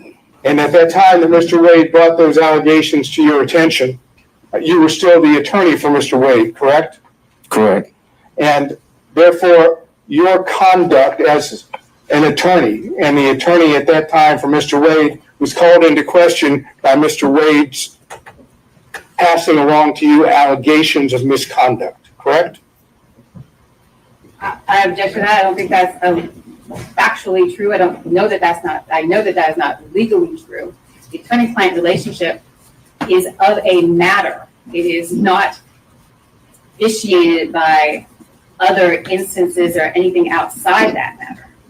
I'm not sure that that's accurate. He was accused by Mr. Wade, his client. Do you mind if I speak? I allowed you to speak. Oh, I hate that. Mr. Wade accused this gentleman of misconduct in the performance of activity while he's an attorney working with Mr. Wade and representing Mr. Wade. Those allegations of misconduct open up the question of whether or not he can defend himself by now discussing his confidential communications with Mr. Wade in connection with the representation as well as the allegations. That's the position of the defense. Understood. So what is the question you're putting? My question I'm going to ask you now is, tell us what Mr. Wade told you about when he began his relationship with Ms. Willis. All right. So where I think we are with this is that Mr. Bradley previously testified that the reason he left the firm was totally and completely covered by privilege. When asked by the state, he went into a factual scenario that, to my mind, I don't see how it relates to privilege at all. And so now I'm left wondering if Mr. Bradley has been properly interpreting privilege this entire time.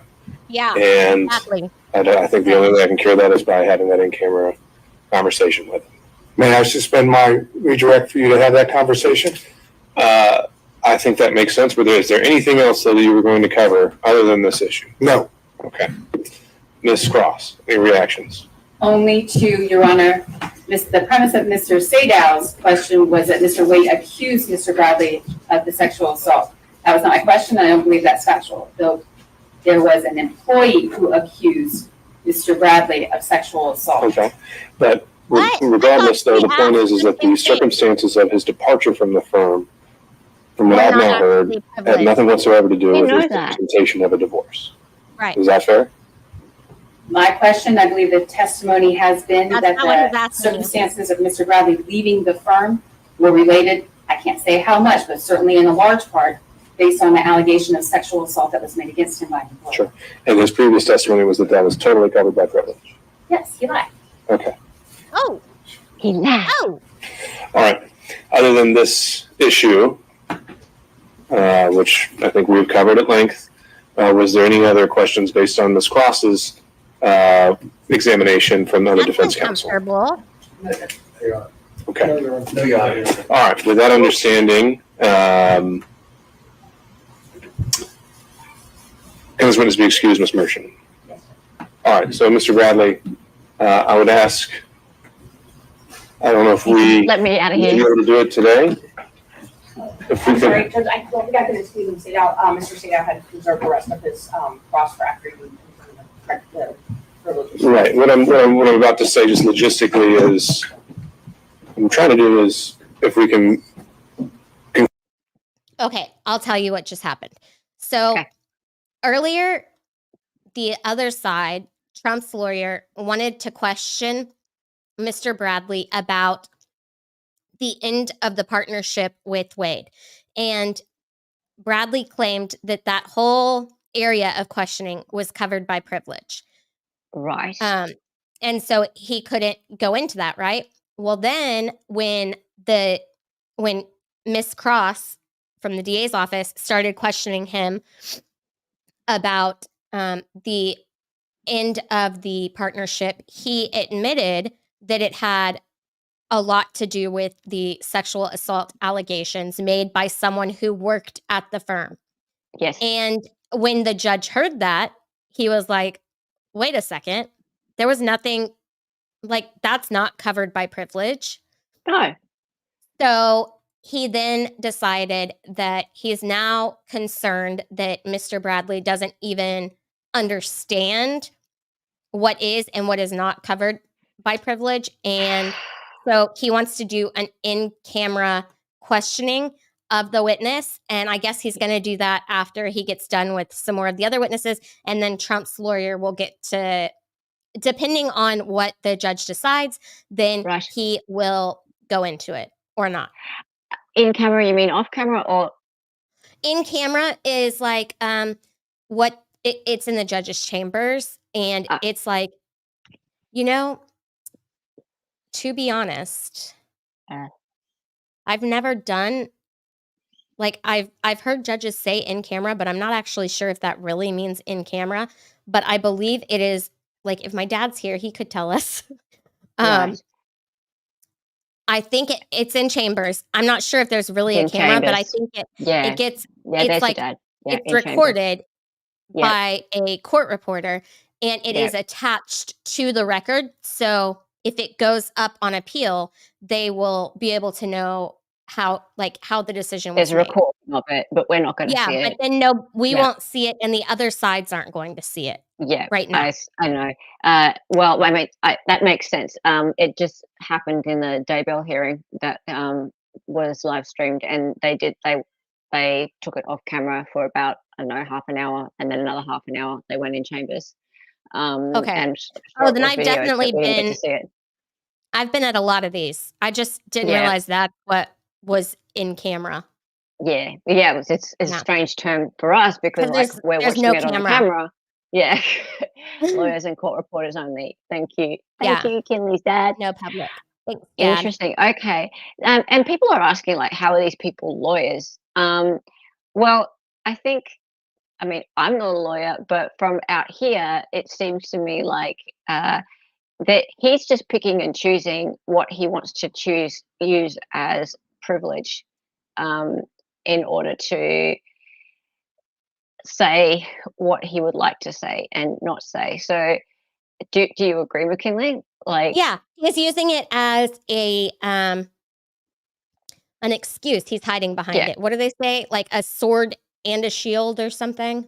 Yeah, exactly. So he knows exactly what's privilege and what's not. He knows that the essay allegation has nothing to do with it, and he knows that the whole ending of the partnership, there's probably nothing in there that is privilege.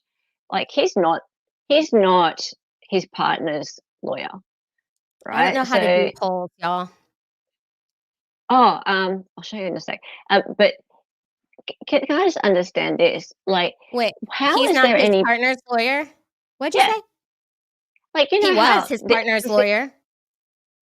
He was, or he wasn't. Yeah. So he wasn't. So he was saying that it was covered by attorney-client privilege because the ending of their partnership had to do with his representation of his partner Wade in his divorce. But now it turns out that that's not what it had to do with, or at least it doesn't seem like it.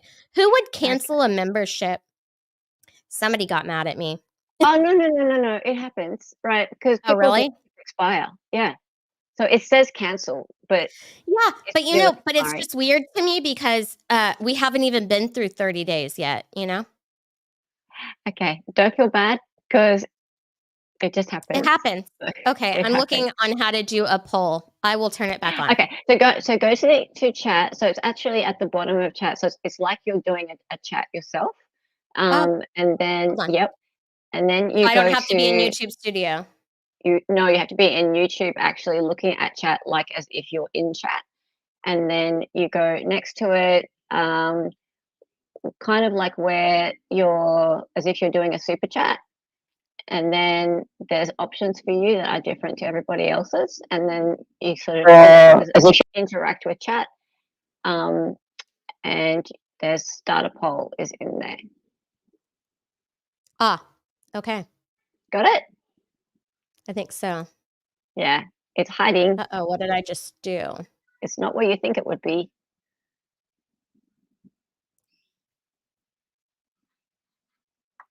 Okay. Aha. Okay. Thank you guys. That's right. And a McKinley's little dad slow. says, believe it or not, many lawyers do not understand legal periods. Look, I wouldn't be surprised if that's the case, McKinley's dad, but that's the thing. I feel like these lawyers probably do. Don't you think? Like, these aren't sort of like you're down the street, round the corner lawyers. This poll is binding. No, I mean, you know what? Privilege is like, it's a gray area, I would say. Yeah. All you have to do is just say it's privileged, and then like, a lot of times that'll. Did I do it? Is there a poll? Yes, there's a poll there. Yep. Okay. It's working. No, and my dad Hey. is like way more of a trial lawyer than I ever have dreamed of being. So he knows like a Fantastic. million, like way more than I do. That's awesome. Way more than like I would say anyone on YouTube. Wow, that's so cool. I'm gonna I mean, play. and that's why I'd love to have his opinion. And I'm just wondering, like, do you, McKinley's dad, do you think that these lawyers understand, or do you think that they're using this as an excuse?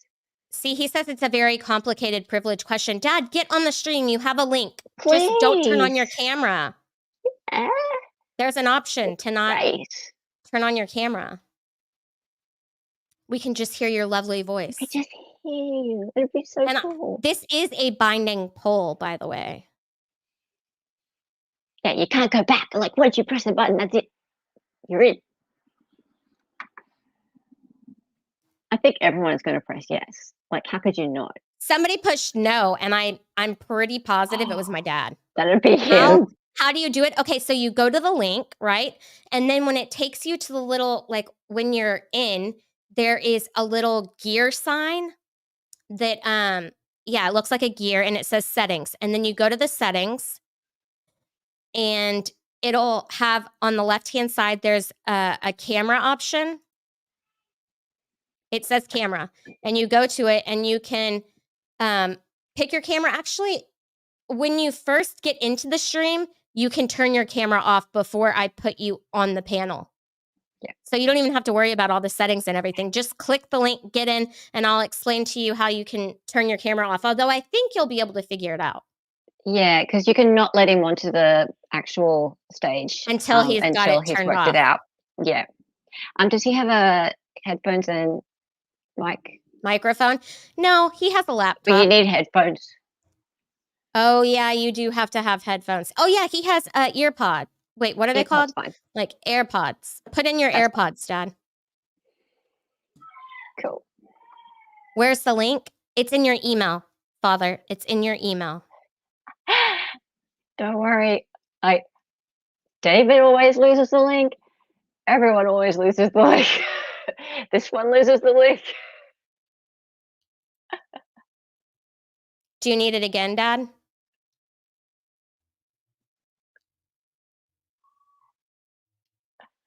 This is so cool. Is it over? I don't know that it is over, Brandon, actually.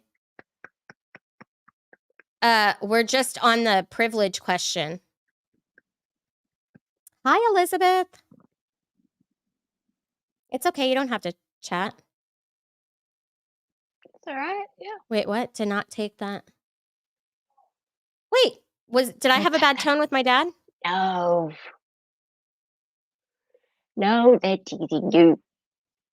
Yeah. Tilly and Mystery Sniper, all the Tillys, and there's about 5 of them, like to tease us. Hold on. What?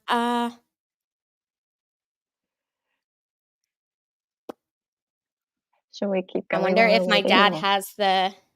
Yeah, we can. And then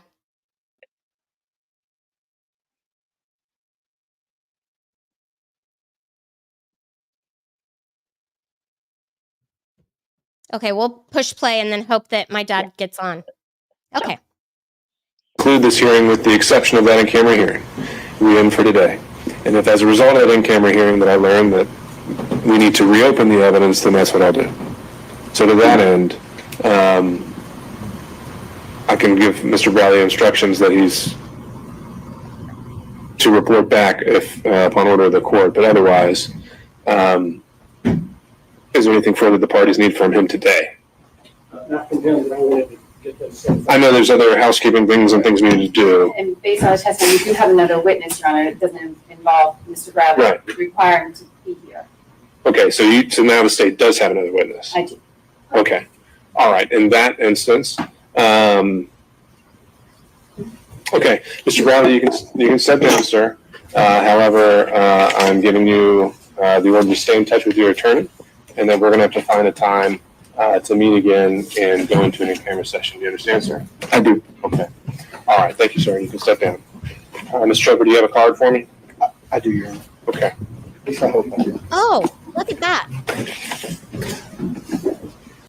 Okay. Oh, Dad. Okay, your camera is off. Okay, good. Can you talk? Hold on.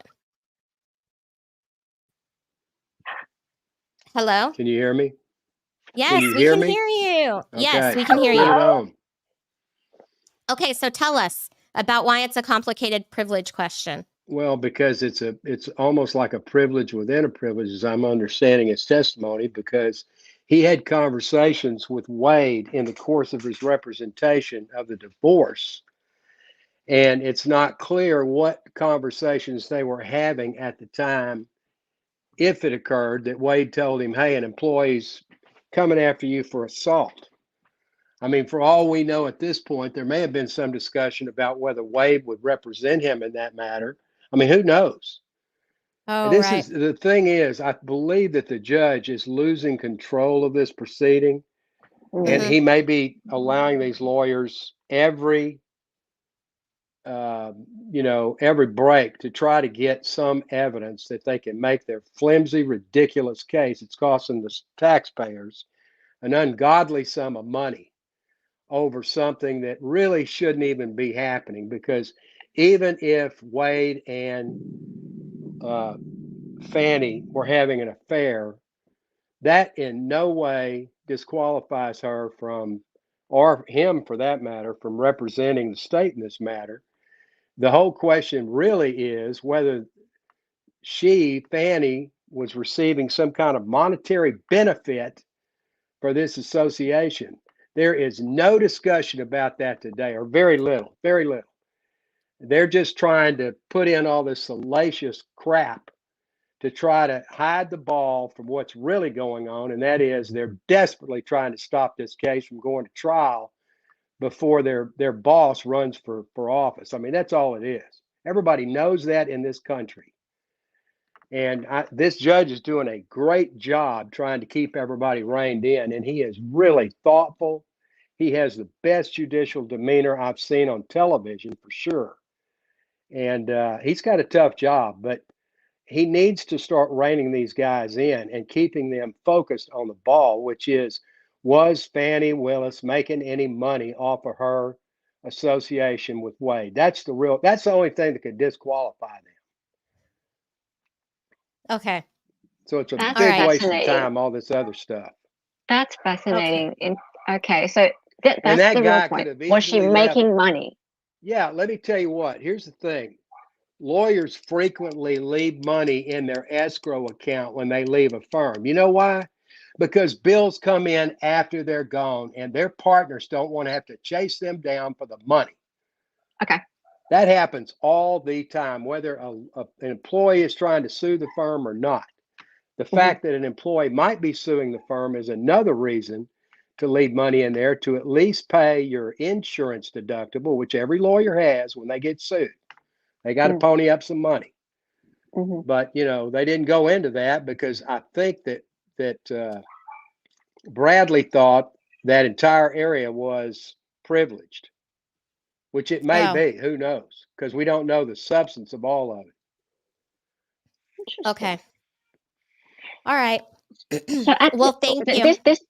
This date of 2021, when it's alleged, when they're trying to work out when this affair started, or when it's all about this 2021 point in time. So They're more trying about to make whether it all about that, because the Right. testimony from the two people most directly or intimately involved, shall we say, Yes. was that it didn't start up until 23, which was after Wade got the job. The defendants are trying to show that it started before as an inducement, I guess, for their relationship. She had him appointed the special counsel, even though we know from the governor's testimony today that Wade himself was not the first choice. She wanted the governor. He told her no, it didn't pay enough. Okay.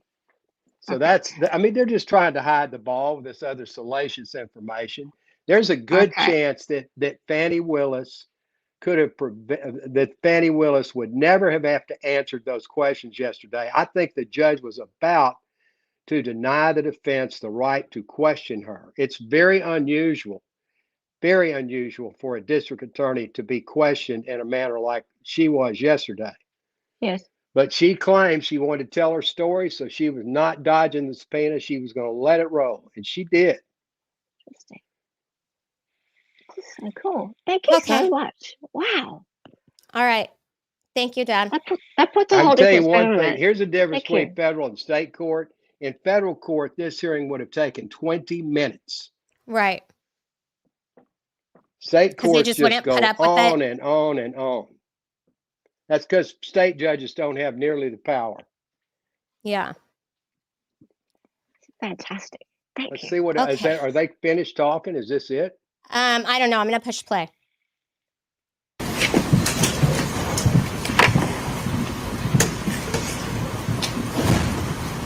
Now that's Bradley's lawyer there. I'm the worst lawyer on that. I usually just tag bus stations with my. You can write down your.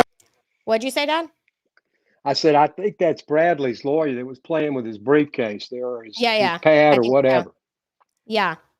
I don't know why they won't let him sit in front of the bar when his client's being questioned, but I guess they run out of room with all those lawyers there. Yeah.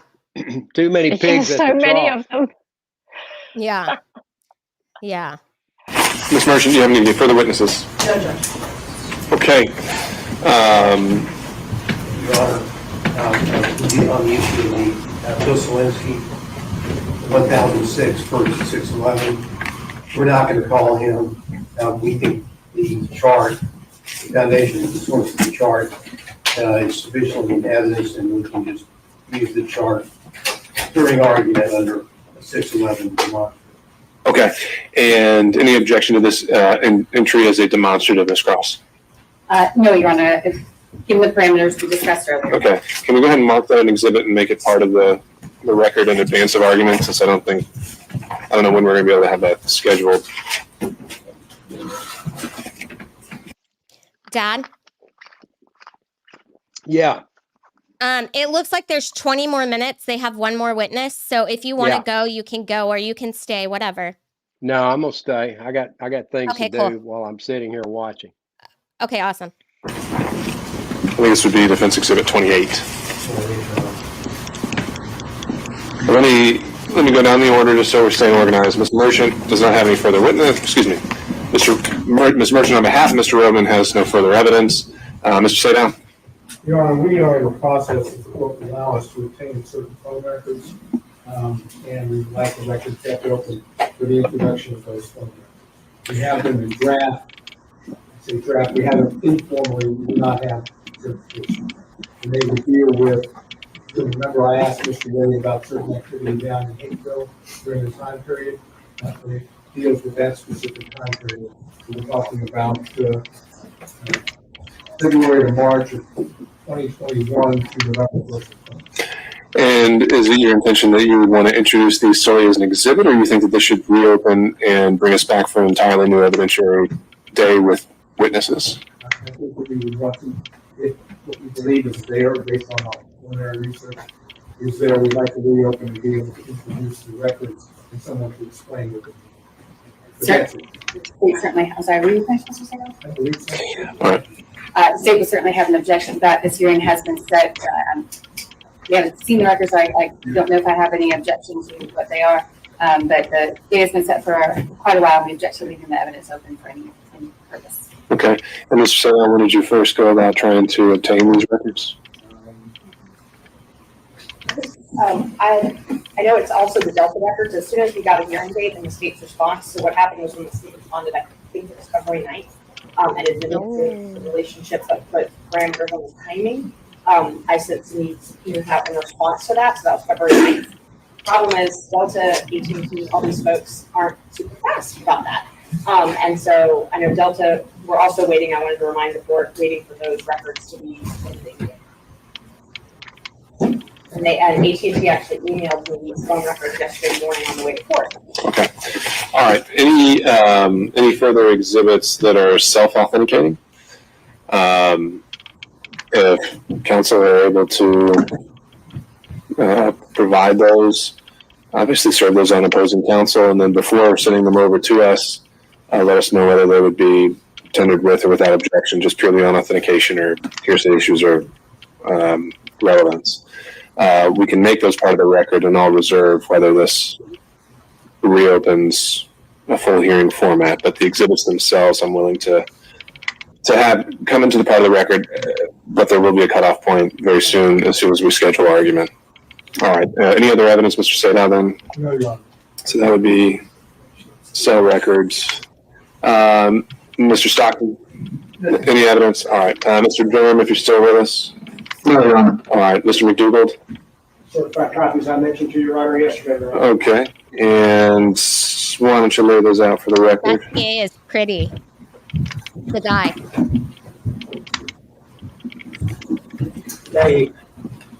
They are marked but not yet numbered. I believe our next exhibit would be 29. 28, I just said, was Mr. Gillen's demonstrative, just so I'm keeping it straight. And so I previously provided these to the prosecution. 29 would be a certified copy of County Code Section 2-68. 30 is a certified copy of County Code Section 2-69. 31 is a certified copy of County Code Section 2-79.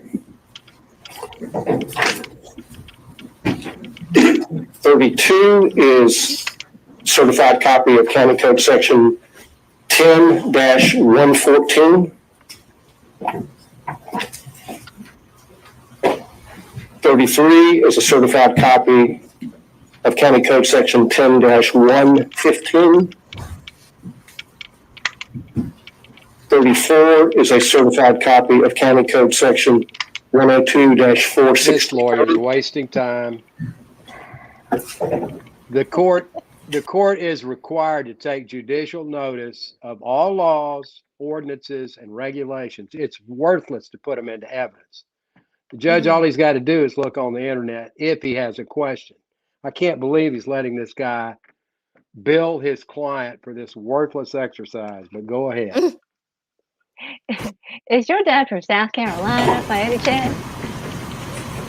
35 You don't is have to offer evidence of the law. Code Section I love your accent, 102-465. 36 is a certified copy of You're County muted. Code Section 102-4. Who's muted? You. Oh, you were. You don't anymore. Oh, I just like the stream messed up for a second there. Oh, okay. I saw you go back down. 66 Oh, stop it, lady.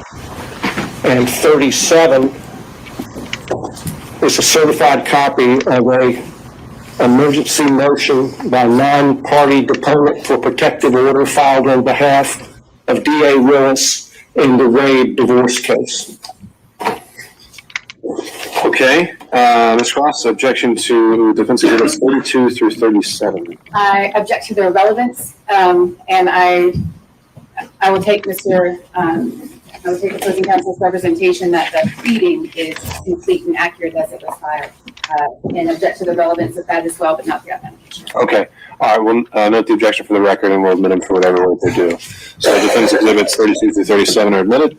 You get hearing those in court for. Any further evidence, Mr. McCougar? No. Okay. Mr. Rice. No, Your Honor. Mr. Gillen, the demonstrative 38 or 28? Okay, and we have a physical copy for us already. Great. All right, do we still have Mr. Ventura with us on Zoom, or anyone else on behalf of Mr. Floyd?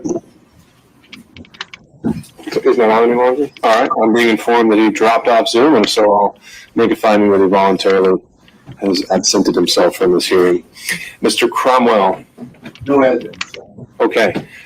Ms. Cross, back to you. If the defense presentation of evidence is done, I'd ask that all of the witnesses who had been subpoenaed but not called now be released. I think that's fair. Ms. Merchant, any reason to hold on any of those witnesses? Okay. The state has 2 short witnesses, and that's it.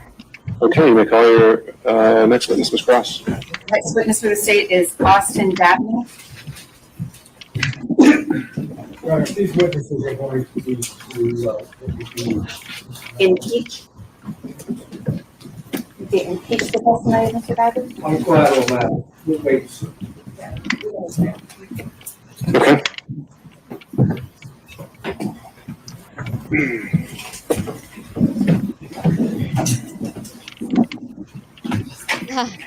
Yee! Whiskey.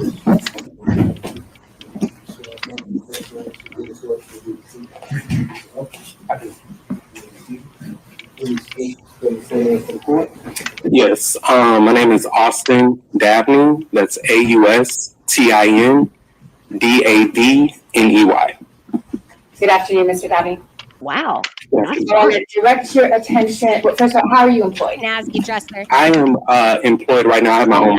Yes. You're a lawyer. You got your own law firm? That's correct. All right. I want to direct your attention to 2021, 2022. What was your employment at that time? Yes, I was employed with the Wade Bradley Kimball firm. And what that's Nathan Wade, Terrence Bradley, and Chris Campbell? That's correct. All right. And what did you do in that firm? I was an associate attorney. All right. And don't need a whole lot of detail, but generally speaking, who in the firm did you work for? What kind of matters did you handle?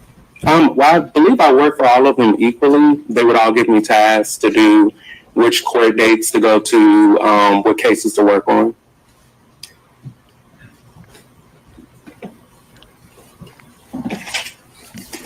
I want to direct now your attention, Mr. Dabney, to a particular instance.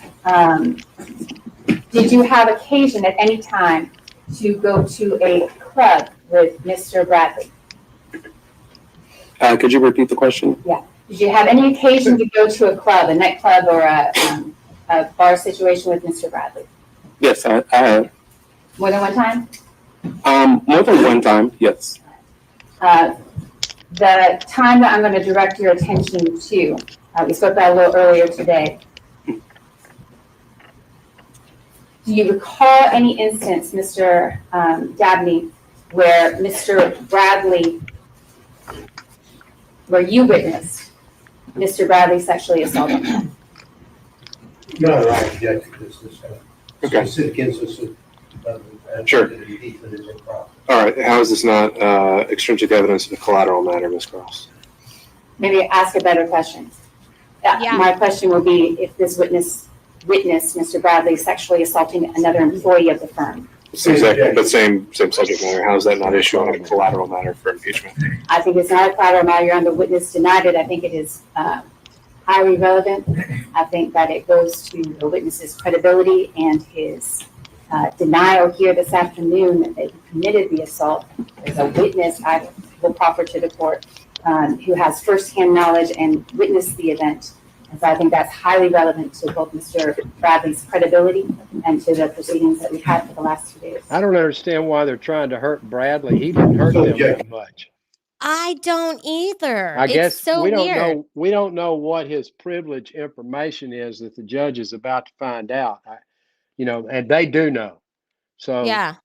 that's a missing part of the puzzle. But he didn't hurt them at all on his examination. I didn't think.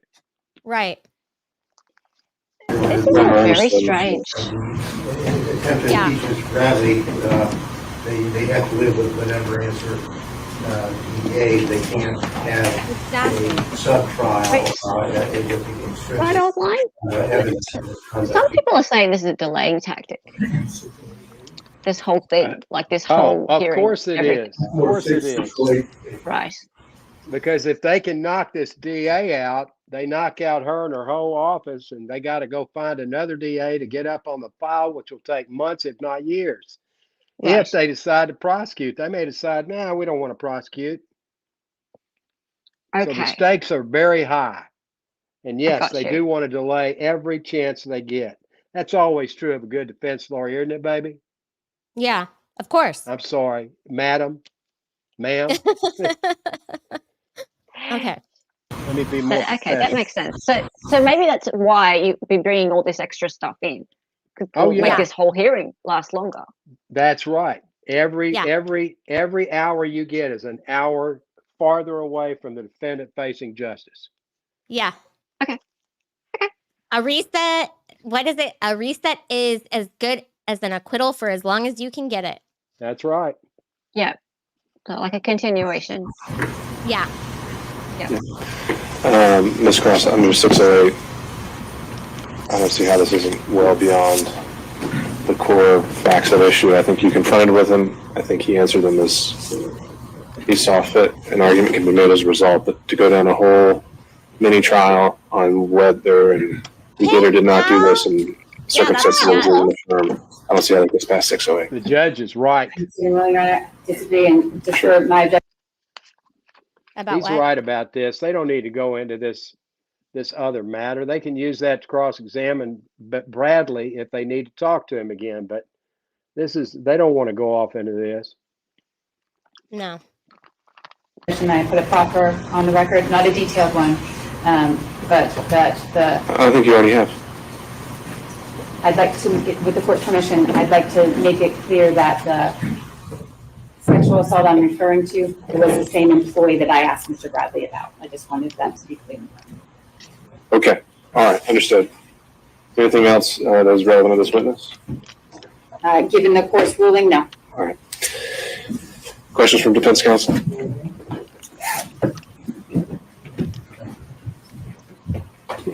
Good afternoon, sir. Good afternoon.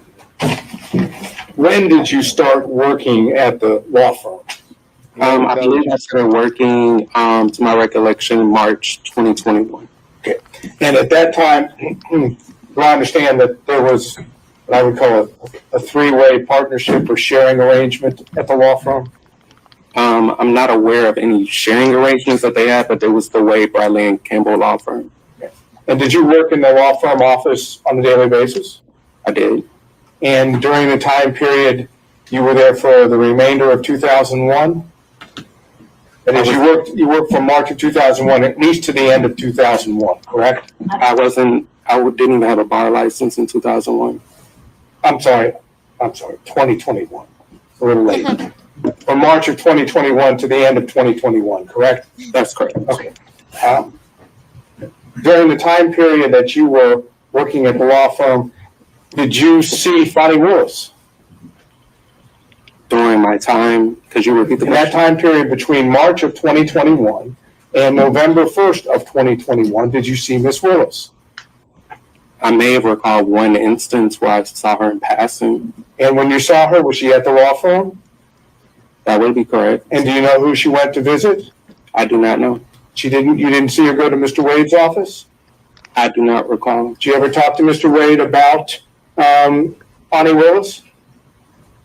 Could you repeat your question? Did you ever talk to Mr. Wade about Fani Willis during the time period of March of 2021 to November 1st of 2021? No. Did you know they were dating? Shade.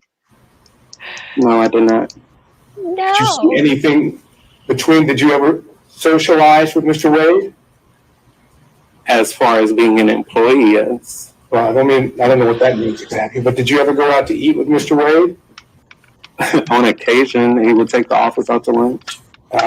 Beyond that, did you ever go to a nightclub or drinking or any of that with him? No, I did not. Okay, so whatever relationship Mr. Wade had with Miss Willis during this time period, you don't have personal knowledge, correct? I do not have any personal knowledge. Thank you very much for being here. Thank you. Any other questions from defense counsel? Mr. Stockton? Oh, that's it. I feel bad for this guy. No, that's why Online Red We started in March of 21. Wait, what? That's why Online Red always has all of the excellent comments to Answers? add. Oh, really? Yeah. Did Yeah. you know that? Yeah. Oh, okay. I did not know that. Yeah. That's crazy. Yeah. I read Nice. I read almost a year ago in chat, I think. Oh, okay. And I had Cool. for ages. It's Well, that's amazing. awesome. Yeah. That just you gave them a resume and started working there? I don't understand your question. When you started working there, is it a situation where your first day on the job is the first day you may have met him or shortly before you met him? Oh, yeah, you're right. Again, I don't understand what you're asking. Let me back up. Did you know Mr. Wade or any of his partners prior to March of 21? Yes, I did. How did you know them? In a professional capacity, I used to be a community supervision officer with the Georgia Department of Community Supervision. And where would that have been out of? Fulton County? Cobb County. How long did you know Mr. Wade prior to that? I didn't see Mr. Wade in my professional capacity. I thought you were asking about all partners, but if you're only asking about Mr. Wade, if you could please clarify. Okay, so you went to work for Mr. Wade in March of 21, correct? I went to work for the Wade Bradley Campbell firm. Okay. Prior to that, how long did you know Mr. Wade? I did not know Mr. Wade prior to that. At all? At all. No further questions? Any other counsel? All right, seeing and hearing none. Any redirect, Ms. Cross? No, Your Honor, subject to the court's ruling. All right, can this witness be excused? May. All right, thank you, sir. Thank you, Your Honor. Next witness, Ms. Cross. I believe I know the court's ruling, so let me proffer that the next witness the state would call would be Anna Rodriguez. Question, Mr. Bradley, Oh, no. the sexual assault of Ms. Rodriguez, a client of the firm. He denied knowing her or recognizing her name. I believe Ms. Rodriguez's testimony would be impeaching of Mr. Bradley. I believe it's appropriate, but want to present that before I call. All right, thank you, Ms. Cross. And so, based on that proffer and the subject matter proffered, I still believe that would fall under 608B as extrinsic evidence of a collateral matter. And so I don't think it's allowed under our rules of evidence. Understanding that, I just make a proffer on the record that Ms. Rodriguez would testify that Mr. Bradley sexually assaulted her. She was a client at the time. And that would be impeaching of his testimony that he denied. All right, understood. Any further evidence or witnesses, Ms. Cross? No, sir. Okay. All right, then at this time, for now, I'll consider the evidence closed, subject to any certified submissions by counsel, and subject to the results of the in-camera hearing. We will coordinate with all counsel to find a date to come back for summation. And to that end, again, using Ms. Merchant as kind of running lead on this, I'd like you to consult on whether that's going to be a collective response on behalf of the defendants. If not, then we're going to have to get into time allotment. And if it's more than a handful of counsel, it probably maybe 10 to 15 minutes per side. And so, Mr. Salem. When did you say this might happen? We'll follow up by email so we can coordinate with everyone's schedules. I want to make sure we have our same court reporter as well, so that the record is all in one place. And I know we have a lot of schedules to coordinate, but looking at either late next week, as in next Friday, or the following week. Would we at least have the opportunity to get a transcript before we do that? I think that's probably highly unlikely, but we'll see. It's just that would require a rush, and I know again we're at a shortage of court reporters, but I think there are other means you can refer to the evidence with confidence as to what was said. Yeah, like YouTube. Ms. Merchant. Okay. And like I said, we're gonna follow up with scheduling. Mr. Gowan. The arguments would be on this hearing, And also on the forensic. any other claims brought in any of the filings regarding forensic misconduct, this whole line of questioning? All right. Any other questions from defense counsel? Anything from the state? Your we would just ask that we be allowed to submit a brief as it relates to the rulings that you just made as relates to the objection by defense counsel under 607 and 6021 was to be impeachment by contradiction, which in the state's understanding would allow the use of extrinsic evidence to impeach the specific testimony here of Mr. Bradley. So we're just asking for leave to provide a brief and ask the court to further consider your ruling. Well, if you still got your witnesses here and you think you've got a better legal argument, I'm willing to hear it. You said 607 and 608. 607 and 621.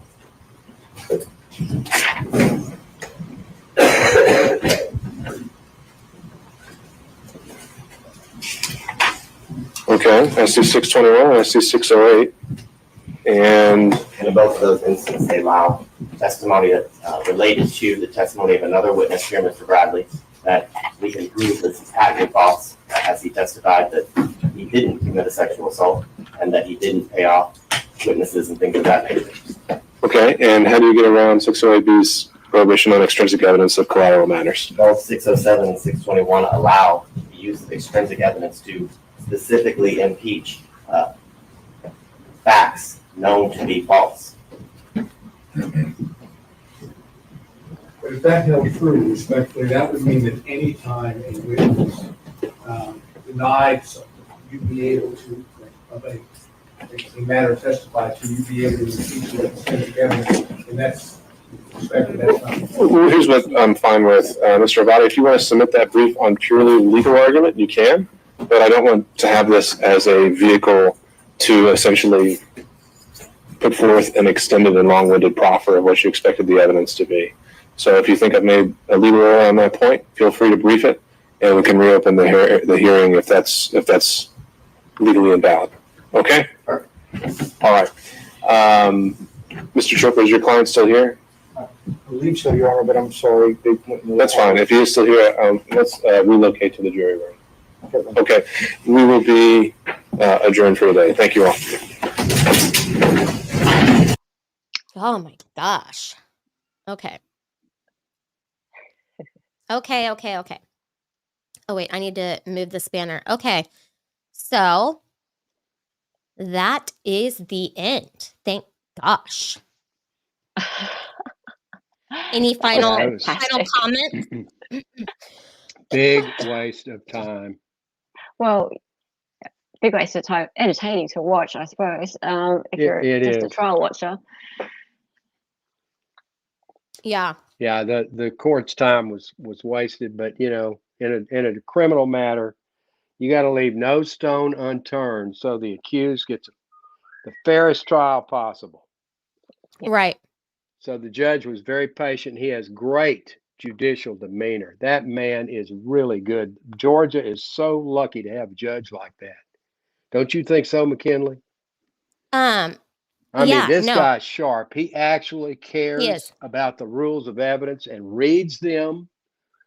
I mean, you don't get many judges that do that. No, he does. Many of them don't know the rules of evidence, so that's refreshing. Yeah. And he takes his time. Most lawyers don't either, so that works. Yeah, that's true. And I like that he's respectful. Sometimes very in this county, I have not seen that all the time. So. And calm, very calm. He is. That's always great. He's way too calm to ever get promoted to federal judge. I don't think he'd be there. Yeah, he looks young too. Fairly young, yes. Yeah. Compared to a tree, yeah. Okay. Well. So no trials on the weekend, huh? No trials on the weekend. I mean, not like there's no trials being streamed on the weekend, no. But we might stream Fani's testimony tomorrow or sometime this weekend. It is good. Entertaining. Yeah, it was super entertaining. So I might stream that tomorrow. It just depends. But I will let everyone know if I am on Twitter or on the community page or something like that. And I'll try to give y'all lots of notice. And thank you all for being here. And Dad, thank you for coming on. Thank you. Nice chat. Good show. Yes. I put a Hello. message in private chat. Would you like to join me on Sunday at all if you're free? Who, me? Yeah, you. Or my dad? What's Both of you if you like. What's on Yeah, no. Sunday? What is On Sunday? Sunday. Oh, is it the same Sunday. thing about this? I know. Hearsay for Days. I always run Hearsay for Days at 3 p.m. on Sunday. It's about a 90-minute Oh, show. So if you want to come okay. along, you usually watch it if you're not busy. You're usually in chat. So on Sunday, I run with Salvador Dali my show called Hearsay for Days. And this weekend, actually, I'm going to put it in chat so you can see. This weekend, the topic is going to be, I've changed the Murdoch title to the South Carolina, the skit show, because it's not so much about Murdoch so much anymore. It's about all the characters in South Carolina. So Mr. Eric Bland this week has chucked an absolute mental because someone has decided to make a complaint about him to the ethics committee, and he's chucked a mental about that. But also we're going to be looking, like I said, we're going to be looking at DA Fani Willis. There's been more garbage happen about Gypsy Rose. But basically the whole point of the show is we look at social media and we look at the reactions across different parts of society. So if you have only been hearing about the kind of things that people that think the same way as you are saying, then it shows you what other people in different spaces are saying. So the algorithms tend to only show you people who agree with you, guys. Sure. Yeah. So, yeah. So my show, I go to a lot of effort to go and bring you opinions that are coming from all over the place. So That that's sounds great. Yeah. So it's a lots of fun too. We have a lot 3 of fun. o'clock Texas time? 3 o'clock Eastern. So I don't know Okay. whether that's Texas time or not. That's not Texas time. That's so that's 2 o'clock Texas 2 time. o'clock. We're still trying to sober up at 2 o'clock on Sunday afternoon. Right? But there's not. I can only keep up with one US time, so I just go Eastern, and everyone else. Yeah, everyone does that. I think that's normal for people in other countries to go by Eastern. I'm even thinking in US Eastern. I sleep during the days now. Oh, sure. I know. Yeah, right. She does because she streams in like American time zones. Yeah, that's why I get up so That lives in stupidly Australia. And where are you? In New Zealand or Australia? Australia. So I'm in the northern part of Australia, so Queensland. I see. Oh yeah, where the people live. Yeah, where the people live. Yeah, not in that part that's like deserted, like in the middle. You know, not The in part that looks like most of Texas. That's right. No, not in that part. Not where all the murderous animals are. Yeah. So lovely to meet you, McKinley. Yeah, Nice Dad, meeting thank you you. for coming on. Thank you, You're Brandon. welcome. For Next the time super I'll get a chat. haircut and I'll be on the screen. Okay, do that, Dad. Lovely. I can't wait. And I agree with you. It does seem suspicious that he ended the lives of the baby ducks. They probably were about to talk. Remember? What is that? I missed Mahala? Oh, Brandon sent a super chat that is asking if Val got rid of the baby ducks because they were extrinsic evidence of a collateral matter and they were going to tell on him, basically. And I think he could be onto something. So I was doing this trial with our friend who is Valhalla 08. I think you might have seen it sometimes. It was that the the EMT trial, Dad. Yep. And so, yeah, see, and there's Val right there in chat. And he had baby ducklings that were born during that trial. And so he started showing them on stream. But, you know, baby ducks in the wintertime don't do really well. And so they ended up not surviving. And it's kind of been like, yeah, it was very sad. I was very traumatized. We had named them and everything. And so everybody was kind of sad about it. But it's kind of become a little bit of a joke at this point. I don't find it funny. Baby ducks dying is not funny. Very dramatic, but not funny. But that was kind of funny. Oh, Brandon. funny. Okay, All right, guys. ladies, I'm going to go back to my work. Okay, yes, Lovely Dad. to Hard meet at you. work Hope to always. see you Thank again. you. Okay. So long, everyone. Okay, Bye. cool. All right, bye. Okay, and you put in your chat. You put in the link, right? I did. The links Okay, cool. just scroll up a little bit. You guys will see it. And Awesome. I'll send you a link to Sunday if you'd like to come. Yeah, for sure. And thank you so much for coming. You made it No so much worries, that better. was I was fun. like First very time on this bored. Yeah, it stream. was really awesome. Awesome. Thank you. Yay. Okay, All well, right, I I gotta get will going. probably see you Sunday. Okay. Yeah, will do. Bye. Bye, everybody. everybody.